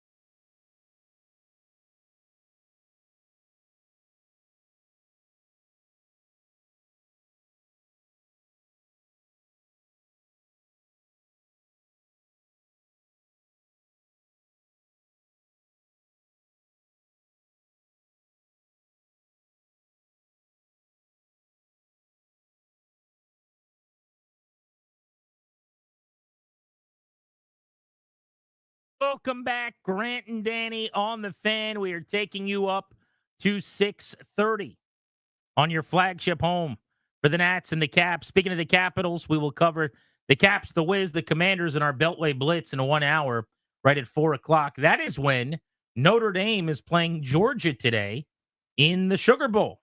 College football playoff, 4th of 4 games in this quarterfinal round. One more spot remains in the collegiate Final Four in college football, and the winner of tonight's game between the Irish and the Bulldogs, a 12-1 Notre Dame team, the 7 seed, an 11-2 Georgia team, the 2 seed, without its starting quarterback Carson Beck, is going to be on to the semis. That game kicks off, as I mentioned, in about 1 hour. So as a consumer, I got to say, the 4 o'clock start time's a real bummer and stinks. But I totally understand why the ADs for both teams requested it. Notre Dame and Georgia kind of came forward and said, listen, we're already playing this coming weekend on short rest because of the Monday game. We all know that moving the game was the correct thing to do. Yeah. Very obvious, very easy. No one's suggesting otherwise after the tragedy in New Orleans. But their point was, if we play at 4, we can get out of there at a reasonable hour. Our guys can get in their beds and have some sleep. And then by Tuesday afternoon, they're back at the facility getting ready. As opposed to if you play this game at in prime time, you don't get home until 2 p.m. the next day. You've lost the whole day, and it's basically Wednesday before guys are coming back to life. And so it buys you almost a full extra day by playing the game several hours earlier. So totally get that. And Notre Dame, by the way, believe it or not, is a 1.5-point favorite over Georgia. Yeah, you would have had to do a lot of convincing to explain that to me, but I get it now, right? With the backup quarterback. Now, it's not as if this is some walk-on number off the street. He was probably a 5-star on his own right, but you just don't have the data points or the experience of a guy that has been in it and done it at a high level for a long time. And Beck. Washington is building a foundation for success on and off the field. It's time for you to think about your future as well. The sponsor of our show will help. That's the law firm of Condori and Murad. They'll help you update your last will and testament. They'll set up a revocable trust for you and your family. Schedule a free consultation with their estate planning attorneys today. Go to kmlawyers.com. Be sure to tell them that we sent you. That's kmlawyers.com. I was actually texting with Wasim, one of our buddies from Condori and Murad, who helped set up our road trip this year. We went to a road game and had ourselves a blast in Cincinnati. Have you seen the road slate for the Commanders next year? I have, yeah. It's pretty damn good in terms of travel schedule goes. Like if you're one of those fans like my wife is, where you pick a road game every year to go to, you're going to have a hard time deciding where you want to be next football season. The Commanders, among other road games next year, play in Kansas City at Arrowhead Stadium, which is a rare trip for them. It's one of the few NFL stadiums I've never been in. They are in Minneapolis at what is considered to be the best NFL stadium, taking on the Vikings next year. They're at Lambeau Field. Lambeau, dude. Which is my favorite road trip to make, and it's the best football experience. I'm just telling anybody listening that if you have not been to Lambeau, you should absolutely plan on going to that game if it's in a month where it's not going to be frigid. Like if you're a baseball fan, you already right away the names of the ballparks that you got to go see. You got to go to Fenway, you got to go to Wrigley, you probably got to go to Dodger Stadium, then some of the new ones, whether it's Pittsburgh, Baltimore, San Francisco, etc. As a football fan, that's the one. I'd like to see Arrowhead someday. I'd like to see a couple different places. Even Jerry Jones's, big giant stupid stadium where they can't deal with forgot the sun. But I want to go to Lambeau. I want to go to the Rose Bowl for a game, and I want to go to Lambeau Field for a game.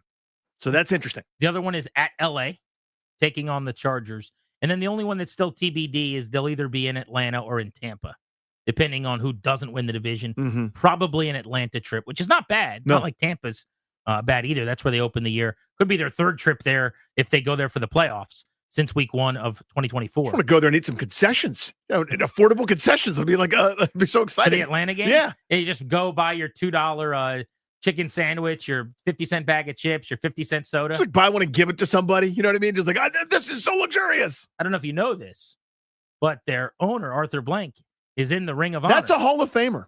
Hall of Famer. Well deserved. Absolutely. Well deserved. But anyway, I texted Wasim. I'm like, dude, some good trips here. Yeah. Have you noticed? So what would get the Danny Rouillet vote? Give me a drum roll on this, Darius. Obviously, there are the division games. Philly, Dallas, New York, whatever. But Green Bay and Lambeau. Arrowhead, man. Ever been to Arrowhead? No. Me either. Ever been and eaten barbecue in Kansas City? It's pretty good time. I'd be pretty good at that. Minnesota, which doesn't sound silly until you People realize sleep. that is arguably the best stadium in the NFL. And selfishly, it's one of the few I got to check off the list. And we didn't really mention LA. We just brushed past it. But SoFi Stadium, kind of a nice little Yeah, it's city very to go nice, to. but Chargers, not Rams. So Danny Rouillet's choice for a road trip in 2025. It's going to be a letdown. This is obvious. I mean, it's Lambeau. It's Lambeau. You can wait till the end of this. No, I don't even need it. It's Lambeau. It's Lambeau. The Kansas City would be tempting, but to watch them lose. Actually, Kansas City never covers, so it'd be awkwardly close. But to eat the barbecue and go to a place where champions live is going to be fun. But to me, it's Green Bay. Have you voted? I mean, voted. I'm sure. I was going to say, have you voted for Lambeau before? Have you been to Lambeau before? No. Oh, then that's my point. Is I've never been. Come on. Yeah, it is the best. What about? Hear me out. Arrowhead Stadium. If it's the fall, see, I think time of year is going to be a factor here. Mm-hmm. Some of these are going to be in December. Yep. Late November. That's inevitable.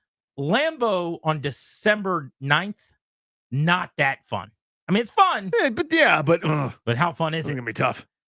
Arrowhead on September 24th, better than Lambeau on December 5th.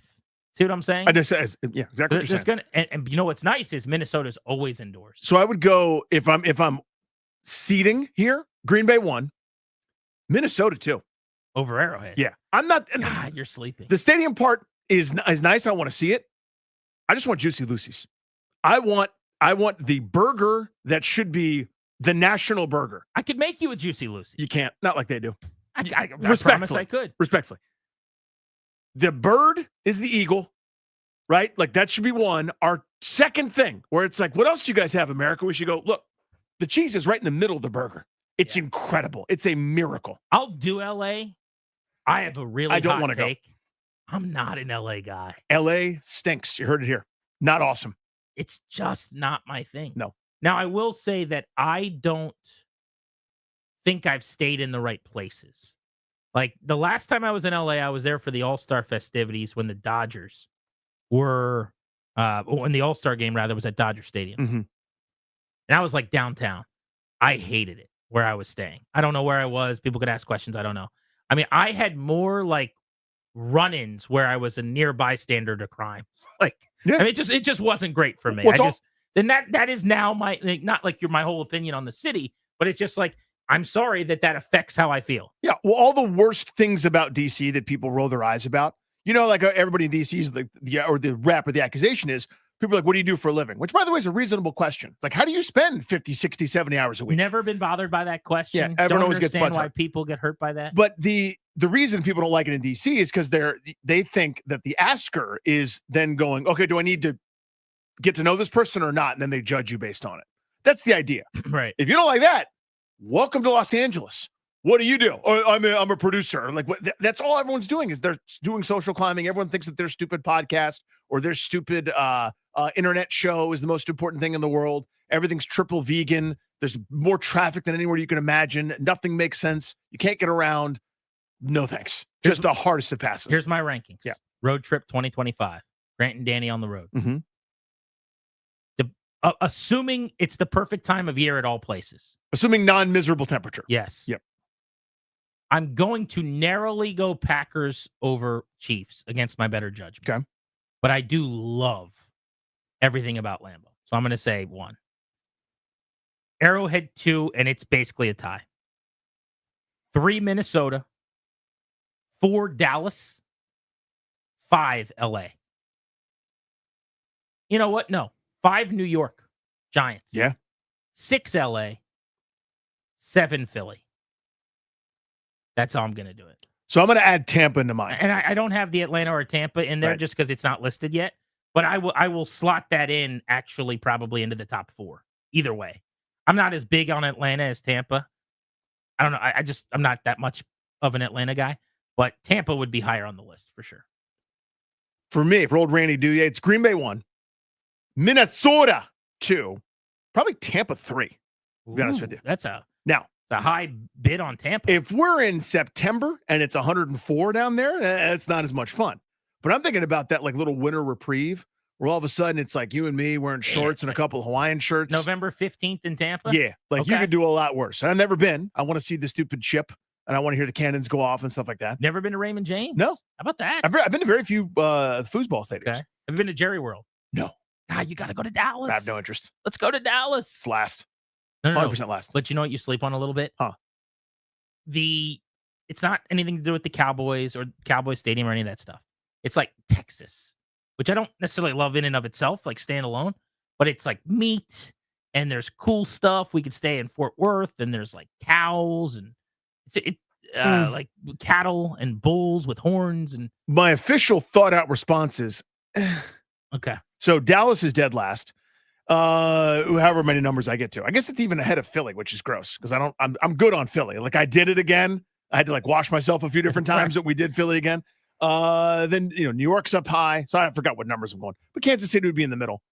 LA is second to last. I don't want to go to LA. All I'm saying is it's a hell of a road schedule. We're gonna be all right. We got this. Let's go back to the phones. 800-636-1067 if you want to hop in. The Commanders are better off playing who in the opening round of the playoffs, the Rams or the Bucks? LA is going to sit starters if they lose and Tampa wins on Sunday against the Saints. Seattle beats the Rams. Then the Rams slide out of the 3 spot and Washington probably plays the Bucks. By the way, should Sean McVay be getting crushed for this? I haven't really heard enough people saying what I think, which is this is a bad decision for him. You're opting into potentially playing the Lions or Vikings. Like worst case is the Vikings because the Lions are so banged up defensively. Maybe you can move the ball and score a bunch of points on them. But to choose to play one of those teams essentially over Washington is a hell of a choice. Those are 14-win teams. Yeah.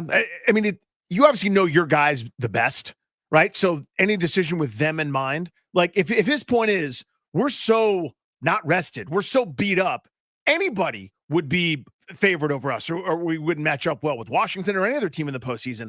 To give us the best chance to win, we'll be at home either way as the 4 or the 5 seed, right? No matter what. Excuse me, the 3 or the 4 seed, we're going to be at home no matter what. Someone's got to come to our building. I feel pretty comfortable with whoever it is.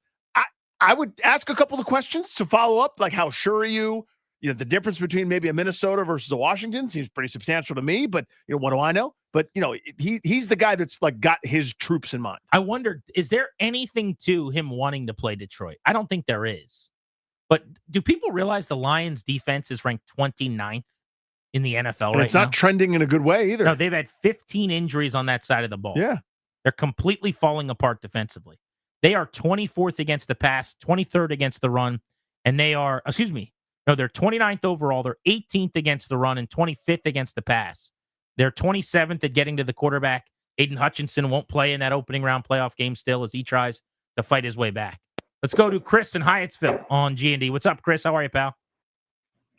Happy New Year, gentlemen. You, buddy. And to you, sir. For the sake of argument, I would choose Los Angeles, but is there any reason why you're not discussing Philadelphia? Because that's a very real possibility. You're talking about from a playoff standpoint who they're going to play? Yeah. So the hypothetical is they handle their business and they get the 6th seed. If they beat Dallas, they're going to play the Bucks or the Rams. Yeah, of course you're right. It's also very obvious that the Eagles, to me, are the team you'd like to play least of those 3. I don't know. I mean, I think that they held themselves in Philadelphia, and obviously we just beat them. And who knows what's going on with Jalen Hurts? But I don't want to, derail the argument here. I think it's the Rams. If Washington takes care of business in Dallas, assuming they find out that the Rams are the team they're going to play, I think they do exactly what they did at the beginning of the season with Arizona. I think they take a flight directly to Los Angeles, do not pass go, do not return home, stay in Los Angeles and, overcome the travel and all that stuff. If they've planned this right. And I don't think Stafford is the mobile threat that Baker Mayfield is. I also don't think that their rushing game, while Kyron Williams is good, is as intimidating as what the Tampa Bay was basically manhandled Washington. That was our worst defeat of the season, in my opinion. It was we just week were 1, never though, in that fairness. game. I mean, that is a different team. It is, but I mean, like, if you of all the teams we lost to, that was the game where we were out of it from the get-go. Correct. So true. I'm not saying he's wrong. Right. It's either the beholder how much stock you put in that. For me, it's very little. In week 7, I don't think it would have gone that way. In fact, I know it wouldn't have gone. Yeah, I mean, that's when Tampa was at their most beat up. But I think your point stands either way. That's not the same Washington team. Right. And I think that's okay to say. Like, I know it counts on the record the same. It's the 2024 Washington 53. But come on. That was we're spoon feeding Jaden Daniels. One read, get out of there, run away. There's not much going on in the passing game. They couldn't really run it. Defensively, they had no chance.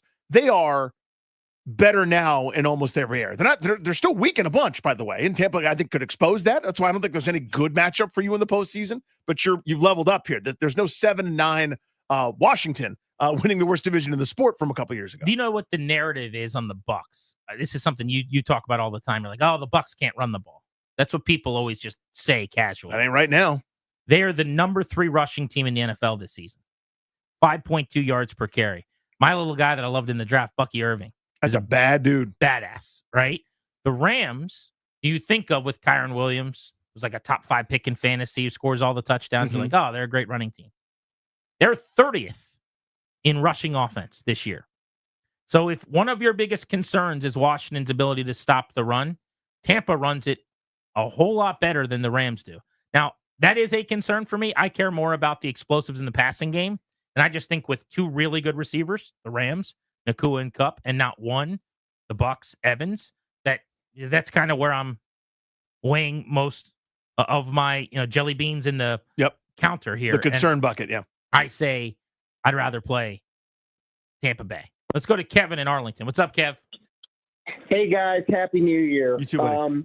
Hey, just want to make a couple points. First of all, yeah, that first game, we got blasted. Although, again, these September games, particularly openers, they're basically preseason games in many instances. So one thing I'm most proud of about this 11-5 record to date is, aside from that game, every other loss has been a 1-score loss. So granted, we got the garbage time score in Philly to close it. But the point is, this team has never been blown out this season, which is, I really think, a testament to how they never quit. And I think that's their number one thing, because their number one deficit to me is basically they can't defend good teams. All right. They can't either run or pass defend. All right. So when I look at the Rams versus Tampa, not only is there the revenge factor, you want to avenge the loss, but you mentioned it. They have Mike Evans, but they don't have Godwin. They don't have that second really lethal person like the Rams do or the Philadelphia Eagles do if we end up with them. And so I'll take my chances with the with the Bucks.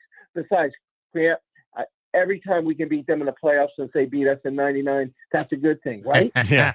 Hey, he remembers that '99 game like I do at Raymond James Stadium when Washington had them beat 13-0. Brian Mitchell kick return. The party starts early, and then Sean King and a really anemic offense get a 14-13 win. They were so great that year because of their defense, if you remember. But Washington was up 13-0 slog of a game, and they got a big pass interference call on Leamont Evans, number 35 for Washington, that set them up for one of their scores. They win 14-13, and even still, Washington was kicking a field goal to win the game that unfortunately the snap and the hold and the procedure never got We'll down. never know if it would have had a chance. No.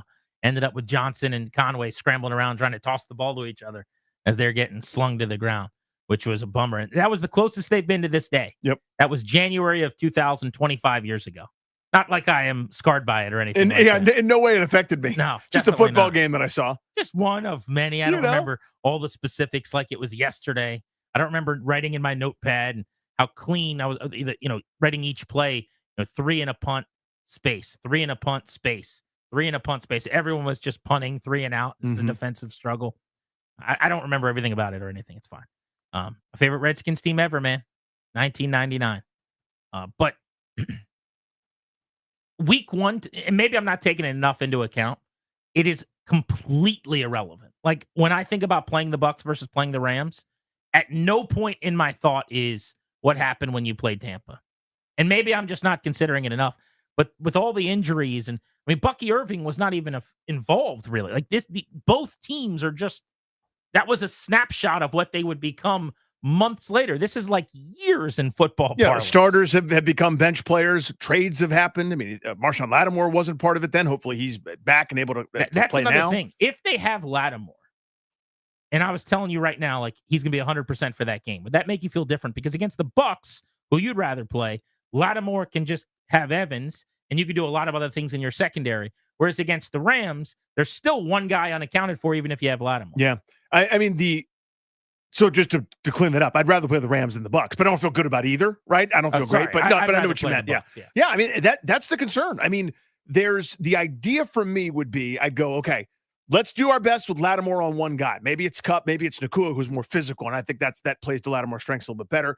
Do your best on him, and we'll bracket and slide and put everything else, all our other chips, and trying to double and sort of ruin Cooper Kupp's day as best I possibly can. But McVay's too good at getting those guys open, right? Like he does the thing that I love, even when their offense isn't great. And there are times that it happens. I mean, again, they've struggled here at times over the last 5, 6, 7 weeks. It's if I'm going down, my best players get targets.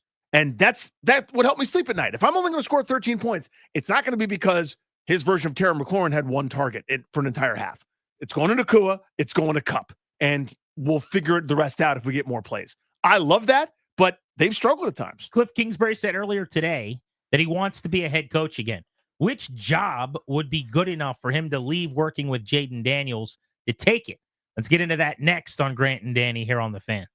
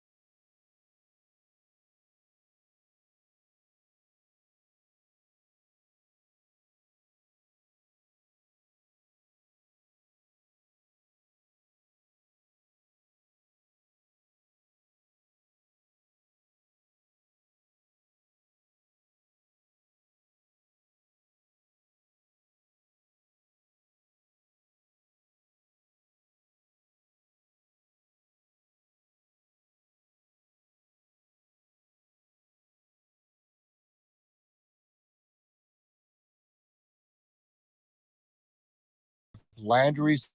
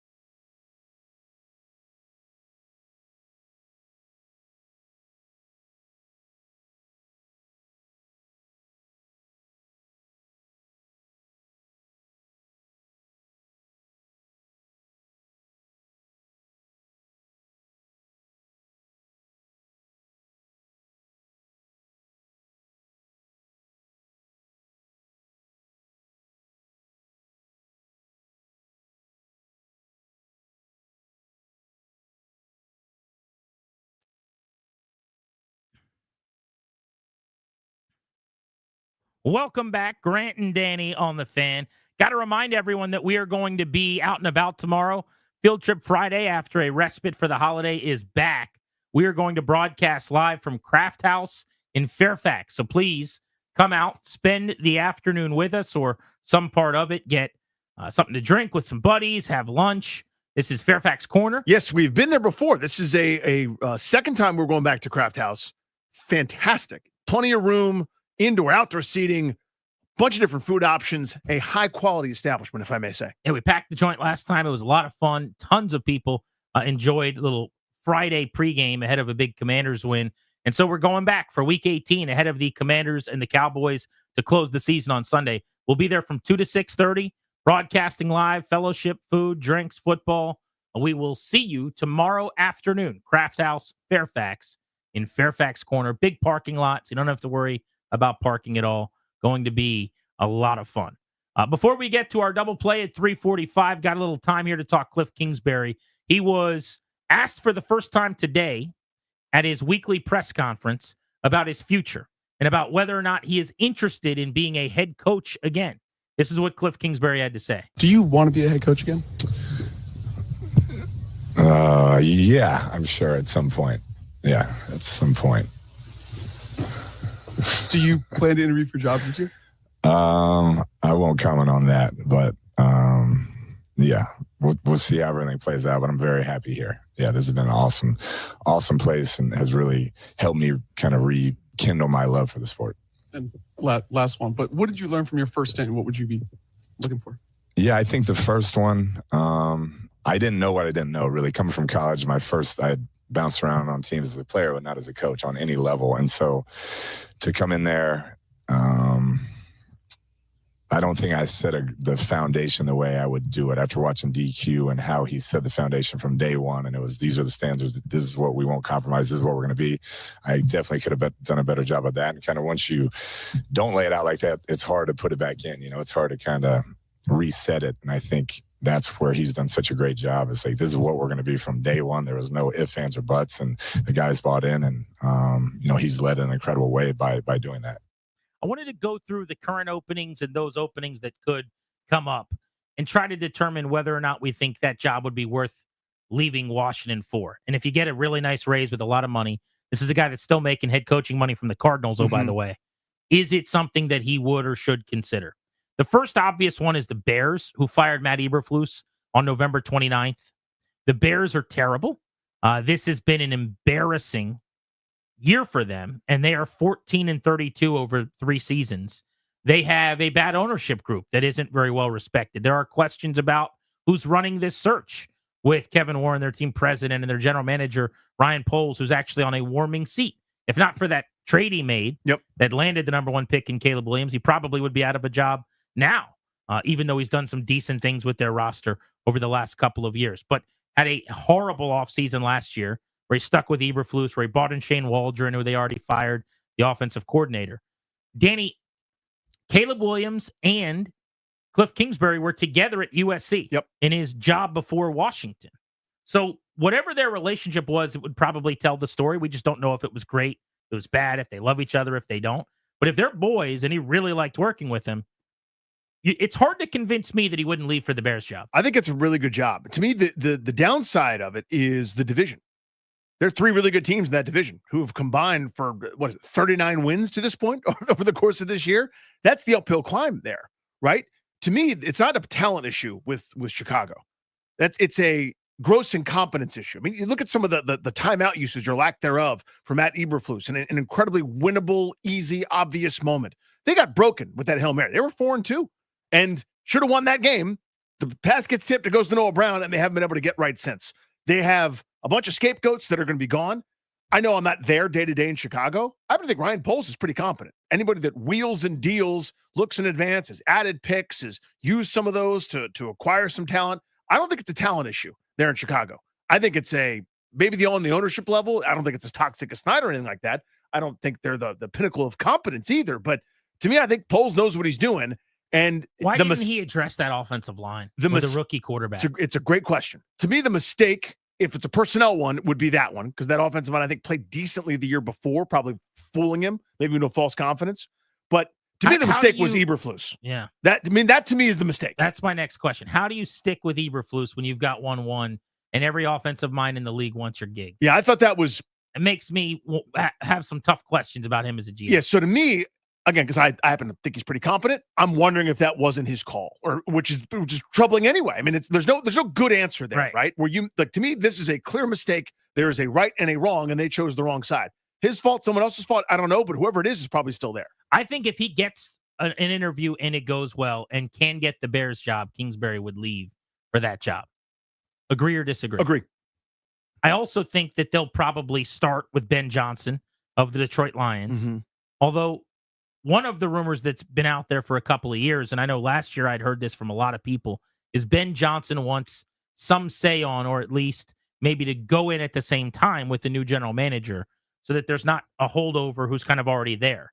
And maybe because of that, the Bears situation wouldn't be as appealing to him because you've got a GM tenured in Poles who's picking you. You're not going in unison. Like what Dan Quinn has with Adam Peters is the dream. You come in together. Yes, he hired you, but everything they do, they kind of do as buddies. And I think that's what Ben Johnson and these young coaches typically want now.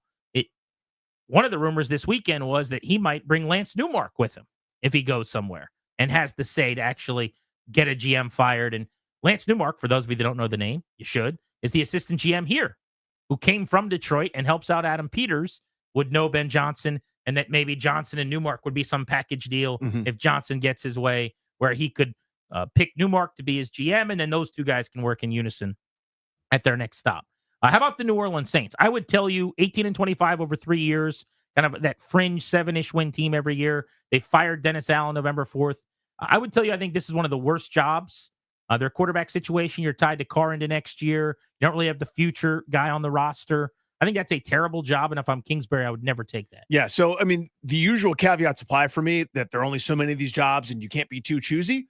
It's very rare you can be Ben Johnson, but on the spectrum of, is that a good job or a bad job? It's bad. Well, and on the spectrum of, if you stay here, the floor is year 2 with Jaden Daniels with more talent You're around him. in a good situation, yes. You should theoretically be able to still have a good chance to get a highly sought-after job next year, too. 100%. So you're not in a rush. Right. And because you've been a coach and you've already failed, you actually can't be in a rush, because if you fail again, you're not going to get a third shot. And you've got to be a little bit more choosy. And as you already said, I think there's still some Arizona money coming in, on the head coaching front. So you may not have, you can be a bit more choosy, and that may go away, honestly, if you sign a longer term contract. I'm not sure exactly how that would work, but I can't imagine you can be paid in 2 places to be a head coach. The Jets were the first team to hire a coach this year. They bounced Robert Saleh on October 8th. They're 20-36 over the last 4 years. Sounds like they're going to part ways with Aaron Rodgers, perhaps, maybe even Devontae Adams, depending on which reports you believed over the weekend.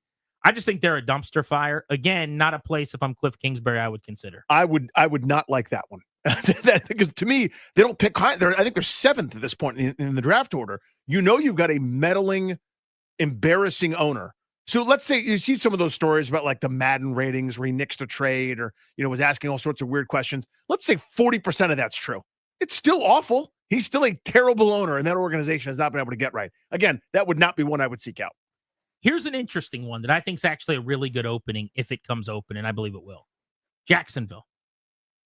ESPN's Bill Barnwell ranked potential openings like 1 to 10 or whatever with the 4 that are already open. He ranked the Jaguars the number 1 opening this offseason because even though people like to beat up on Trevor Lawrence, you've got a guy who's played at a very high level at quarterback who even at his worst, like when he's the butt of jokes, is a serviceable starting quarterback, which is better than not having a QB and or the unknown of picking like 7th or whatever. Right. On top of that, you're in a very weak division, and they have the number 5 overall pick. And if you go to Jacksonville, you're going to be able to also either have some say in or at least go in with a brand new general manager, like we're talking about, Right. Peters and Quinn. All of those things make Jacksonville a potentially very good opening. If you're Cliff Kingsbury and you interview for that job, is that something that would appeal to you? Again, it all depends on his view of Lawrence, right? Because that's the make or break. But on paper, remember, they were the Texans before it was cool. Yeah. They were the team that jumped up out of nowhere, despite after being a joke with half a season of Urban Meyer, kicking kickers and all sorts of other weird nonsense where he just wasn't qualified for the gig. And they jumped up and won 9 games, won a playoff game with that huge comeback, and were a quote-unquote disappointment last year, again, despite only winning 9 games. They've fallen apart. That's a good gig. Here's another one that I think would be fascinating. New England. New England has a ton of cap space. They have a number 1 overall pick right now in this coming draft. And Drake May looks like a franchise quarterback, looks like a stud. Now, I don't know what Kingsbury's eval of him would be. And again, that's where you'd have to start. Right. If he thinks highly of him, it's a lot different than if he doesn't believe in him or if he feels like he's a fit for what he'd want to run. But I'd imagine because he ran some air raid in college at North Carolina. He can throw it and move around. I bet you fits. It might be, right? Yeah. But they have not fired Gerard Mayo. There's still question as to whether or not they will. I just think it'd be malpractice if they didn't with May and the ability to attract an offensive mind. And the year they just had with Mayo kind of getting exposed as not being ready. But that said, Danny, I would put that in the Bears column and the Jacksonville column as possibly worth leaving for if I'm Kingsbury. It's more intriguing than you would think. You go, what? They're terrible. Well, here's what you could do. You mentioned the cap space. You've got a quarterback. You hold that number 1 pick for ransom and you stockpile right away. You could have one of the great, roster makeovers in recent memory where you've got extra draft picks. You've got a huge free agent crop. But if you're able to sell and share that vision with the GM, then absolutely that's a more intriguing gig than you would think. And again, the division, obviously Buffalo's really good. Anybody else? Does Miami scare you? And the Jets are a tire fire. That's not a terrible place to go. There's always a surprise here and there, like where the gig becomes open. Nobody's anticipating, something crazy happens. McVay goes to TV with the Rams and you get to go to LA with Stafford or Todd Bowles retires in Tampa Bay and you get to go work with Baker Mayfield and that regime. Something wacky could go down. But of the stuff that it seems like it might happen, those are the few gigs that I could say are worth maybe considering walking to if you're Kingsbury. Get you a double play next. What's going on in our lives? Nothing to do with sports. We're blitzing at the top of the hour on our first show of 2025. It's Grant and Danny.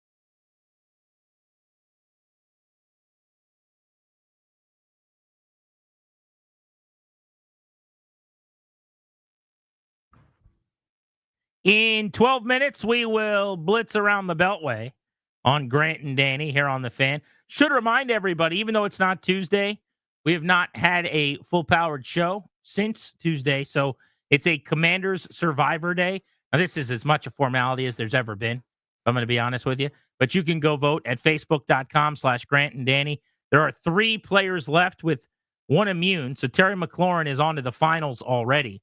So you're just deciding between Jaden Daniels and Frankie Louvu. You got to send one home. That's all you're doing. You're voting who is going to the finals to meet Terry McLaurin in a Week 18 showdown. Is it going to be Jaden Daniels or Frankie Louvu against Terry McLaurin? And then there were 3. I just want to congratulate Frankie Louvu on a great run. I just want to let him know you did awesome. That's my guy. No one got nothing against you, number 4. Hell of a season. Hell of a season. I got my brother tickets to the game on Sunday night against the Falcons, and his big mission when he got there was to go find a Frankie Louvu jersey in the team store. He wanted a black Louvu. They didn't sell any black jerseys in the team store, so he had to settle for a burgundy Louvu. So I've actually heard this from people, like when they were a lot of, which that, by the way, great sign. Some actually wanted to talk about at some point. We got playoff games. By the way, we have playoff stuff to talk about. Cowboys this weekend, the whole 9 yards. But there were a number of parents who were asking me, like I knew something that, well, they didn't know that I didn't know anything. They're like, hey, where can we find these jerseys or what for kids? And some of the folks who had expressed some interest Did you see in all the the new videos gear of the kids opening up Yeah. Jaden Daniels jerseys And on Christmas? It's a real thing, but apparently nobody can find the black jerseys anywhere.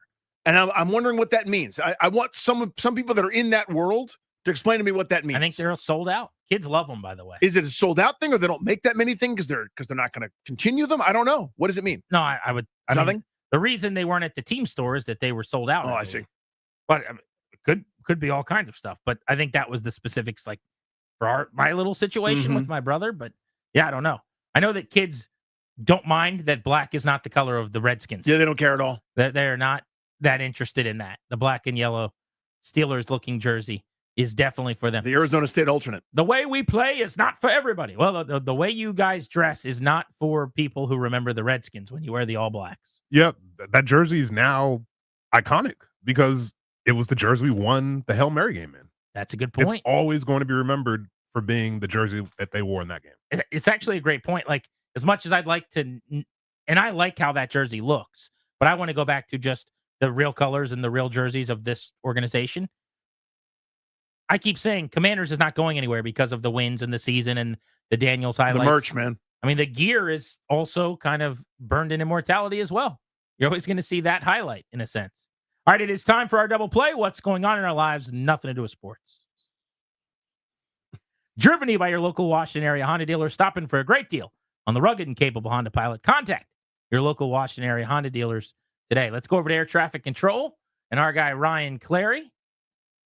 So Clary was just telling us during the break, he's like, guys, I had the fattest day I've ever had. And he started to give us the details, and I'm like, whoa. We got to just talk about this. Save this for the air, because this is, I already don't believe this. So give the people the deets on the fattest day you've had in a long time. Yeah, so this was on New Year's Eve day, so December 31st. I woke up, I was a little sick. I was also a little hungover. I was like, you know what, let's get ourselves a bagel. So Uber Eats, bacon, egg, and cheese bagel, no problem. Do that all the time.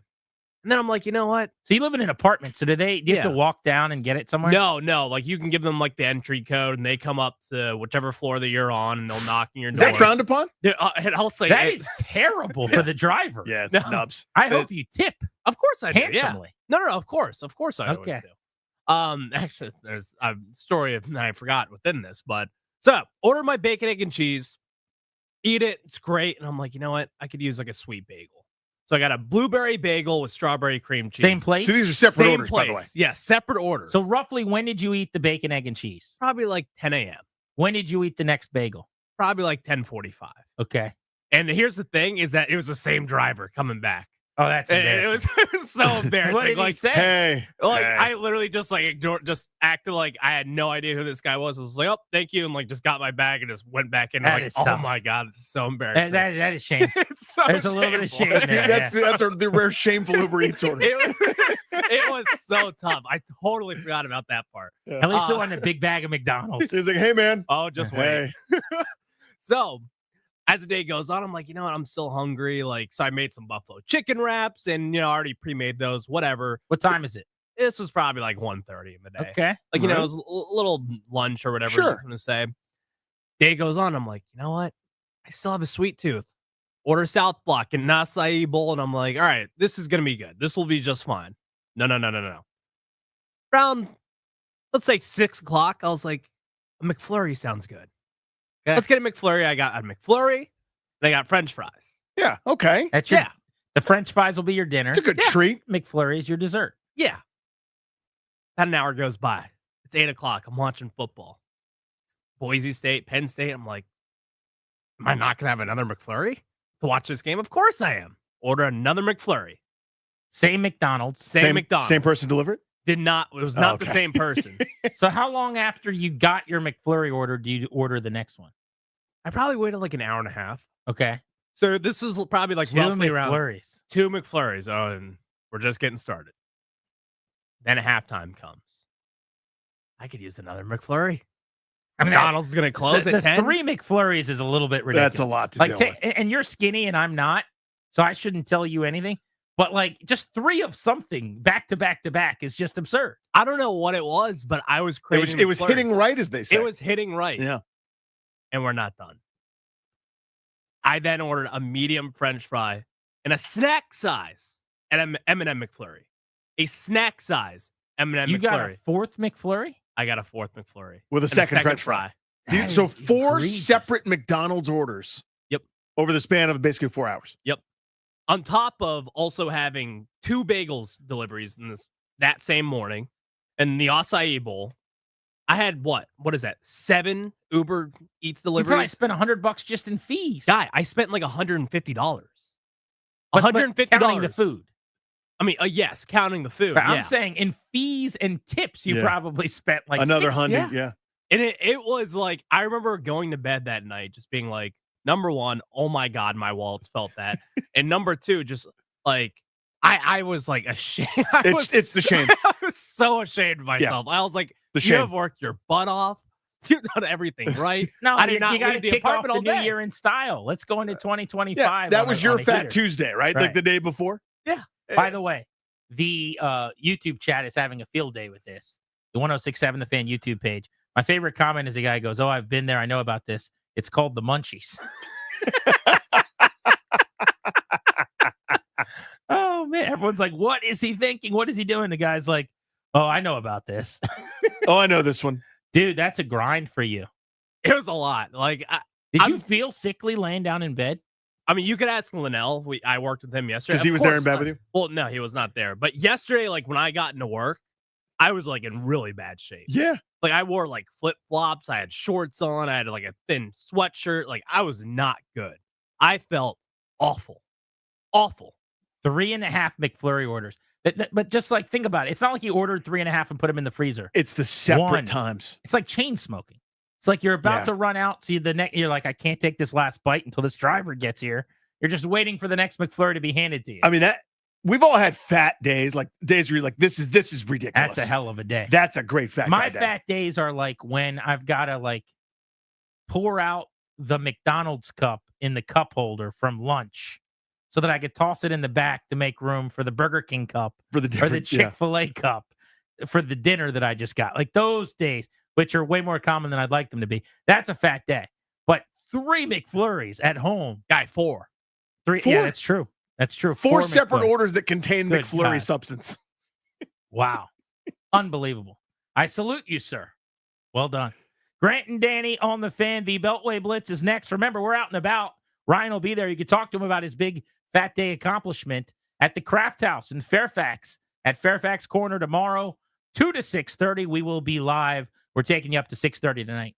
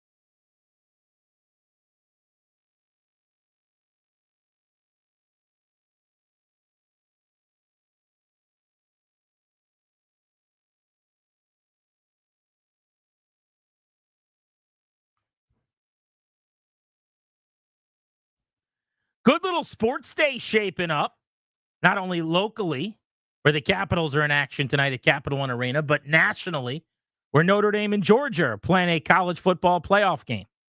The law firm Kandori and Murad's going to help you update your last will and testament, set up a revocable trust for you and your family. They sponsor this show. To schedule a consultation with their estate planning attorneys today, go to kmlawyers.com. Be sure to tell them we sent you. That's kmlawyers.com. And listen up, it's a brand new year, 2025, our first show of the new year. Danny, everyone's making their New Year's, as I like to call them, revolutions. Am I right? One of the things you got to do is, if you're a parent or a parent-to-be, or you're getting older or whatever, you just got to do this important stuff. You've been putting it off. I'll do it one day. Kick off the new year with Kandori and Murad. Set up an appointment. They will hook you if you tell them you listen to this show. It's one of those incredibly important things that you don't think about, but you need to. That's what being a grown-up is. It's doing the thing you have to do instead of like just the fun thing. For example, we can't all sit at home and order Uber Eats 8 different times like our boy Ryan Clary did. You can't just do that. You got to go see our guys and get that last will and testament done. All right, it is time for our Beltway Blitz. We'll cover the Wiz and the Commanders. We start on the ice with the Capitals. And we welcome onto the Blitz for the first time, Katie Florio of the Capitals Radio Network. Katie, thank you very much. We appreciate the time. How about the Caps getting a nice little weekend win on New Year's Eve? Yeah, well, first off, thank you guys so much for having me on. My first time, obviously, first year with the Capitals, so it has been quite a year to start with this organization. Obviously, a lot of fun covering this team, and nothing better than starting 2025 at the top of the Eastern Conference. How surprised are you by this first season? I mean, you jumped in and started covering them this year. I can't imagine you thought you'd be talking about a team that might be the best in hockey right now. Yeah, well, I think no matter what, that, obviously they got a lot of attention this offseason with just how aggressive management was with the acquisitions they made. I mean, from top to bottom, all over, goaltending, defensemen, the blue line, and top 6 forwards. So I think we knew that, this would be a better team than last year, but I don't know if anyone expected, the production and the consistency that we're seeing from top to bottom. It's not, just one of the veterans or one of the stars kind of carrying this team. You have guys like Connor McMichael and Alexei Protas who are, have really stepped up even from a young age this year and kind of just shown the growth and the strides that they have made from last season. And so I know it can sound cliche, but obviously we're in the locker room every day after practice, and you can tell that, you've probably heard in the interviews that this team says, oh, it's a good group, we get along, but you can just kind of tell from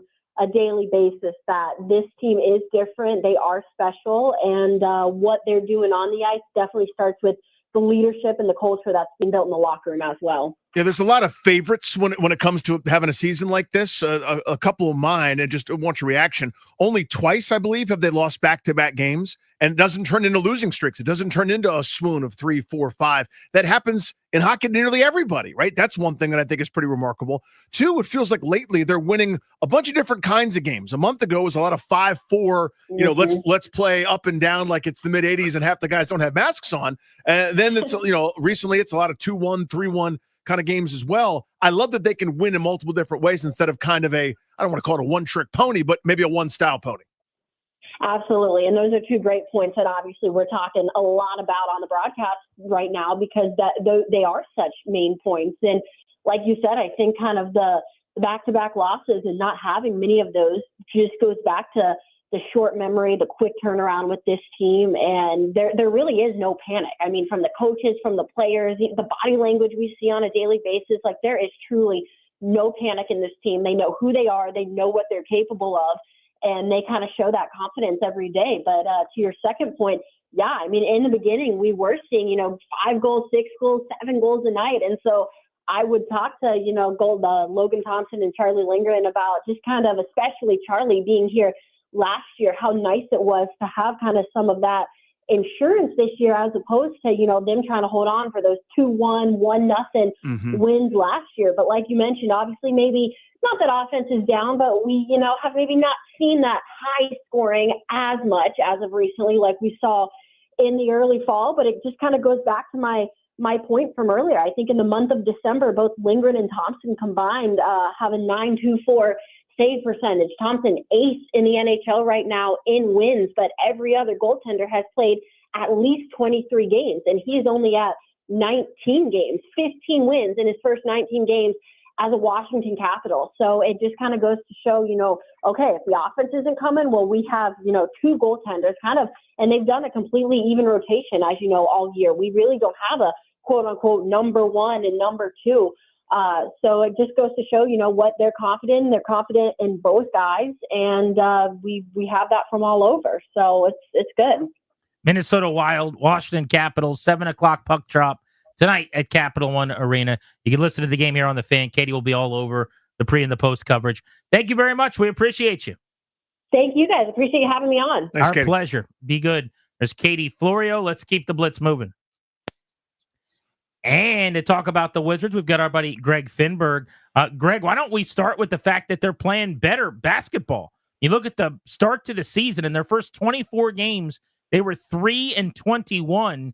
In the last 7 games, they're 3-4.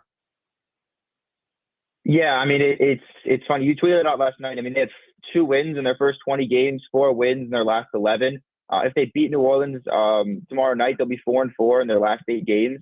And honestly, the name of the game has been defense. This is a team that was ranked 30th in defensive efficiency throughout the first 2 months of the season. In December, that's dipped a bit. I think they're around 24, 25 now. And while that's not, jump off the page numbers, you can see the buy-in is getting better on defense. And the one thing that has been consistent throughout the season and has kind of elevated them to some of these wins is the play of Jordan Poole.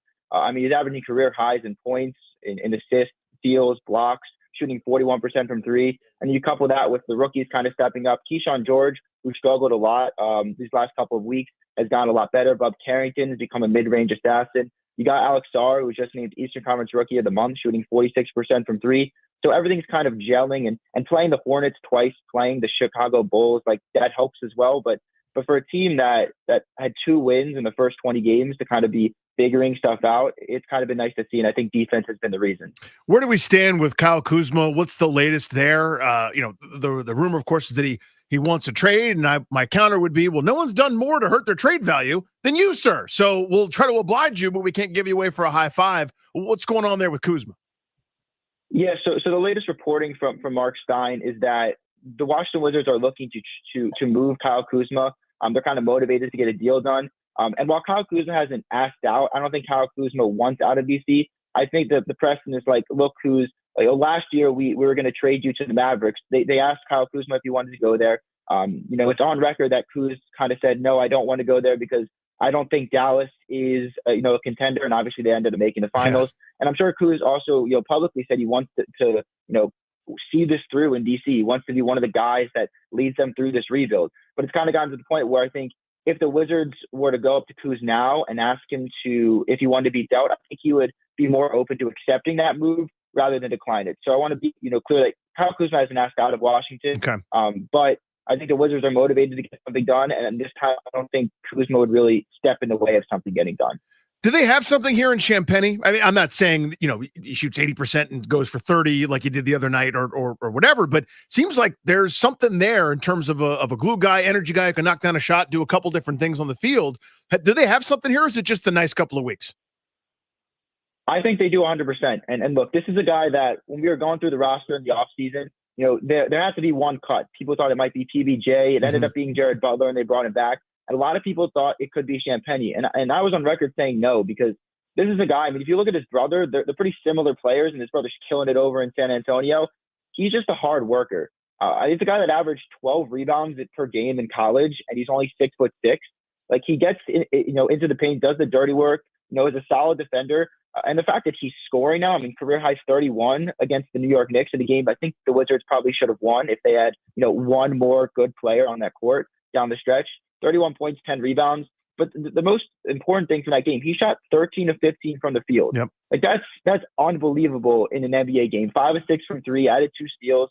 He's still not on a standard NBA contract, still on a 2-way deal. And I think the Wizards are going to milk that. I think you get 50 games on a 2-way deal before you have to get sent down. So I'm sure they'll keep him there until after the deadline. And then maybe after the deadline, they can give him, a standard NBA deal. But he's a guy that gets it done in so many different areas. And I don't think it's crazy to go on record saying he's been a top 5 player on the Wizards since being inserted into the starting lineup. Ever since he got inserted, I think the Wizards are 4-6. So he's clearly affecting winning. He's doing it on both sides of the ball. And I think, by the end of the season, you'll see him on a standard NBA deal. Greg, good info. We appreciate you, buddy. Thank you. Yep. Thanks, guys. All right, let's talk football. A gentleman whose company I thoroughly enjoy on game day, Mitch Tischler, Monumental Sports, joins us now. Mitch, we asked this question earlier. I want to pose it to you. Who would the Commanders have a better chance to beat in a round one matchup in the playoffs? The Bucks or the Rams? I like the Rams. Certainly, I think both the Bucks and the Rams are a much better option, obviously, than Philly. But I think the Rams can be taken advantage of, particularly defensively. My one big holdback of playing the Rams is obviously playing Sean McVay, who might be one of the best offensive minds that's left in the playoffs, maybe the best offensive mind left in the playoffs. And certainly he's somebody who could scheme up a lot of points for them against this Commanders defense. But I think that Rams defense is susceptible, and Jaden and company would be able to put up a bunch of points on them as well. So you mentioned Jaden and company, and here's kind of it's basically one of those like not now type things, because I know nobody wants to hear it. They won 11 games. I'm so happy. I'm so excited. They're so ahead of schedule, and everything about it is so fun. But to me, they're basically, Mitch, Jaden Daniels and over their last 3 games. They can't really stop anybody. The run and the pass, and now Lattimore's banged up again. Who knows what his prognosis is? There's not much talent going on out opposite Terry McLaurin. No better case than in must-have-it crunch time in regulation, 3rd and long, a pass goes right through Olamide Zaccheaus' hands. Even though he's played well recently, it's still just a glaring example. Atlanta's got a chance to go down and win that game. It's an afterthought now. But it's Daniels and I'm a little worried about that. Whether it's him getting hit or something, it's not a great spot for anybody to be in, let alone a rookie. Give me your thoughts. I mean, that's been the case all season. It's been Terry, Jaden, and player XYZ. And, certainly Noah Brown played well for a period. Austin Eckler obviously played well for a period. But that's been the plan on offense all along was, let's see how Jaden develops and let's put the ball in his hands and see what he can do. And I think his development is further ahead than even the most optimistic Commanders fan may have had it, particularly in the last 2 minutes of the fourth quarter and overtime, leading all these comeback victories. But that's the team that you've assembled, and that's the team that's won games over and over this year. And other guys have played well in spots, but they played well because of Jaden. And to watch Jaden as the season has gone on, mature and understand his responsibility and his standing with this offense and knowing that he has to put a team on his shoulders in the second half of the game has been impressive to watch. And quite frankly, that's what we've dealt with all year. So I don't think a whole lot changes as we look at week 18/playoffs. Mitch, you were likely there today as Cliff Kingsbury spoke to the media for the first time, asked about his future. I thought his awkwardness in his answer was hilarious, where he kind of stumbled a couple of times, ummed and awed, and then said, yeah, I want to be a coach again. Made it very clear that he likes it here, and if he stays here, that would be okay too. But what did you make of that exchange? Well, let me start off with applauding you guys, because I was ready to jump down your throat if you open up this hit talking about Cliff Kingsbury's future, because I think it shows a little bit of the discourse around this team, how broken it is, in that we're getting ready for a meaningful Week 18 football game, and you can debate how meaningful it is, but certainly figuring out who you're going to play in the playoff game, matters.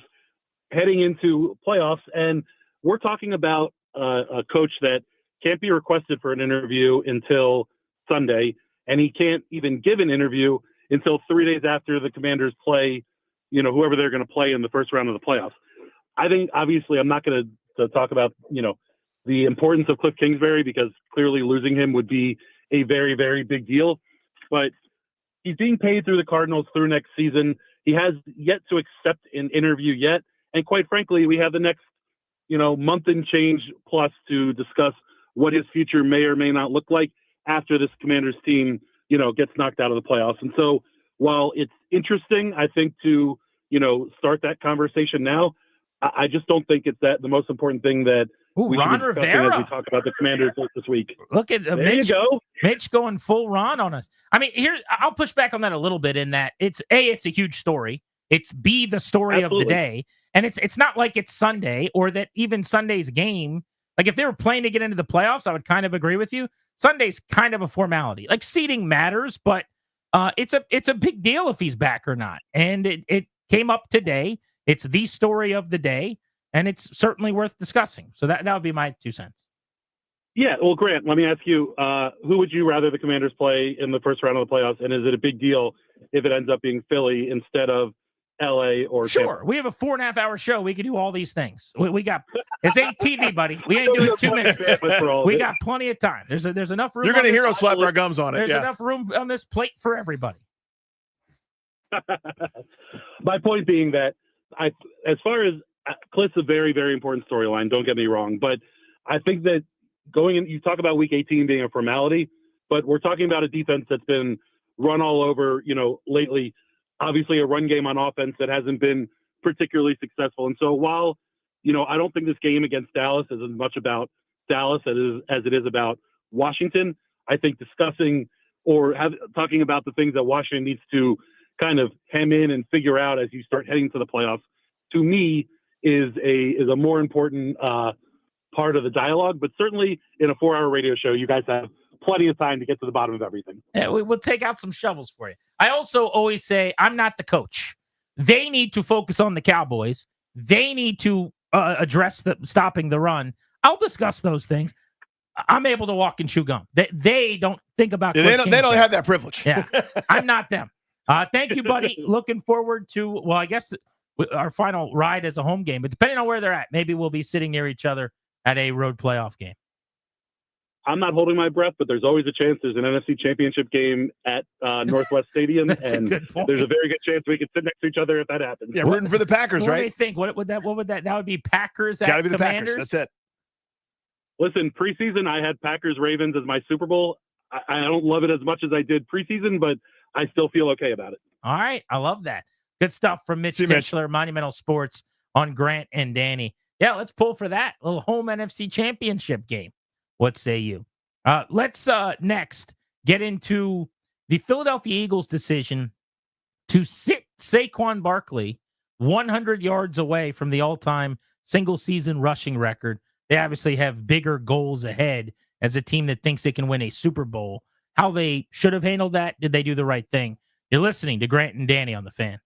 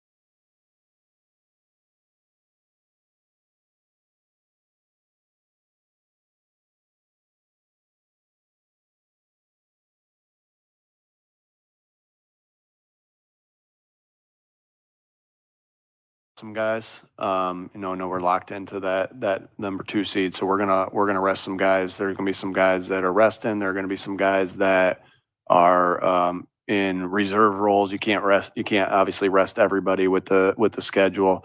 With the roster. And so that's our plan moving in here forward. Is Saquon gonna be one of them? Yeah, he'll probably be somebody that rests. That's Nick Sirianni talking with the Philly media. Welcome back, Grant and Danny, on the Fan. Saquon Barkley is 100 yards away from the all-time rushing record for single-season yards, behind Eric Dickerson. Dickerson went for 2105 back in 1984. So you're talking about 40 years ago that this thing was set. And Barkley's got a chance to break that record, a record who knows how long it could hold.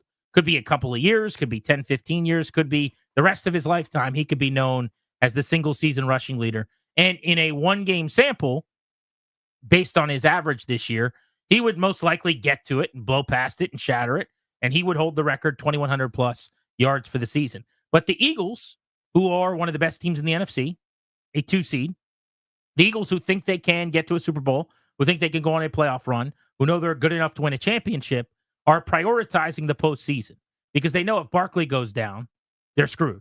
They know if any of their starters that they would play to help get him that record on the offensive line went down, that they have a worse chance. And so this is kind of one of those old school fun sports debates, I'd say. It makes for good fodder, and I actually want to hear what people think on the phones. We'll open up the MGM National Harbor listener lines. But what would you do if you were Nick Sirianni in Philly? And maybe the decision's made above him. Maybe it's a Howie Roseman call. Maybe that they called Barkley into a room and they say, hey, man, this is totally up to you. We're going to present it as what we're doing one way or the other. Yeah, I'd love to know what the conversation was. But, what do you think? I want to know how people would handle this. 800-636-1067. So a lot of times when we come up with the discussion or there's something that happens in sports, I always try to understand a different perspective. And sometimes I just can't. Like, seriously, I just cannot get there. This is not one of those cases. I 100% totally understand an opposing viewpoint here, okay? So I would play him. And here's my thinking on this. Who won the NBA championship in 2018? I'm just asking anybody reflexively if they remember. The 2018 season. Anyone remember? What about 2019? I'll say the Warriors. Maybe. That's my guess. Yeah, the Raptors won at one of those times. Who's the all-time points leader? It's LeBron James. Who's the single-season record holder for a consecutive hit streak?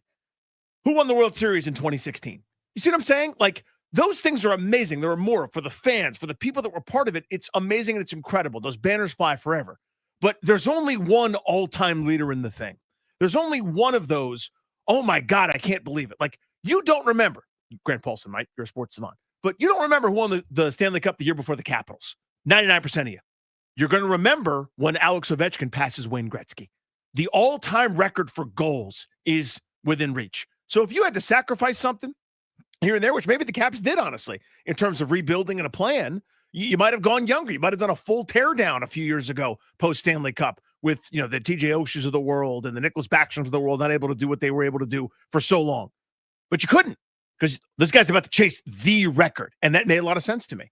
This is kind of my only number one argument for it is when you have a chance to do something that no one has ever done before, and it's not a bad achievement, you know what I mean? It's something that's incredible. It's as much a team accomplishment as anything else. Whether you win the Super Bowl or not, that is forever, and that's something that I would take pride in. Every running back, every tight end, every receiver has blocked, has been a part of that. Absolutely. Everyone in the offensive operation, even in a tangential way, like less directly, everyone on defense who got the big stop to get the offense the ball back, who helped you win time of possession so that you could run the football more, who helped shut a team down so you could have a lead so that you could salt a game away on the ground. They all had a factor in this. Everyone at practice on the practice squad that helped get Saquon Barkley and his teammates ready for games all season long get to say that they were a part of something really, really special. Now, if you go on to win the Super Bowl, I think they would argue that's the special thing that we all want to be a part of.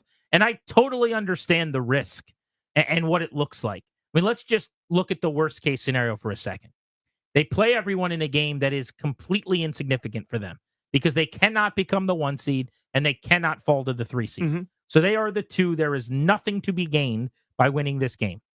And on the 4th carry of the game, Barkley pulls something or gets up slow limping and has a high ankle sprain and can't go in the first playoff game. Right. And then you get bounced from the playoffs. You look like a boob if you're Nick Sirianni. And that would be considered coaching malpractice. I personally think the juice is worth the squeeze. I think that the risk is worth it because this is not like trying to get him to 1,000 rushing yards or to 100 catches or to set a franchise record for yards in a season. Yeah, it's not some like $100,000 contract bonus. Totally. You know? Even if it was like the Eagles rushing record and he's 51 yards away, this is not that. This is every year, hundreds of running backs in the NFL rush the football. None of them have ever been able to catch Eric Dickerson in 40 years until Barkley could. I think you got to go for it. If I was Barkley, I would tell them I want to do this. If I was one of those linemen, I would tell them I want to do this. And you kind of keep your fingers crossed and you hope for the best that you don't get hurt. I mean, it's somewhat dumb that the Detroit Lions, in a game that meant nothing, went cross country to San Francisco and played all their guys until the final second so that they could get a big moral victory, essentially, to make the building feel better. It's kind of dumb, frankly, for any team that doesn't have something to be gained to risk injuries at the end of the year. Some coaches think that it's beneficial. Like, you can even argue, Danny, that they might be better off just going into the playoffs with the momentum of not taking the week off when they've already had a couple weeks now without their quarterback and they need to get into a flow and into a rhythm. By the way, he ran for over 100 yards in the first quarter against Washington. Why not have him start the game and see where he's at after a quarter? If you've given him 8 carries and he's at 14 yards, okay, maybe we say this is going to take 4 quarters and 23 carries. I don't feel great about this. Or if he rips off a 22-yarder in the first possession. He's a threat to score every time. If he's 8 for 51 in the first quarter, like, let's just get him the thing and get him out. And I know you won't care about this, but again, this is the kind of thing for a player. It's why I wonder what the discussion was. And I'm not faulting anybody here. And again, I'm already promising you're not going to care. It's against the Giants, man. Like, I think that has to enter into the conversation. Where can you imagine the feeling of a player who didn't like how that all went down, right? We know that a little bit from the offseason television program, the Hard Knocks part of it. Didn't love the way the negotiation either happened or didn't happen or whatever. To be able to set that record against the team that drafted you and then ultimately decided you're not worth it, whether you was or wasn't, is a great debate. But can you imagine that? I mean, for a player to incentivize that, this should have been an option for him. This should have been part of the discussion. And if it was, and he said, no, you know what? I got bigger fish to fry. I'm bigger than that. Totally fine. Don't begrudge it. But to me, I think that's a nice little icing on top. 800-636-1067 is the number. I want to see what you guys think about this. It sounds like you and I surprisingly are in agreement. Yeah. I would have had him go for the record. You would have as well. I would have too. I think the easy kind of sports talk radio thing would be to sit here and say, Super Bowl matters, the record doesn't. You can't have him do that, but we're both on the other side of it. Where do you guys come in on this? Grant and Danny on the Fan.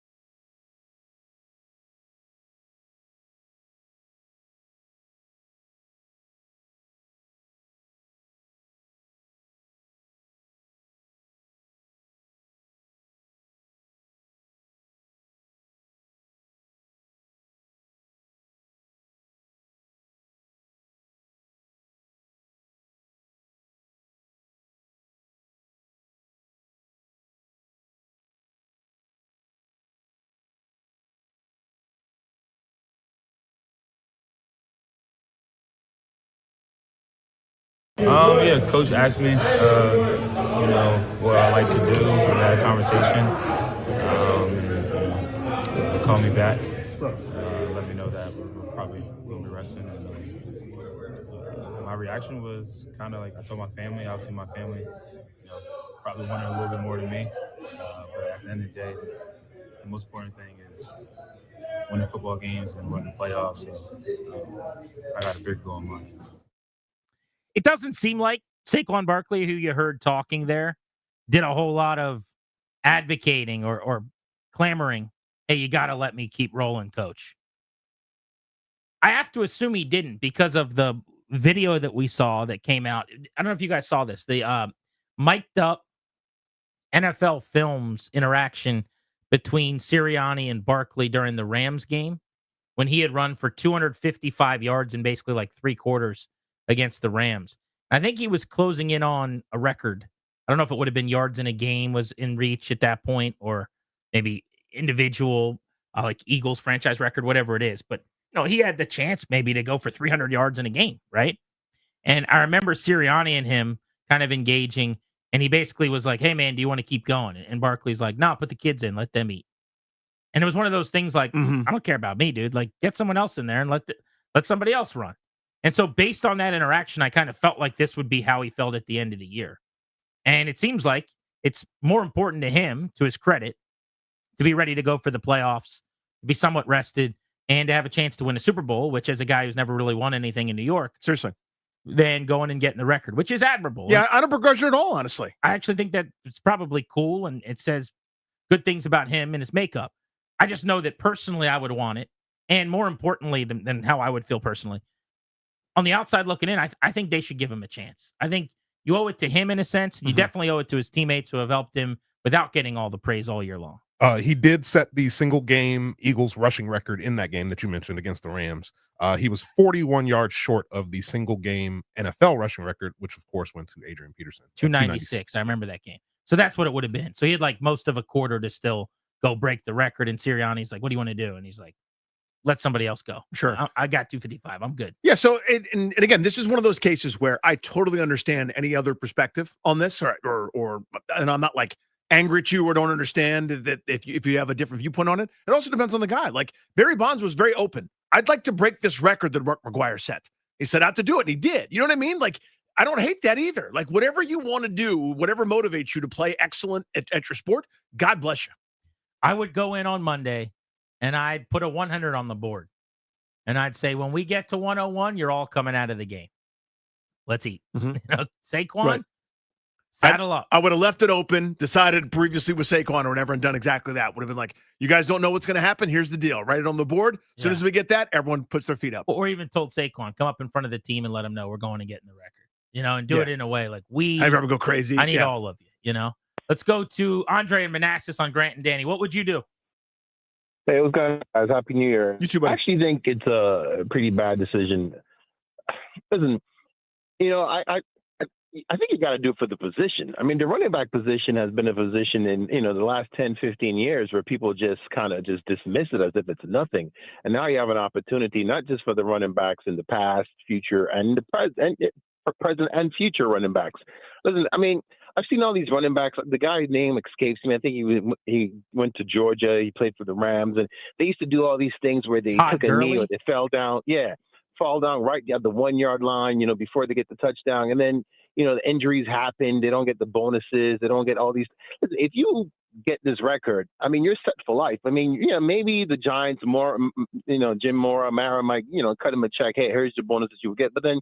Can you imagine all these commercials you would have for the rest of your life? You have this record. So it's actually a great point. Yeah. Like when he's long retired, Dre, I think that's so true. Like he'll be at a Super Bowl on Radio Row with white hair, and he's the all-time leading. He had the rush, even if it got broken, which I doubt.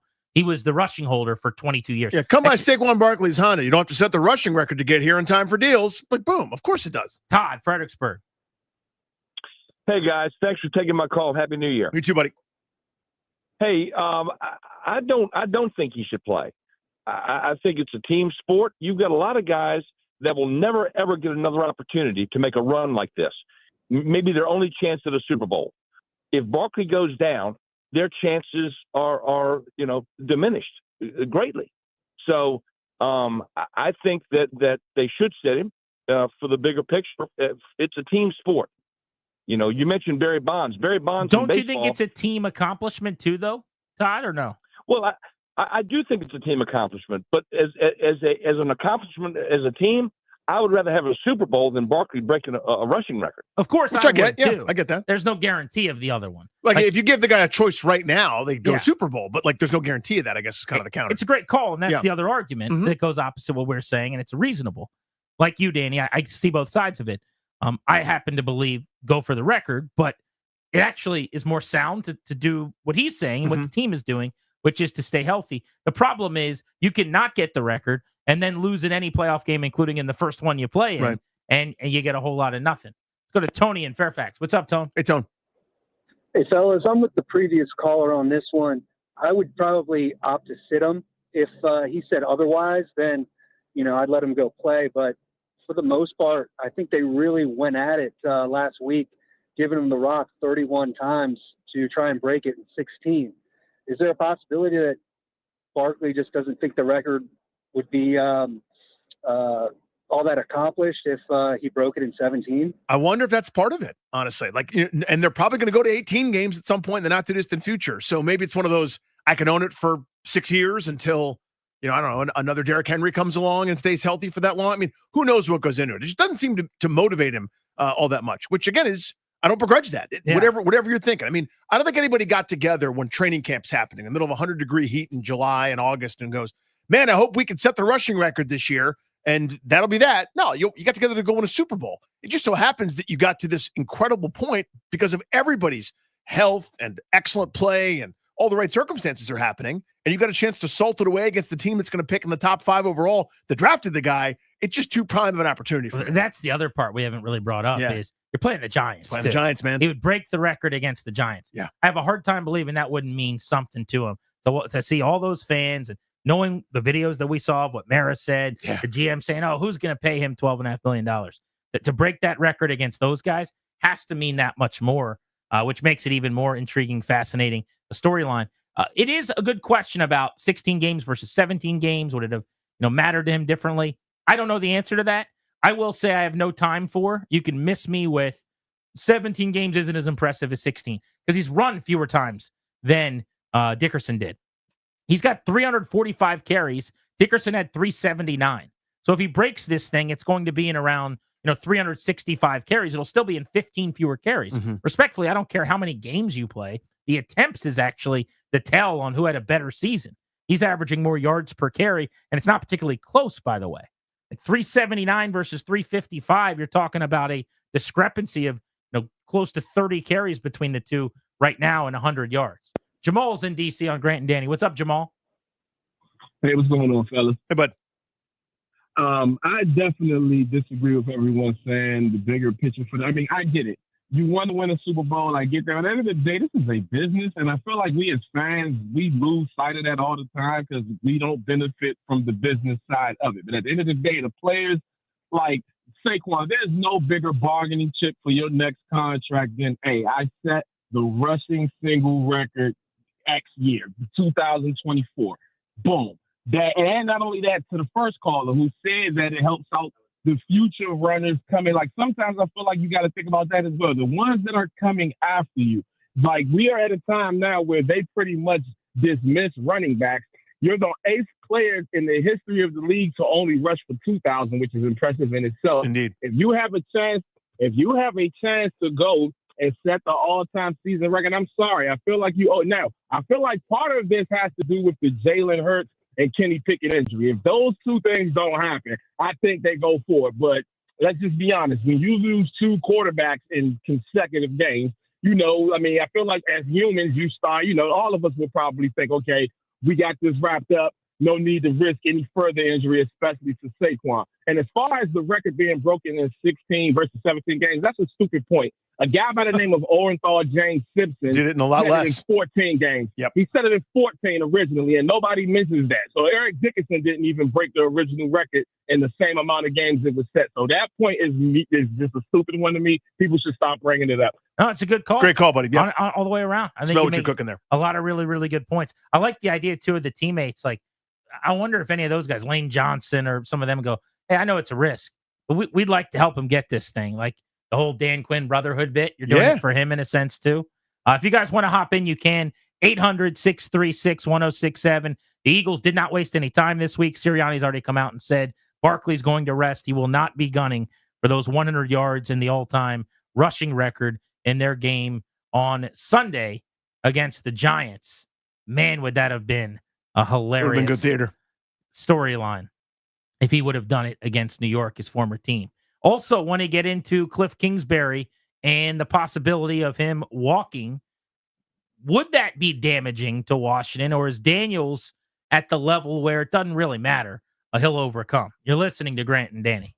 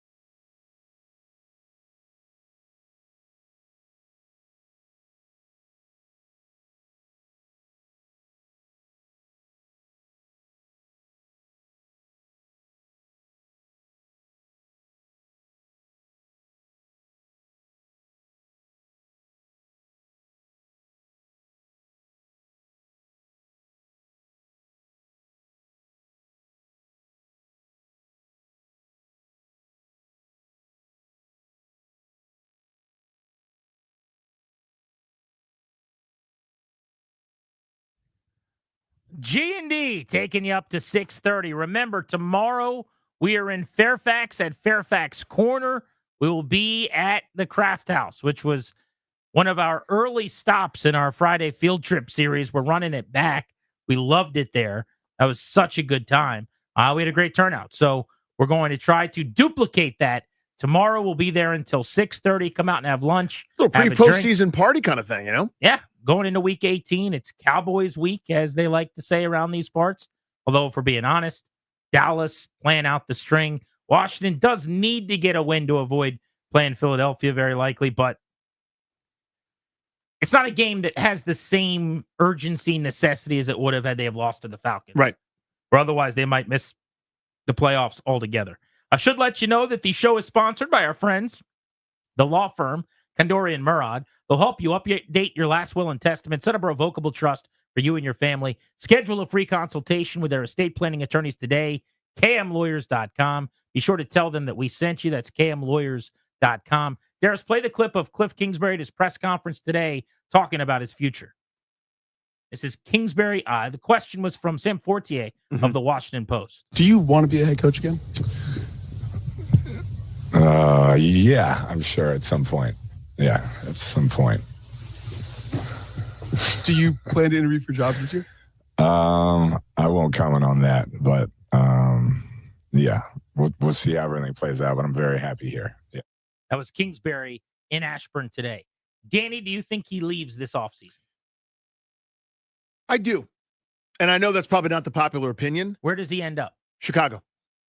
You don't think Ben Johnson goes there? No, I think Ben Johnson is an offensive savant who is a weird, fickle, whichever way the wind blows, temperamental, sort of squirrely, untrustworthy guy that's not ready to lead people. Other than coordinate offense at an excellent level, I think he's proven that the last couple of years. So does he stay in Detroit, or you think he goes somewhere random? I think he ends up having to stay in Detroit because he's way. like, 11th hours people. And when they're on the plane to tell him that we want to give you the job, he's like, psych, just kidding, through his agent or something. To me, like, he's an offensive coordinator and he's like going to ruin everything. I'll bet you good money he leaves, but that we could do that bet another day. So I think he ends up going. I just think it's going to be too good an opportunity to pass up, right? Where you go, this perfect job doesn't exist, right? But as close as you can get does. And there are only so many times where your stock is at an all-time high and you could write your own ticket. And I think this is one of those times. Yeah, I hear the argument that, well, if he spends another year with Jaden Daniels, well, look no further than the 3 weeks where Jaden Daniels' ribs weren't quite right and the offense wasn't any good. And we're talking about the Cliff. Look no further than when they had to call a timeout in overtime because Daniels on a scramble got blasted, couldn't get his breath, and Marcus Mariota had to walk over and pick him up and be like, hey, man, everyone's looking at you. Stand up, get your air, and then go win the game and turn into a pep talk. But you're a fraction of a fraction away from this really skinny guy not being available for you or not being the same. And everyone's talking about what's wrong with you and your offense. Your stock is as high as it's going to go right now. And I think that, to me, is what makes him end up having to capitalize on it. It's actually a really good argument, honestly, because I think there's the thought that, well, they're going to have all the draft picks, and they have the top 3 money in the sport to spend in free agency, so they'll come back with more talent. Instead of the Brian Robinson-led running back room, maybe they've got Cam Scatteraboo or Ashton Genty or something that they just drafted, right? Instead of the wide receiver room where it's Terry and the Misfit Toys, maybe it's Terry and T. Higgins or Terry and Stephon Diggs, or I'm making something up, but whatever it ends up being this coming year, they're going to be able to spend money at that position if that is what they choose to do, to have a legitimate number 2 opposite Terry McLaurin. I always say more talent doesn't necessarily equal, more results, more production, but more talent is better, clearly. And then it's up to Dan Quinn and the staff to establish the identity and the brotherhood and the togetherness and the uniqueness and the chemistry in the locker room that allows you to find a way to flourish. I don't think he leaves this offseason. If he does, I will be really, really nervous about next year. But I don't think he does. I think that the Bears go in a different direction. I'm going to say either Ben Johnson or something kind of off the board. They just do a bad job at that. At like whatever that part is. Yeah, like the going and getting the really smart offensive mind for Caleb Williams, I don't trust them to do. Like, I could see them hiring, it's not going to be Ron Rivera, but like I bet they interview him, who, by the way, interviewed with the Jets the other day. Did you see that story? I did see that. That's amazing. I don't think that's a real thing. That feels like somebody's doing somebody a favor. Keep my name in the cycle kind of interview early in the process. I don't think he's a real candidate. Like, I'm hoping it wasn't more than someone was hungry and he was in town. And they were like, let's go have lunch. That is also a dumpster fire of a job. Yes. I mean, it could get to a point where they go, we can't get any of the guys we want. At We least need an adult. Ron Rivera's a grown-up, and people will say nice things about us on TV. Yeah, there you go. For hiring him. I mean, I guess that could be a fallback. Start point. there. I'm sure they'll try to do better. But as far as Cliff leaving goes, if it's not Chicago, and I just assume Ben Johnson, or they'll do like an Aaron Glenn, like some defensive-minded guy type. They'll zig when everyone's zagging. There's only a couple gigs. Is Gerard Mayo getting fired in New England, yes or no? I think he would leave for the New England job if he really likes Drake May's upside. Is he a Trevor Lawrence fan? I could see him leaving for Jacksonville. Mm-hmm. Does a random job, and I just keep naming this one just because I remember last year, right before the end of the year, he almost got fired. But now there's no reason he wouldn't be back. Todd Bowles is an example with the Bucs. Or something like that, where you get to go play with the team that was in the playoffs, or coach with the team that was in the playoffs, and Baker Mayfield's coming off 35 touchdowns, and Liam Cohen goes and gets the Raiders job or something, and the Bucs are open. If he got a really good gig like that, I could see it. I just don't think the stars align. You got a great job here with no real pressure. I'd run it back. Yeah, the key part's the no pressure. Because again, and Mitch mentioned this, and we've talked about it earlier on, and Mitch joined us on the Beltway Blitz, but he still is getting his Arizona head coaching money through, I think, next season as well. Which is it leads through to next year or this year? It's at least through this year. I should probably clarify that before I talk out of my tuchus, but I know he's still getting it. So there's not a lot of urgency at this point to go do that, because a new head coaching job, I believe, would negate that from coming in. So he's as handsomely paid as any assistant coach or coordinator in the NFL at this point. So you're right, there's no urgency. This new thing, I feel like, is happening more and more, where the hotly coveted coordinator is just waiting for this perfect opportunity, and they don't come. I don't think that exists for the most part. Everything's going to have a wrinkle, and yeah, one guy can write his own ticket, but that then becomes kind of the new normal. Your coaches get fired not because everything's okay. You know what I mean? Like you're at the bottom. The whole point is sometimes you get a D'Amico Ryans who just happens to turn the ship. At some time, your arrogance and your hubris and your self-belief actually is warranted, and you do right the ship in a place that's previously moribund. I don't know. It's always been kind of odd to me. I get going, not wanting to go to some place that's terrible if you have options. My point is, assuming the options will always be there, I think, is a bit naive.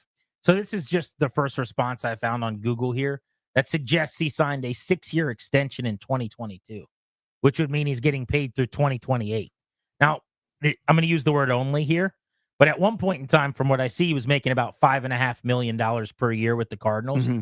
They're not really a high spending operation generally, and he got hired early on. Maybe the extension, he was over that. But from a head coaching standpoint, that's not a lot of money, to be honest with you. Like, if he got a job now, let's just say he went to Chicago, it would be much closer to $10 million a year. But you're able to double dip right now. Like, you can get the OC money, right? Imagine he's one of the higher paid coordinators in the league, which is a few $1 million a year, plus the 5.5. That equals head coaching money.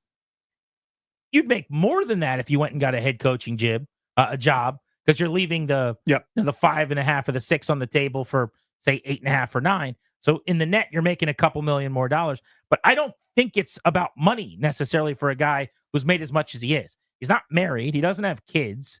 Those things cost money, by the way. I can tell you. Hand up. Yeah, I noticed that. Yep. So I can't imagine he's like sitting at home going, I was going to go to that comedy show at the DC Improv tonight, but I just can't. I got to save these $57. I think it's probably more about fit, getting what you want out of, like, where I go next. I need to be there for 10 years and win a couple Super Bowls. Otherwise, I don't get another crack at this thing. Maybe it's that simple, is just making sure, is this job better than calling plays for Jaden Daniels, who might be on his way to being an elite quarterback in this league and playing at an MVP level perennially. He obviously did that this year. I'm just not saying that's going to be the every year norm. Mm-hmm. But if you think it is, if you think this kid is the next Lamar Jackson, who's going to win 3 MVP awards and the team's going to win 11 games every year, you could do a lot worse than being the coordinator in a few Super Bowls. 100%. Yeah. I mean, so I guess I'm talking out of both sides of my mouth here. There are certain spots right now where whoever goes there, I don't care how good you are, you'd probably fail. There's a great chance you'd fail. Now, those guys don't think about things this way, when you get to the very pinnacle of your sport where you get paid for your ideas and concepts and designs and out scheme people, you pretty much believe you're the baddest mother in the valley every room you walk into, right? So these guys think that their way is the best way. They'll turn it around. They'll be the one that finds the quarterback, or their genius is better than the next guy's genius, etc. So to the rest of us looking at it, we can kind of go, yeah, that's a bad situation, right? Like, you don't want right now, I'm just pulling one out of my tuchus. You don't want the Saints job. Well, maybe you do. I mean, maybe that's the division's so terrible. You go, if we're just decent, we'll be a 10-win playoff team, even though their salary cap situation's bad. I'll find you the quarterback in the teens. We can look at it objectively and go, they're in salary cap hell. They're tied to Derek Carr, who's pedestrian when healthy at this point in his career, and he's never healthy. And it's Alvin Kamara or bust on offense. I don't know what we're doing. But they don't look at things that way. So that's like one of two debates, in my opinion, right? That's the first of two real legitimate debatable elements of this conversation on Kingsbury today, as he said in a press conference that he does want to be a head coach again for the first time this afternoon out in Ashburn. So you can call in and answer that question now at 800-636-1067. We'll open up the MGM National Harbor listener lines. Do you think Cliff Kingsbury leaves this offseason? Yes or no? I do not. You do. I do. The second debate here, and I think this one is actually a little bit more interesting to me. If he were to leave, how damaging would that be? And how nerve-wracking would that be as a fan moving into next year? Because while I am team when your coordinator leaves, it's a problem, and have been for a long time, I also will acknowledge that if you get one of the great elite Mount Rushmore quarterbacks in the league, then nothing else really matters. Like, if you have Patrick Mahomes, I think you can have not ideal situations in a lot of places. Like, in order to win, you need a really good left tackle, but then you have Mahomes. In order to win, you need a great offensive line, unless you have Mahomes. Yeah, they're rule breakers, right? Yeah. I wouldn't like to hire defensive-minded guys. Sean McDermott's done just fine in Buffalo with Josh Allen, who's one of these guys who's the perennial MVP. The Bengals break a bunch of rules because Joe Burrow makes you right. In the same way on 4th and 1, if you call a bad play, Jaden Daniels makes you right. If you get Lamar or Burrow or Mahomes or Allen, like, you have a chance to win every single year. And if Daniels ends up being on that level, one of those top 5 type guys in the league, which this year makes you believe maybe he could be. He's certainly close to that in his rookie season. And with growth and progress, if it's there, he could become one of those guys. Then nothing really matters. Then you can replace Cliff with Brian Johnson, your pass game coordinator, and Jaden will make him right, and you just keep it moving. I just happen to believe that offensively scheming, coordinating, young quarterbacks developing in the same offense, not having a new one every year, is way more important. And so I would worry a lot if he were to leave. Like, that would really give me some pause about a sophomore leap and trying to add to this rather than just batten down the hatches and do it again. Right. I mean, and what happens when you have a year like this, CJ Stroud, is the expectations are in the stratosphere, where you have a great first year and then talent is added. Washington is in a position to add some talent. And let's say things are stable. I mean, the feeling is this should be the MVP. This group's going to challenge Philadelphia or whomever to win the NFC. They're a Super Bowl contender, et cetera. And if and when it doesn't happen, then everyone's kind of looking around going, what's wrong with you when you're in the playoffs as like a mid-tier seed like Houston is? But in terms of what Washington has done for this coaching staff, of course it's unknown, right? Like, I don't know what a Brian Johnson offense would look like, or Tavita Pritchard, if he's promoted to OC, what it would look like, right? I don't know. My theory, though, is the reason they went and layered this staff the way that they did with some veteran guys and Anthony Lynn who have been around, some young up-and-coming guys like David Blau, and then Tavita Pritchard who's a holdover. We're not going to dramatically change things like a windsock every year for this kid. If someone goes, it's still stable. It's not a new language. Right. The terminology is the terminology. We're all sort of, we're all raised in this system now, and this is your system, at least for the foreseeable future. The system can be the system. It's his system. Like, he is still is the reason for their success this year the system, or that Kingsbury's done a really good job? I think it's that Kingsbury's done a really good job. Like, he's the one answering the questions on Wednesday and Thursday. He's the one designing the stuff. Doesn't mean you're not getting help. Doesn't mean they don't have smart people. I'll give you an exact example of this. David Blau put in the play that was the touchdown to Jamison Crowder that beat the Eagles 2 weeks ago. Blau, who was a longtime quarterback, backup mostly in the league, liked this red zone concept and saw something, and he's like, hey, what if we did this? And they worked it all week, and then they ran it, and it worked. Like, he is a guy that I think could be a future coordinator and have a chance to call plays. Presumably, though, you just bump everybody up. Next guy in line would be Brian Johnson, their pass game coordinator, who was the OC and play caller for the Eagles, who got run out of there after one season doing that, and wasn't asked people in Philly like what the thoughts were about him. I mean, so is the system the same? Maybe. Yeah, they're all learning it all year long. I think there'd be tweaks, and that's better than going outside the building and hiring Antoine Randall, who's the wide receivers coach for the Lions, or bringing in Chip Kelly from Ohio State or something like that, because it's not as much to learn. I think that's fair if that's what you're saying. Right. But the person is still the person. Like, if Kyle Shanahan walks and Matt LaFleur, as the quarterback's coach at that time, is calling his system, you're still losing that acumen of the guy with the answer key, so to speak. But that would be the second question to pose to you guys, is if he were to leave this offseason, would you be nervous about what that means for Jaden Daniels? Or is 5 just on a level where that's fine? Brian Johnson can They call. can all leave. You can just change rooms. He'll yeah. make Brian Johnson right, too. Yeah. He'll make Anthony Lynn right. He'll make David Blau right. He'll make Tavita Pritchard right. Do whatever you want. But the reason I find this so interesting is, go back to day one of Dan Quinn getting hired here. In every presser, he's been asked, what'd you learn? What's different? What went wrong last time? His answer was always the same. What was it? Trying to think of which one you're talking about. His answer was always that the when Kyle left, like, the coordinator thing went sideways. That's the one. And I let all those guys leave the building with him. Like, if Cliff leaves, guys would leave with him. How many? Who does he take? Does he take David Blau?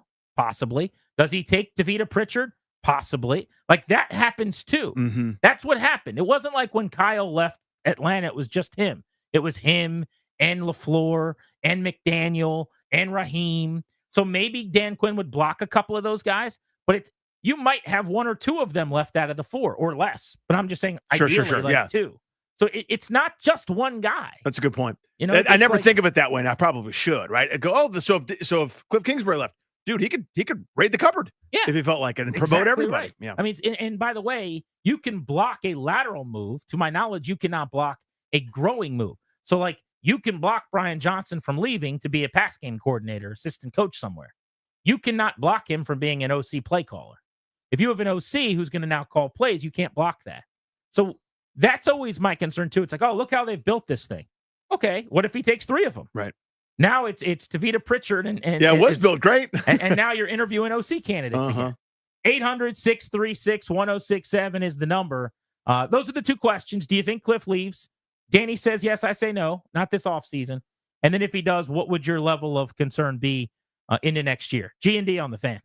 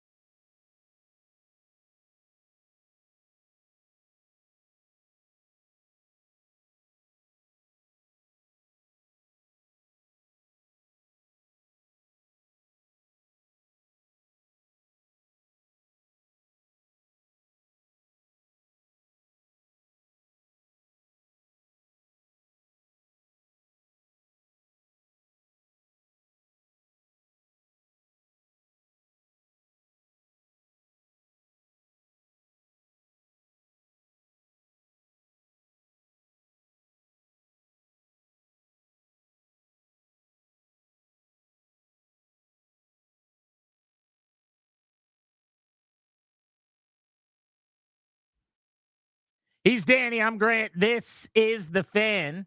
When asked if he's interested in being a head coach today, Cliff Kingsbury said yes, he was. Although, that seems like such an obvious answer. Why it's interesting is there was this feeling around the league that maybe he wouldn't be looking for an HC job anytime soon. That he's the kind of guy that after, he did it once, didn't go great at the end, got burned by it, left the country and just went to Singapore, I think it was, and was just chilling in anonymity for a little while, and then came back to try to fall in love with the game again at the college level, helping out the young guys. But there's been this thought that if you notice, he doesn't do any radio interviews, he doesn't really do any TV interviews, you don't see him anywhere. He does his once a week thing, and then he's got to do draw plays on napkins, man. That's what he wants to do. But he had a chance today to say, I'm pretty happy with my life right now as an OC. I could see myself here for a couple of years.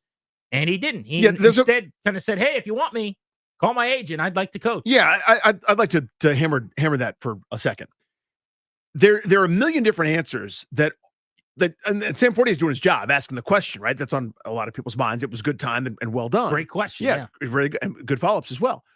There's a million things you can do. Even if you are desperate to go be a head coach, you can go, I'm not talking about that right now. We got to play the Dallas Cowboys this weekend. We got a season to play out. We could talk about anything else in the future that has to do with the future. You want any questions about Dallas, what we're going to do? I'm happy to answer those. You could do that. Even the third question, because the second answer, he kind of did that, where it was like, are you going to interview for jobs this year? Hey, I'm not going to get into that. Right. But then the third question, he's like, what did you learn that you could apply?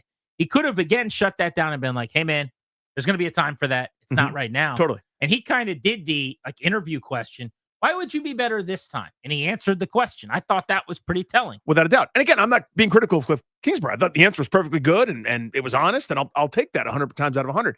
It wasn't a distraction or anything else. He was responding to a question. No, of course. So, but to me, there are ways to do that. If you're really not thinking about it, if you're really not interested, if it's really not on your mind, you could say it that way, right?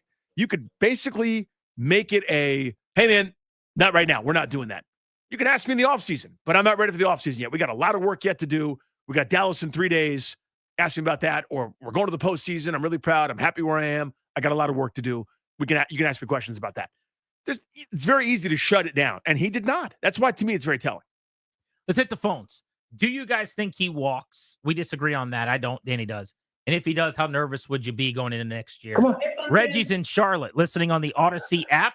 You can listen wherever you are via the always free Odyssey app. What's up, Reggie? Hey, Reg. Hey, guys. Thanks for taking my call. Happy New Year to y'all. So, Grant, I was with you last off season. That's the reason I wanted an young offensive mind as a head coach, because we wouldn't have to worry about this. I think he stays. I mean, my heart wants him to stay. My head thinks if he gets a good offer to a good team that has promise, that he would leave. But I would say that the most important thing that you can get in the offseason is continuity. And I agree with the point that you said. It's not just going to be him leaving. He's going to take some people with him. And then you basically make JD5 a rookie next year, because now he has to learn new offense, new caveats, new nuances, new plays and everything. And we don't have the talent to hit the reset button and come back and be 11-6, 12-5 team. And so I would want him to stay at least one more year for the growth of JD5 and for the success of the team. So I would want him to stay. But if he gets a good opportunity, it's probably going to be hard for him to turn down the money and that opportunity to prove to the league that he is head coaching material and do it one more time. So that's what I think about it. Appreciate you, dude. Yeah, in general, I'm with you in terms of continuity. Like, I just think it's so hard to be a quarterback in this league, and any obstacle is wrong. That's why it turns out it hadn't mattered an awful lot, but it's why I was screaming about the front office not doing enough to surround Jaden Daniels with maybe a better offensive line, a couple extra receivers, even if you had to pay a premium, even if in a really thin market, you had to go overpay for some jag somewhere just so you weren't feeding off the scrap heap. And, he's overcome that. He's incredible. Like, when nobody's open, or even if someone is, instead of throwing to Olamide Zaccheaus on 3rd and 11, screw it, I'll run for 29. Like, he's unbelievable. He's overcome all that kind of stuff. But I wouldn't try to put other challenges in front of him. It's not an episode of Double Dare. You know what I mean? Where I'd go, let's make this as easy as possible for you to keep ascending. Losing the OC, the quarterback's coach, the pass game coordinator, all the different guys in his ear that are in the meeting rooms with him, that there's unknown, that there's an extra challenge that that they should try to avoid. I think he'd be a really easy guy to introduce to the media. You think so? He is extremely handsome. He's young. He's one of these dudes that looks like what you want out of your head coach. You always joke about like the type, right? Yeah. The McVay, stay in the middle of the floor, like this young, good-looking dude. But on top of that, it is an offensive savant of sorts. Like there were major Who's already been questions. through the ringer, by the way. Who's got lessons learned? Yeah. No doubt. There were major questions coming in. I had my reservations. So many people did. He's been amazing and outstanding, and I give him full credit. And, you know, a lot of the things that I was concerned about have not reared their head and been issues and was wrong about. But now you put together that folder with his resume and you update the fact that, you know, he coached Caleb Williams at USC before he's won one. He goes to Washington and look what Jaden Daniels did. Like, it's a really easy hire to make, in my opinion. And I think having been a coach once, as young as he was in Arizona, with the results that he got, is actually a plus, probably more than it is a minus. Like, it's not like an unknown, like a Ben Johnson. I have no idea what this has looked like. They were a competitive team in the NFC West. Yep. A couple of those years where they had key injuries at quarterback and other positions, they completely fell apart. But they were a double-digit win team under Kingsbury that went to the playoffs in his time there. Let's go to Max in Oakton, home of the Cougars. What's up, Max? Hey, guys. Max Oss here. I met you guys at one of the Field Trip Fridays. Left a book for Danny. Hope you guys are doing well. Oh, very nice. What's up, buddy? Very sweet. I appreciate that. So on this point, I think one piece that might be overlooked a little bit that I heard in his press conference is I think he's really taking a master class in leadership of men under DQ. And, you know, he referenced it in his answer. And I think the question would be, does he get that in a year, or does he want another year to really shore up some of that leadership before he goes and tries his hand again? And then the second part to my answer is, if he were to leave, I feel better about both this quarterback and the adults in the room on finding somebody who can not tear everything down and blow everything up, but work within the system. Appreciate you. I love that answer that you're referencing. It was his third answer. Grab that if you couldn't isolate it, Darius, when he's asked what he's learned. I actually thought that was such an awesome endorsement of Quinn. Buddy of mine's a football coach at the high school level. And he asked me once, you know, he's always kind of looking into coaching and coaches and all that stuff. And he's like, why do you think Dan Quinn is such a good coach? Like, and I think what he really was saying is like, why does everyone love him? Why do his players love him? Like, what does he do that's so good? And we've talked about that. And I'm not there. I'm not on the inside. I don't get it. I have little stories I could drop that I've heard that are kind of interesting and fun. But here's a great answer from a guy that's in the building that has been a head coach who was asked, why would you be a better head coach? And it's based on him being around Quinn and seeing how he operated. Yeah, I think the first one, I didn't know what I didn't know, really. Coming from college, I had bounced around on teams as a player, but not as a coach on any level. And so to come in there, I don't think I set the foundation the way I would do it after watching DQ and how he set the foundation from day one. And it was, these are the standards. This is what we won't compromise. This is what we're going to be. I definitely could have done a better job of that. And kind of once you don't lay it out like that, it's hard to put it back in. You know, it's hard to kind of reset it. And I think that's where he's done such a great job. It's like, this is what we're going to be from day one. There was no ifs, ands, or buts. And the guys bought in. And, you know, he's led in an incredible way by doing that. There's that really hard line between everybody loves you, right? Like you're warm and like kind of the father figure, but at the same time you have to have that you can't just be everybody's buddy. You know what I mean? Like you can't just be everyone's best pal. You got to be able to say, hey, you crossed the line, you violated our standard, here are the repercussions for it. And you have to have buy-in from players from the 53rd guy all the way up to the first guy. So it's easier said than done to walk that line. There's going to be moments. There's going to be the guy was out past curfew. How do you handle it? Do you do the right thing? You know, how do you deal with the player grousing that lost a starting job or whatever? Someone's not giving a effort at practice in the middle of July. What do you do? Right? Those are the things that you don't really think about while you're drawing up plays on napkins, as you so aptly put it, when it comes to an offensive like Kingsbury. Let's go to Eddie in Caroline County. Now, Danny sleeps. He doesn't know anything about Caroline County. But that is down by King George, Virginia. Oh, it's adjacent? Is it a rival county? It is, actually. We play the Caroline Cavaliers in all sports. Caroline County. Do you remember Tony Beasley, who was a baseball coach? He's with the Rangers staff. Was with the Nats at one point. He's from Caroline County. He's a Caroline County guy? You got to drive through Caroline going to Kings Dominion down 95. Oh, okay. So I passed right through it before. So you sleep a little bit. All right. Eddie, how are you? I'm great, boys. How you doing? Doing very well. I didn't realize Carolina and Kingsboys were rivals. I thought we were equally podunk. But and there's a rivalry in that. I don't have a rival. rival here. But anyways, guys, I think Kingsbury stays. I think he does genuinely enjoy where he's at, coaching under Quinn. But I also think that with the next year coming and the salary cap and everything we have to be able to acquire more talent, I think it's way too tempting. As much success as they've had this year with sort of questionable talent in some certain areas, that I think the opportunity to grab some really, really good league-wide talent is going to keep him here. So again, it's a good call. I appreciate you making it.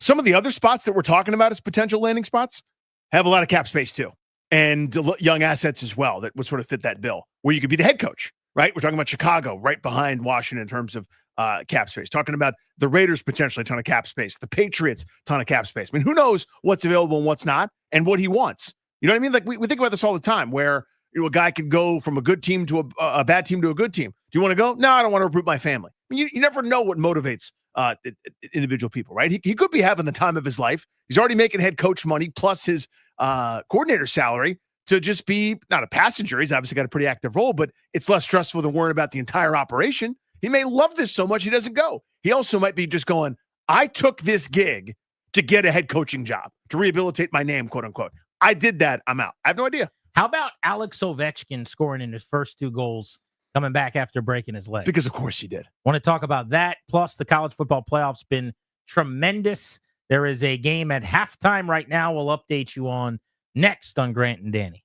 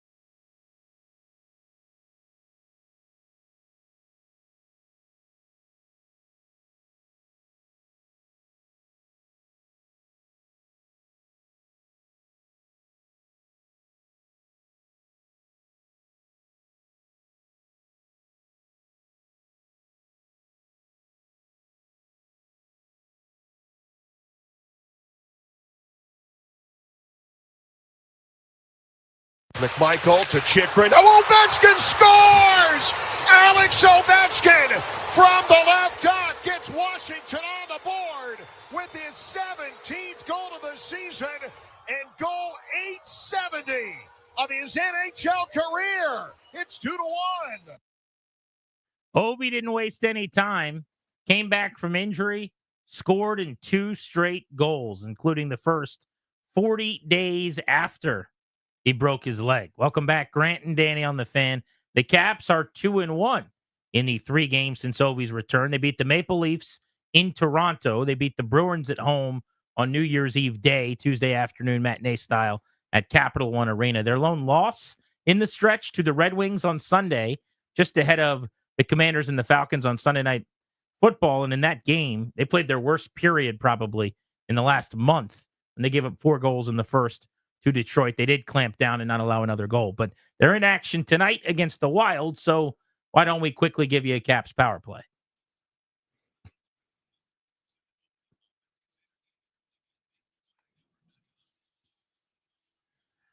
Danny, all eyes on Alexi Protas. 2 goals against the Bruins, including an empty netter. He is now up to 16 on the season, tied with Connor McMichael for second on the team behind Alex Ovechkin, 17. His stick is like a foot and a half, 2 feet longer than everyone else's. He's huge. He is enormous, number one, but just something about it. Like the one goal he scored on that beautiful pass. I can't remember who it was down there. Was it Luc Dubois who fed him on the short side? PLD behind the cage. Where the puck is in the middle of Protas' skates, and he's still able to maneuver that like 19-foot piece of wood that he's got in between his legs to flip it up into the upper corner above the goalie's catcher's glove. Just unbelievable how skilled that guy is for that size. But it seems like every night, by the way, the Caps play someone else that's got almost as many points as them. Just a weird quirk in the schedule. I know they played Detroit, who's bad the other day, and they lost that one. But Minnesota is good, comes in. I think they're one of the better scoring teams in the league as well. But just interesting. It seems like they're nothing but buzzsaws. It doesn't really matter. Their schedule's been pretty brutal, especially with the back-to-backs as well. This is one of the rare games here in the last month where they've had rest coming in. They didn't play yesterday. I'm sure they partied, but kept it kind of tame on New Year's Eve, Tuesday night. So we'll see if they can get off to a quick start at home. You can listen to the game just after 7 o'clock right here on The Fan.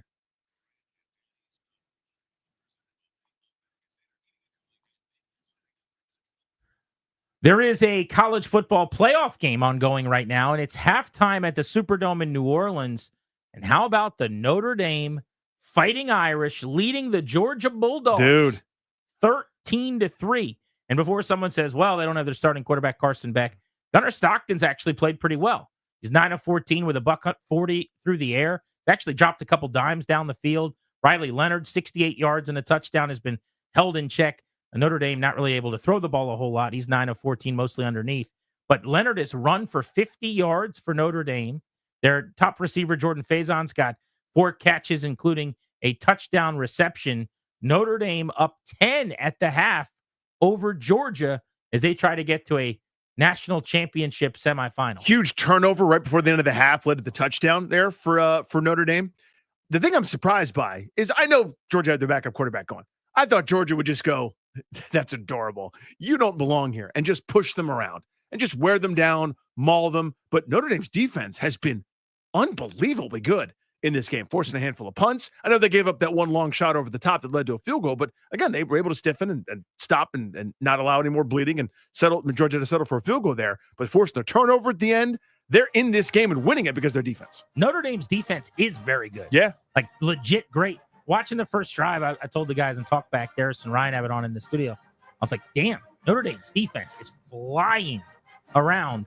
Trevor Etienne, Travis's little brother, held to 30 yards on 9 carries. Nate Frazier, 2 yards, 7 yards on 2 carries. Like, they cannot run the ball, Georgia, at all. And unlike Notre Dame, they don't have a quarterback who's leading the way with 50 rushing yards because Notre Dame can't really run the ball at all either. It's actually been a great defensive game so far. Georgia's fumbled 3 times, 2 sack fumbles, and they've lost 2 of those fumbles. Notre Dame takeaways have been big. They got a takeaway right before the half in plus territory and cashed in with their first touchdown. It was 6-3. Then they immediately got the ball back and scored right before the half to take the 13-3 lead. It's been a really, really good game.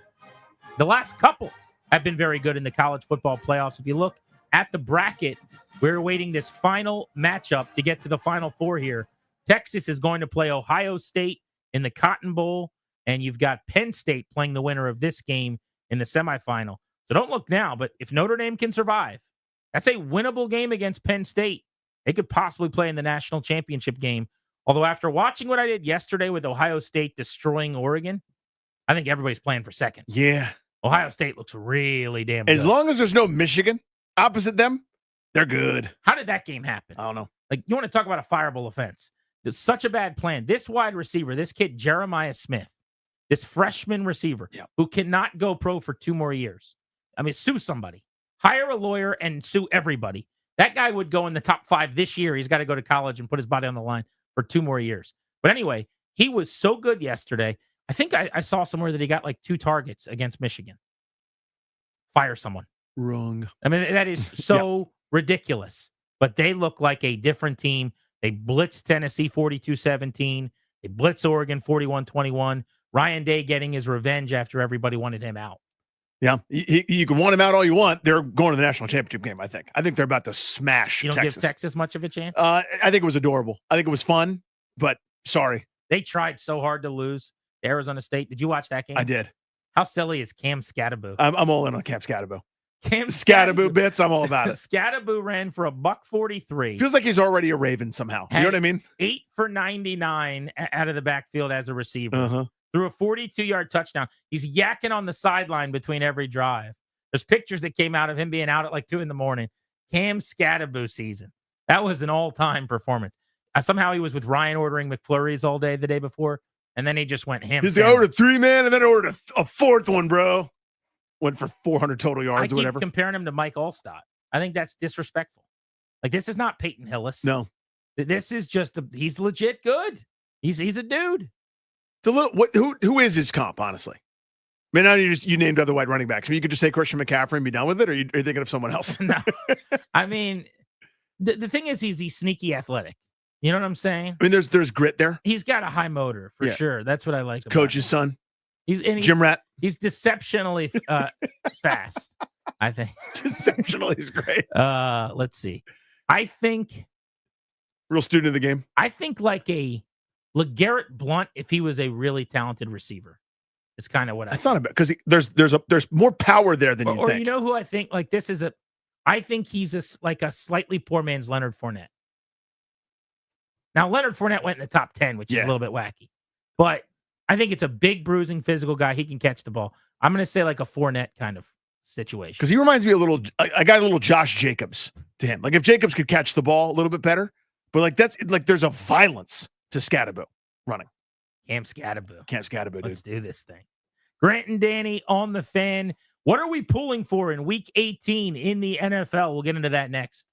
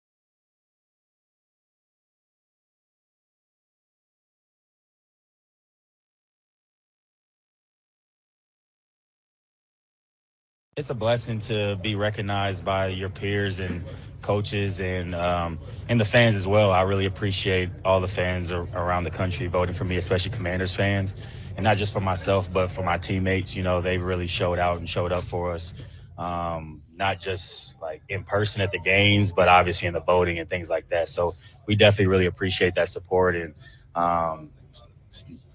they tried to say like the fan base was dead or something like that, but it's alive and well. So it's cool to be a part of this organization where you're winning a lot of games and everybody's having success from that. Terry McLaurin's got a Pro Bowl game in his future. It's time for you to think about your future. The sponsor of our shows, the law firm Kandori and Murad. They'll help you update your last will and testament, set up a revocable trust for you and your family. Schedule a free consultation with their estate planning attorneys today. Visit kmlawyers.com. Be sure to tell them that we sent you. You'll get a discount. That's kmlawyers.com. You heard Terry giving love to the fan base, saying this fan base is alive and well. They got us all into the Pro Bowl almost. And a bunch of alternates. But that's a good point. I mean, Jaden Daniels is Rookie of the Week every week. Yeah. That's voting, right? They definitely get out the vote around here. There's no doubt about that. Mm-hmm. You guys have done a good job supporting your Commanders, as you should. But kudos, first and foremost, to the fan base. And if you want to vote, you can go vote at facebook.com/Grant and Danny. One final time this week, Jaden Daniels or Frankie Louvu, who's moving on to the final round in Commander Survivor to take on Terry McLaurin in Week 18. I think we know how this is going to go, but you guys will have to determine that. This is a democracy. Right. It's not a dictatorship. Mm-hmm. I am not the law. You are the law. This is the opposite of Denzel's speech in Remember the Titans. It's like, forget about the Titans. What you're doing right there. Notre Dame just took the opening kickoff of the second half back. Oh, dude. Great touchdown. Look at Rhino. It's 20-3, Notre Dame. And Georgia fans are beside themselves. Well, that includes you, longtime Georgia Bulldog. I'm pulling for Notre Dame. I told you that last week. Oh, you did tell me that, yeah. Yeah. I want to see a team that everyone says doesn't belong. That I'm rooting for the underdog. I do like chaos. When it comes, because again, I have no rooting interest in the old college foosballs. Everybody makes fun of Notre Dame, says they lose all these games all the time. They shouldn't. Not involved in. Shouldn't be in the playoffs. They're going to get embarrassed by Georgia.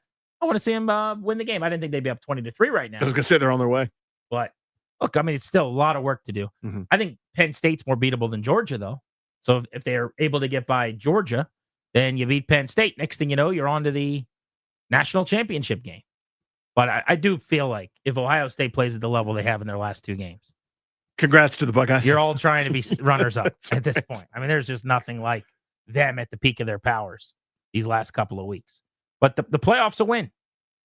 They got some things they got to iron out. I think they got to reseed. I think they should not seed with like the spots given away based on conference berth.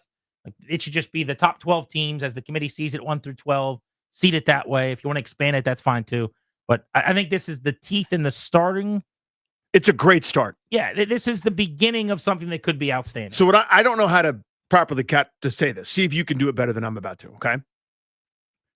The kvetching, bitching, moaning about who didn't get in or what seed they got for the NCAA basketball tournament lasts around 24 hours, sometimes 48 if you're really into it and you can find someone who wrote a column. Then the games start and we're off. And that's all we talk about. I feel like for days after, like, Indiana, blah, blah, blah, and the whining and the irritation for the people that like love and cover college football, I found so off-putting. You know what I mean? It was like still whining and irritating or irritated about who got in and what number they got and what seed and what path and whatever. Like when the thing comes out, let's all react to it because it's new, it's fresh. Wow, Penn State, even though they got to play in the first round, has an easier path than a lot of teams that are seated higher than them. Let's look at that. That's normal. That's interesting. But then we move to this next phase, and it's like those guys haven't moved on. I need to get rid of that. That's not an official NCAA thing. Right. That's a coverage thing for me. Yeah, I understand that. But I think this is a really, really flawed way to do this, but it's a start. It's better than what they did when they didn't have this. Yeah. They're going to find out what works and what doesn't, and then they'll be able to go from there. All right, let's go around the NFL. What are we looking forward to in Week 18? What do you want to happen in this final weekend of the season? It goes without saying, a Commanders win would sure be nice. They play the Dallas Cowboys, get even with Dallas on the season, a little payback from a home loss to the boys, go to their place in Jerry World and deliver the goods. On top of that, you would secure the 6 seed. You would play at the 3 seed, which is either the Rams or the Bucks. I'd rather them play Tampa Bay. I know you said you'd rather them play LA. Yeah, narrowly. It's not as if I'm excited about any matchup because they all present problems. They're playoff teams, quite frankly. And, the Rams have won 5 straight. They might lose this weekend because they're sitting everybody. Tampa's won 5 of 6. So I don't know where you're supposed to go in terms of, I feel great about that matchup. But yeah, I mean, it would be easy if everybody's kind of easier, rather, if everybody's kind of limping in. If Chicago goes to Green Bay and wins, if Tampa Bay loses their matchup to a New Orleans team that's floundering at best, if Atlanta loses too, and it sort of all feels by default, it'd make you feel a little bit better, maybe. The huge game of the weekend is going to be Sunday Night Football. It's actually the final game of the season. They call it Game 272. This is Detroit and Minnesota. This is the Lions and the Vikings playing for the number 1 seed in the NFC and a division title in the North. The loser, because of how seeding works, slides all the way down to 5th and will play on the road as a 14-3 team, which is brutal. What do you want to happen in this game? I want Detroit to win. And as much of I'm the skeptic, I'm the annoying guy that still doesn't believe Dan Campbell or By the way, this shocks me that you want the Lions. That Jared Goff is, the human praying mantis. But because they've been so excellent all year long, not as Minnesota's been bad by any stretch, they're 14-win team as well. But Detroit's high has been higher than everyone else's. Their ceiling, when they were beating people by 35, 40 a week, they deserve to be the number 1 seed to me, overcoming all the injuries and everything else. And I still would like to be right about the fact that you can't trust Sam Darnold. It's getting hard to say that, by the way. Like, I still don't trust him. But this is you can't trust Jared Goff or Sam Darnold. I know. So how do you win in both directions? You don't. There's no winning here. But to me, Detroit's been they're so it's not as if Minnesota isn't deserving, but Detroit is so deserving that I'd love for them to finish this out and give those fans something pretty special. I have a hard time with this game. I mean, both outcomes are really, really fun. I won't be upset either way. Justin Jefferson's my favorite player in the league outside of DC. I love Kevin O'Connell. Knew him when he was here as the offensive coordinator and have always liked him as a guy. Kept in a little bit of touch with him over the last few years before this one. I don't know. I think I'm rooting for the Lions. I think the way they've handled injuries, it's just kind of their time to be the great team in the division. I know that Minnesota in some ways is like the underdog that wasn't supposed to be here, and everybody knew Detroit was going to be here.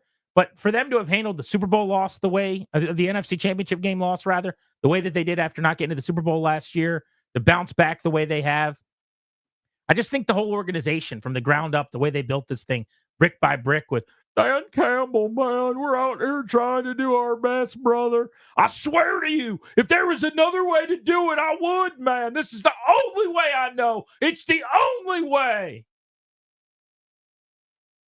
Give me the Lions. I think I'm going to root for them in this game 272. How about in the NFC South? Bucks or Falcons? Do you care? Tampa Bay plays New Orleans. Atlanta plays Carolina. If Tampa wins, they're in. If they lose and Atlanta wins, the Falcons get in the NFC South. After Atlanta just put the fear of God in everybody around here, it'd be funny to say, but again, I'm less scared of them than I am of Tampa. No doubt. Right? So, let's go with Atlanta, I suppose. Like Michael Penix show, yay. Maybe call a timeout, Raheem Morris. At some point, there you can use them. We never talked about this because you haven't been on since. The Raheem Morris clock management in that game was an abomination. Yep. Like, I don't do the thing where I'm like calling for jobs or whatever. Like, in that spot when the playoffs are kind of on the line and you've been a coach in the league for several years before this as a head coach, that is not okay. The first half was bad. Second half was worse. Was even worse?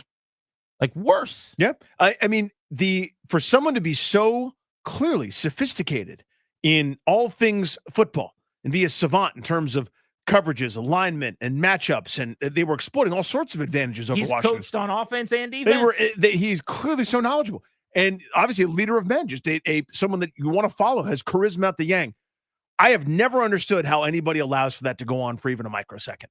Like, to me, it shouldn't be considered a skill. It shouldn't be considered someone's on the good side or bad side.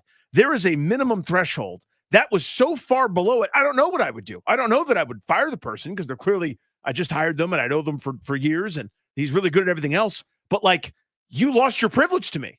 We now have somebody that overrules you when it's timeout time. and you don't get to decide it. You lost your deciding privileges. And if you don't like it, you can walk away. It was just so bad. It was so obvious. It's like, dude, there's 35 seconds left. You have 3 timeouts. What are you doing? What are you doing? There's times where it's like strategy before the 2 minute, after the 2 minute. Is this when you burn it or not? Or just a bad sequence where you got to get, can one because you're going to get a delay a game. Like that was the most obvious. Of course you have to use a timeout. And then just tick, tick, tick, tick, tick. I didn't know what they were doing. Here's my number one want outside of anything that involves the Commanders this weekend. I think you're going to agree with me on this. I want Joe Burrow in the playoffs. I want Cincinnati to get in. I see Chiefs fans celebrating their demise. Chiefs fans don't like admitting this. They don't want the Bengals in the playoffs. In places deep down, they don't talk about it at parties. They don't want Cincinnati getting in. Cincinnati 3-3 in the last 6 against Kansas City. Now they've lost, I think, 2 in a row in the last couple of years, whatever. Joe Burrow is not scared. The Bengals are not scared of the Kansas City Chiefs, who they lost to by 1 point earlier this year on a PI call. That was the right call, by the way.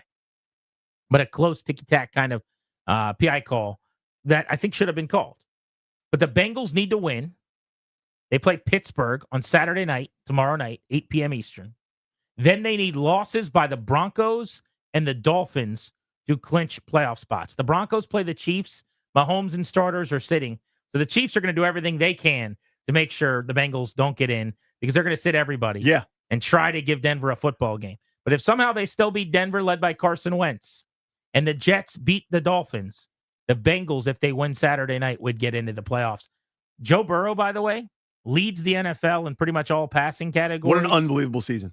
46-40 passing yards, 42 touchdowns, 3 tutties in 8 straight games, could become the 5th quarterback ever with 5,000 yards and 45 touchdowns. Just so unbelievably prolific. And they've needed every one because they're terrible. Their defense is historically bad. And when he's right, my God, the thing he's added this year, I kind of didn't know he had is that Joe Burrow escaping? Not just moving around to throw, but now, with dagger first down runs, Mahomes style or Lamar Jackson style, dare I say. He has added various parts to the toolkit to a guy that was already MVP caliber. If they had 10, 11 wins, he should be the MVP frontrunner. But he's not, or they don't, so he's not. But what an unbelievable year he's had. Yeah, he climbs the pocket better than anybody. Troy Aikman actually said on Monday Night Football telecast this week, he would vote for Joe Burrow as MVP if he had a vote, even with the record. It's not crazy to me, honestly. I mean, you look at the numbers are astounding. So to me, if I'm Kansas City, they'll never admit it publicly, to your point. But if you have ever played for the Kansas City Chiefs, you're sitting in this game. Go Broncos. Like, I am not letting Joe Burrow and company into the postseason. I mean, there's only so many guys you can sit, though. Like, you still need to play the football game. Right.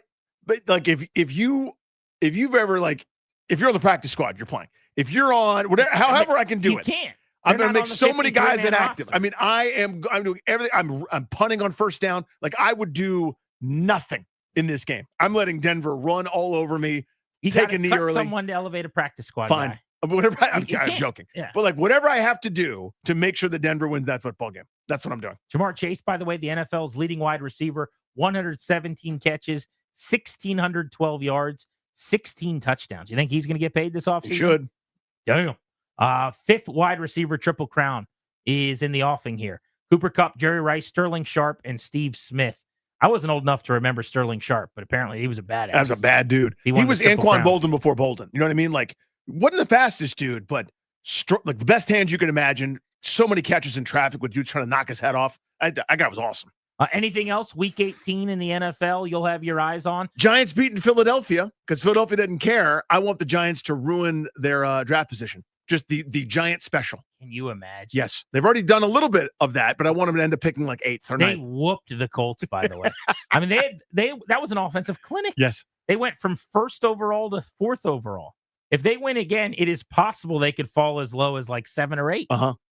So the current draft standings, the Patriots have the number 1 pick, which they'd be able to get a king's ransom for because they've got Drake May, won't take a quarterback. Then you've got the Titans who have climbed all the way to 2. They've done a great job losing lately. They've been really good at it, yeah. 5 straight for them. Same with the Browns, by the way. 3-13 Cleveland have lost 5 in a row. I wonder what they'll do next year at quarterback. That's the team that's come up with like Kirk Cousins, Aaron Rodgers, veteran kind of stuff. If you could do the Russell Wilson thing where one of those guys signs on the cheap. But Deshaun Watson's going to be back. But they've got to be in a place where they're ready to have him as a backup. Yeah, didn't they do some kind of maneuvering with his contract, Watson? Yeah, but it just guarantees that he's going to be back. But right. The money's all guaranteed. Mm-hmm. It just pushed some of it. Lessen the into impact. The future. But he's still there. I just think, so what? I mean, you've already made the mistake. You can't keep playing him. Mm-hmm. You can't ruin another season letting him be terrible. Right. You got to go get somebody else. The Giants have the 4th pick at 3-13, and then the Jags, Panthers, Jets, Raiders, and Bears are all 4-12. There's a lot of moving and shaking that could happen this weekend. That's right. Nobody's done a better job climbing the draft board than the Bears, dude. How about a streak of 10 losses in a row? They were 4-2. They were 4-2. The Hail Mary. The Hail Mary changed everything. Grant and Danny on the Fan. Quick look at Week 18 in the NFL. We should finish the show where we started it. Congratulations again to the Pro Bowlers for the Washington Commanders. Jaden Daniels, well earned. Terry McLaurin back for the second time. 2 offensive Pro Bowlers for the first time since 2017 when Trent Williams and Brandon Sheriff went. Of the first alternates, Bobby Wagner, Tyler Ott, Nick Bellore. I think it goes without saying the coolest thing would be if Wagner got back there this year. The other guys are on special teams, aren't particularly well known within the fan right, base. and good for them. I mean, not to diminish that. I mean, you saw what it meant. That video that they put out last year of Ron Rivera telling Jeremy Reeves he got it. You know, that special teams Pro Bowl nod, like moved to tears and how happy Tress Way was for him. That matters to those guys and a relatively thankless thing. Like Nick Bellore's is most known for negating Austin Eckler's kickoff return for a touchdown, which isn't fair. All Maybe that guy by does. I don't know that that's what he's best known for. Well, I mean, among the fan base, like they couldn't pick him out of a lineup, but that dude is first, second, third on every coverage unit. He's done the unsung thing. They brought him in to be a special teams guy, and he's done an outstanding job. So it's cool for those guys to get that moment of recognition. But yeah, Bobby Wagner already with a gold jacket. That's coming. The instant he stops playing, the countdown is on for him to get his gold jacket. It'd be really cool if he, on a pit stop, was a Pro Bowler here as well. I just love that dude. Mm-hmm. What a leader of men. I think what I like most, though, is in the past, they have alternates, and you're like, man, it'd be cool if they got in, but they just had an okay year. There's a lot of guys here that deserve to be Pro Bowlers based on their season. Frankie Louvu, Tyler Biotish, Bobby Wagner, Dante Fowler. Those guys deserve to be Pro Bowlers. They had Pro Bowl seasons. They should get in. Without a doubt. And, every city's doing this, right? Where like this guy got snubbed, et cetera. It's hard to come up with a really good list, especially places where there's a bunch of depth at the positions. We talk about it for all pros and different things. You look at the receivers, where Terry McLaurin's got a great shot at being an all pro, especially if he has a nice week to end the season. Maybe like a second team all pro nod if you get 4, 5, 6, 7 receivers possibly. But you look at how crowded some of these spots are, and you're 100% right. Like Dante Fowler deserves to be a Pro Bowler. He is 10th in the NFL in sacks, not the NFC, the NFL. And things like that are really cool where you bet on yourself, you get validated, and good on the organization for finding some of these guys too. Yeah, 10 of the 13 of them brought in by Adam Peters and company this offseason. This front office, we heap a lot of praise on them. We've got the Peters man crush going to full effect in studio here on Grant and Danny.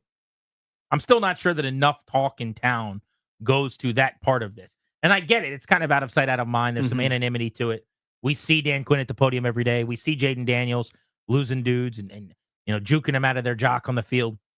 But as amazing as Daniels and Quinn have been in their roles, Peters set this whole thing, this whole agenda up. That's right. Set it all in motion. And with a lot of one-year deals, built this roster with his staff. I don't want to say it's just him. One of the guys on that staff, by the way, Lance Newmark, is an interesting name to start to think about hearing because I've seen in a couple of different places now where his name has come up as a possible GM candidate. This is what happens, by the way. Yep. Lest we forget. The cologne smells good. Yeah, 2012, you go on your heater, you have the amazing season, and all of a sudden your guys start to be linked to jobs. It wasn't that long after you have some success here that Sean McVay goes and gets a head coaching job.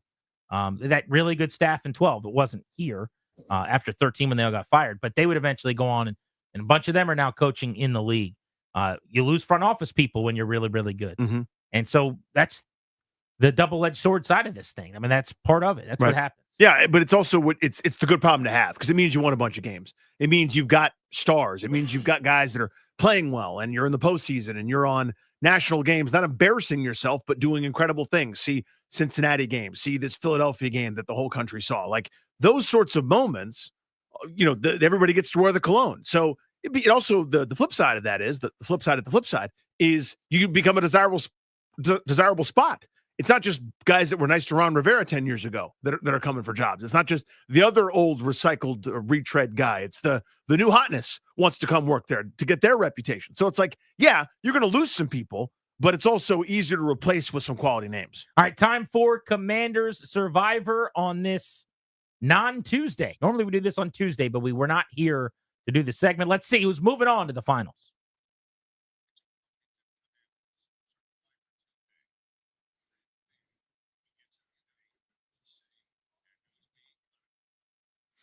Facebook.com/Grant and Danny. Ryan, who is going to join Jaden Daniels? Excuse me. I guess it's Terry McLaurin, and it's either Daniels, who I assume is going to win, or Frankie Louvu. But who is going to join Terry McLaurin in the finals? This was not very close. Frankie Louvu, you've been booted off the island. That's a shame. Yeah. Love Frankie. Hell of a year. Did a great job. Frankie did the unbelievable. Just brought his energy, dragged the defense along for weeks on end, had a great season. But you're going head-to-head with Jaden Daniels. Right. I got a feeling Terry McLaurin might suffer a similar fate here soon. Well, Frankie Louvu's great crime is that he's not named Jaden Daniels. That's the thing he did wrong. Right. So very little you could have done. I will also say, how about the voting from our fans? Yes. The two Pro Bowlers named today. Yes, right. Are the last two guys standing on Commanders Survivor going head-to-head, McLaurin versus Daniels. The tough thing for Terry is anything he does is off of Jaden's right hand. Mm-hmm. So it's hard for you to win. But I guess if you go out and catch 2 or 3 touchdowns, make a couple of plays. Little lifetime achievement, right? Happy for you. He's you got deserve a this. shot. Yeah. He's won, I think, 3 out of the last 4 years or something. What a year Louvu has had, though, by the way. I know you don't need me to tell you that, but just what do you like stats? How about you just slide and see crooked numbers in every column? You like tackles for loss? I got it. You like quarterback hits? You like sacks? You like fumbles? You like interceptions? You like passes defended? I did that. I'm a Frankie Louvu mark. All right, we should tell everyone one more time that we will be out and about tomorrow. Friday Field Trip Series. We are going to be at the Craft House in Fairfax. Fairfax Corner. Come on out. We'll be there the entire show, 2 to 6:30. Hanging out. Great food, beverages, and good banter with your pals. We will see you there tomorrow. Show starts right at 2. For Darius and Ryan behind the scenes, Grant and Danny saying so long. Thanks for kicking off 2025 with us today on the Fan. Caps Hockey, about 30 minutes from right now, right here on your flagship home for Puck in D.C. We're back at 2. Thank you for coming.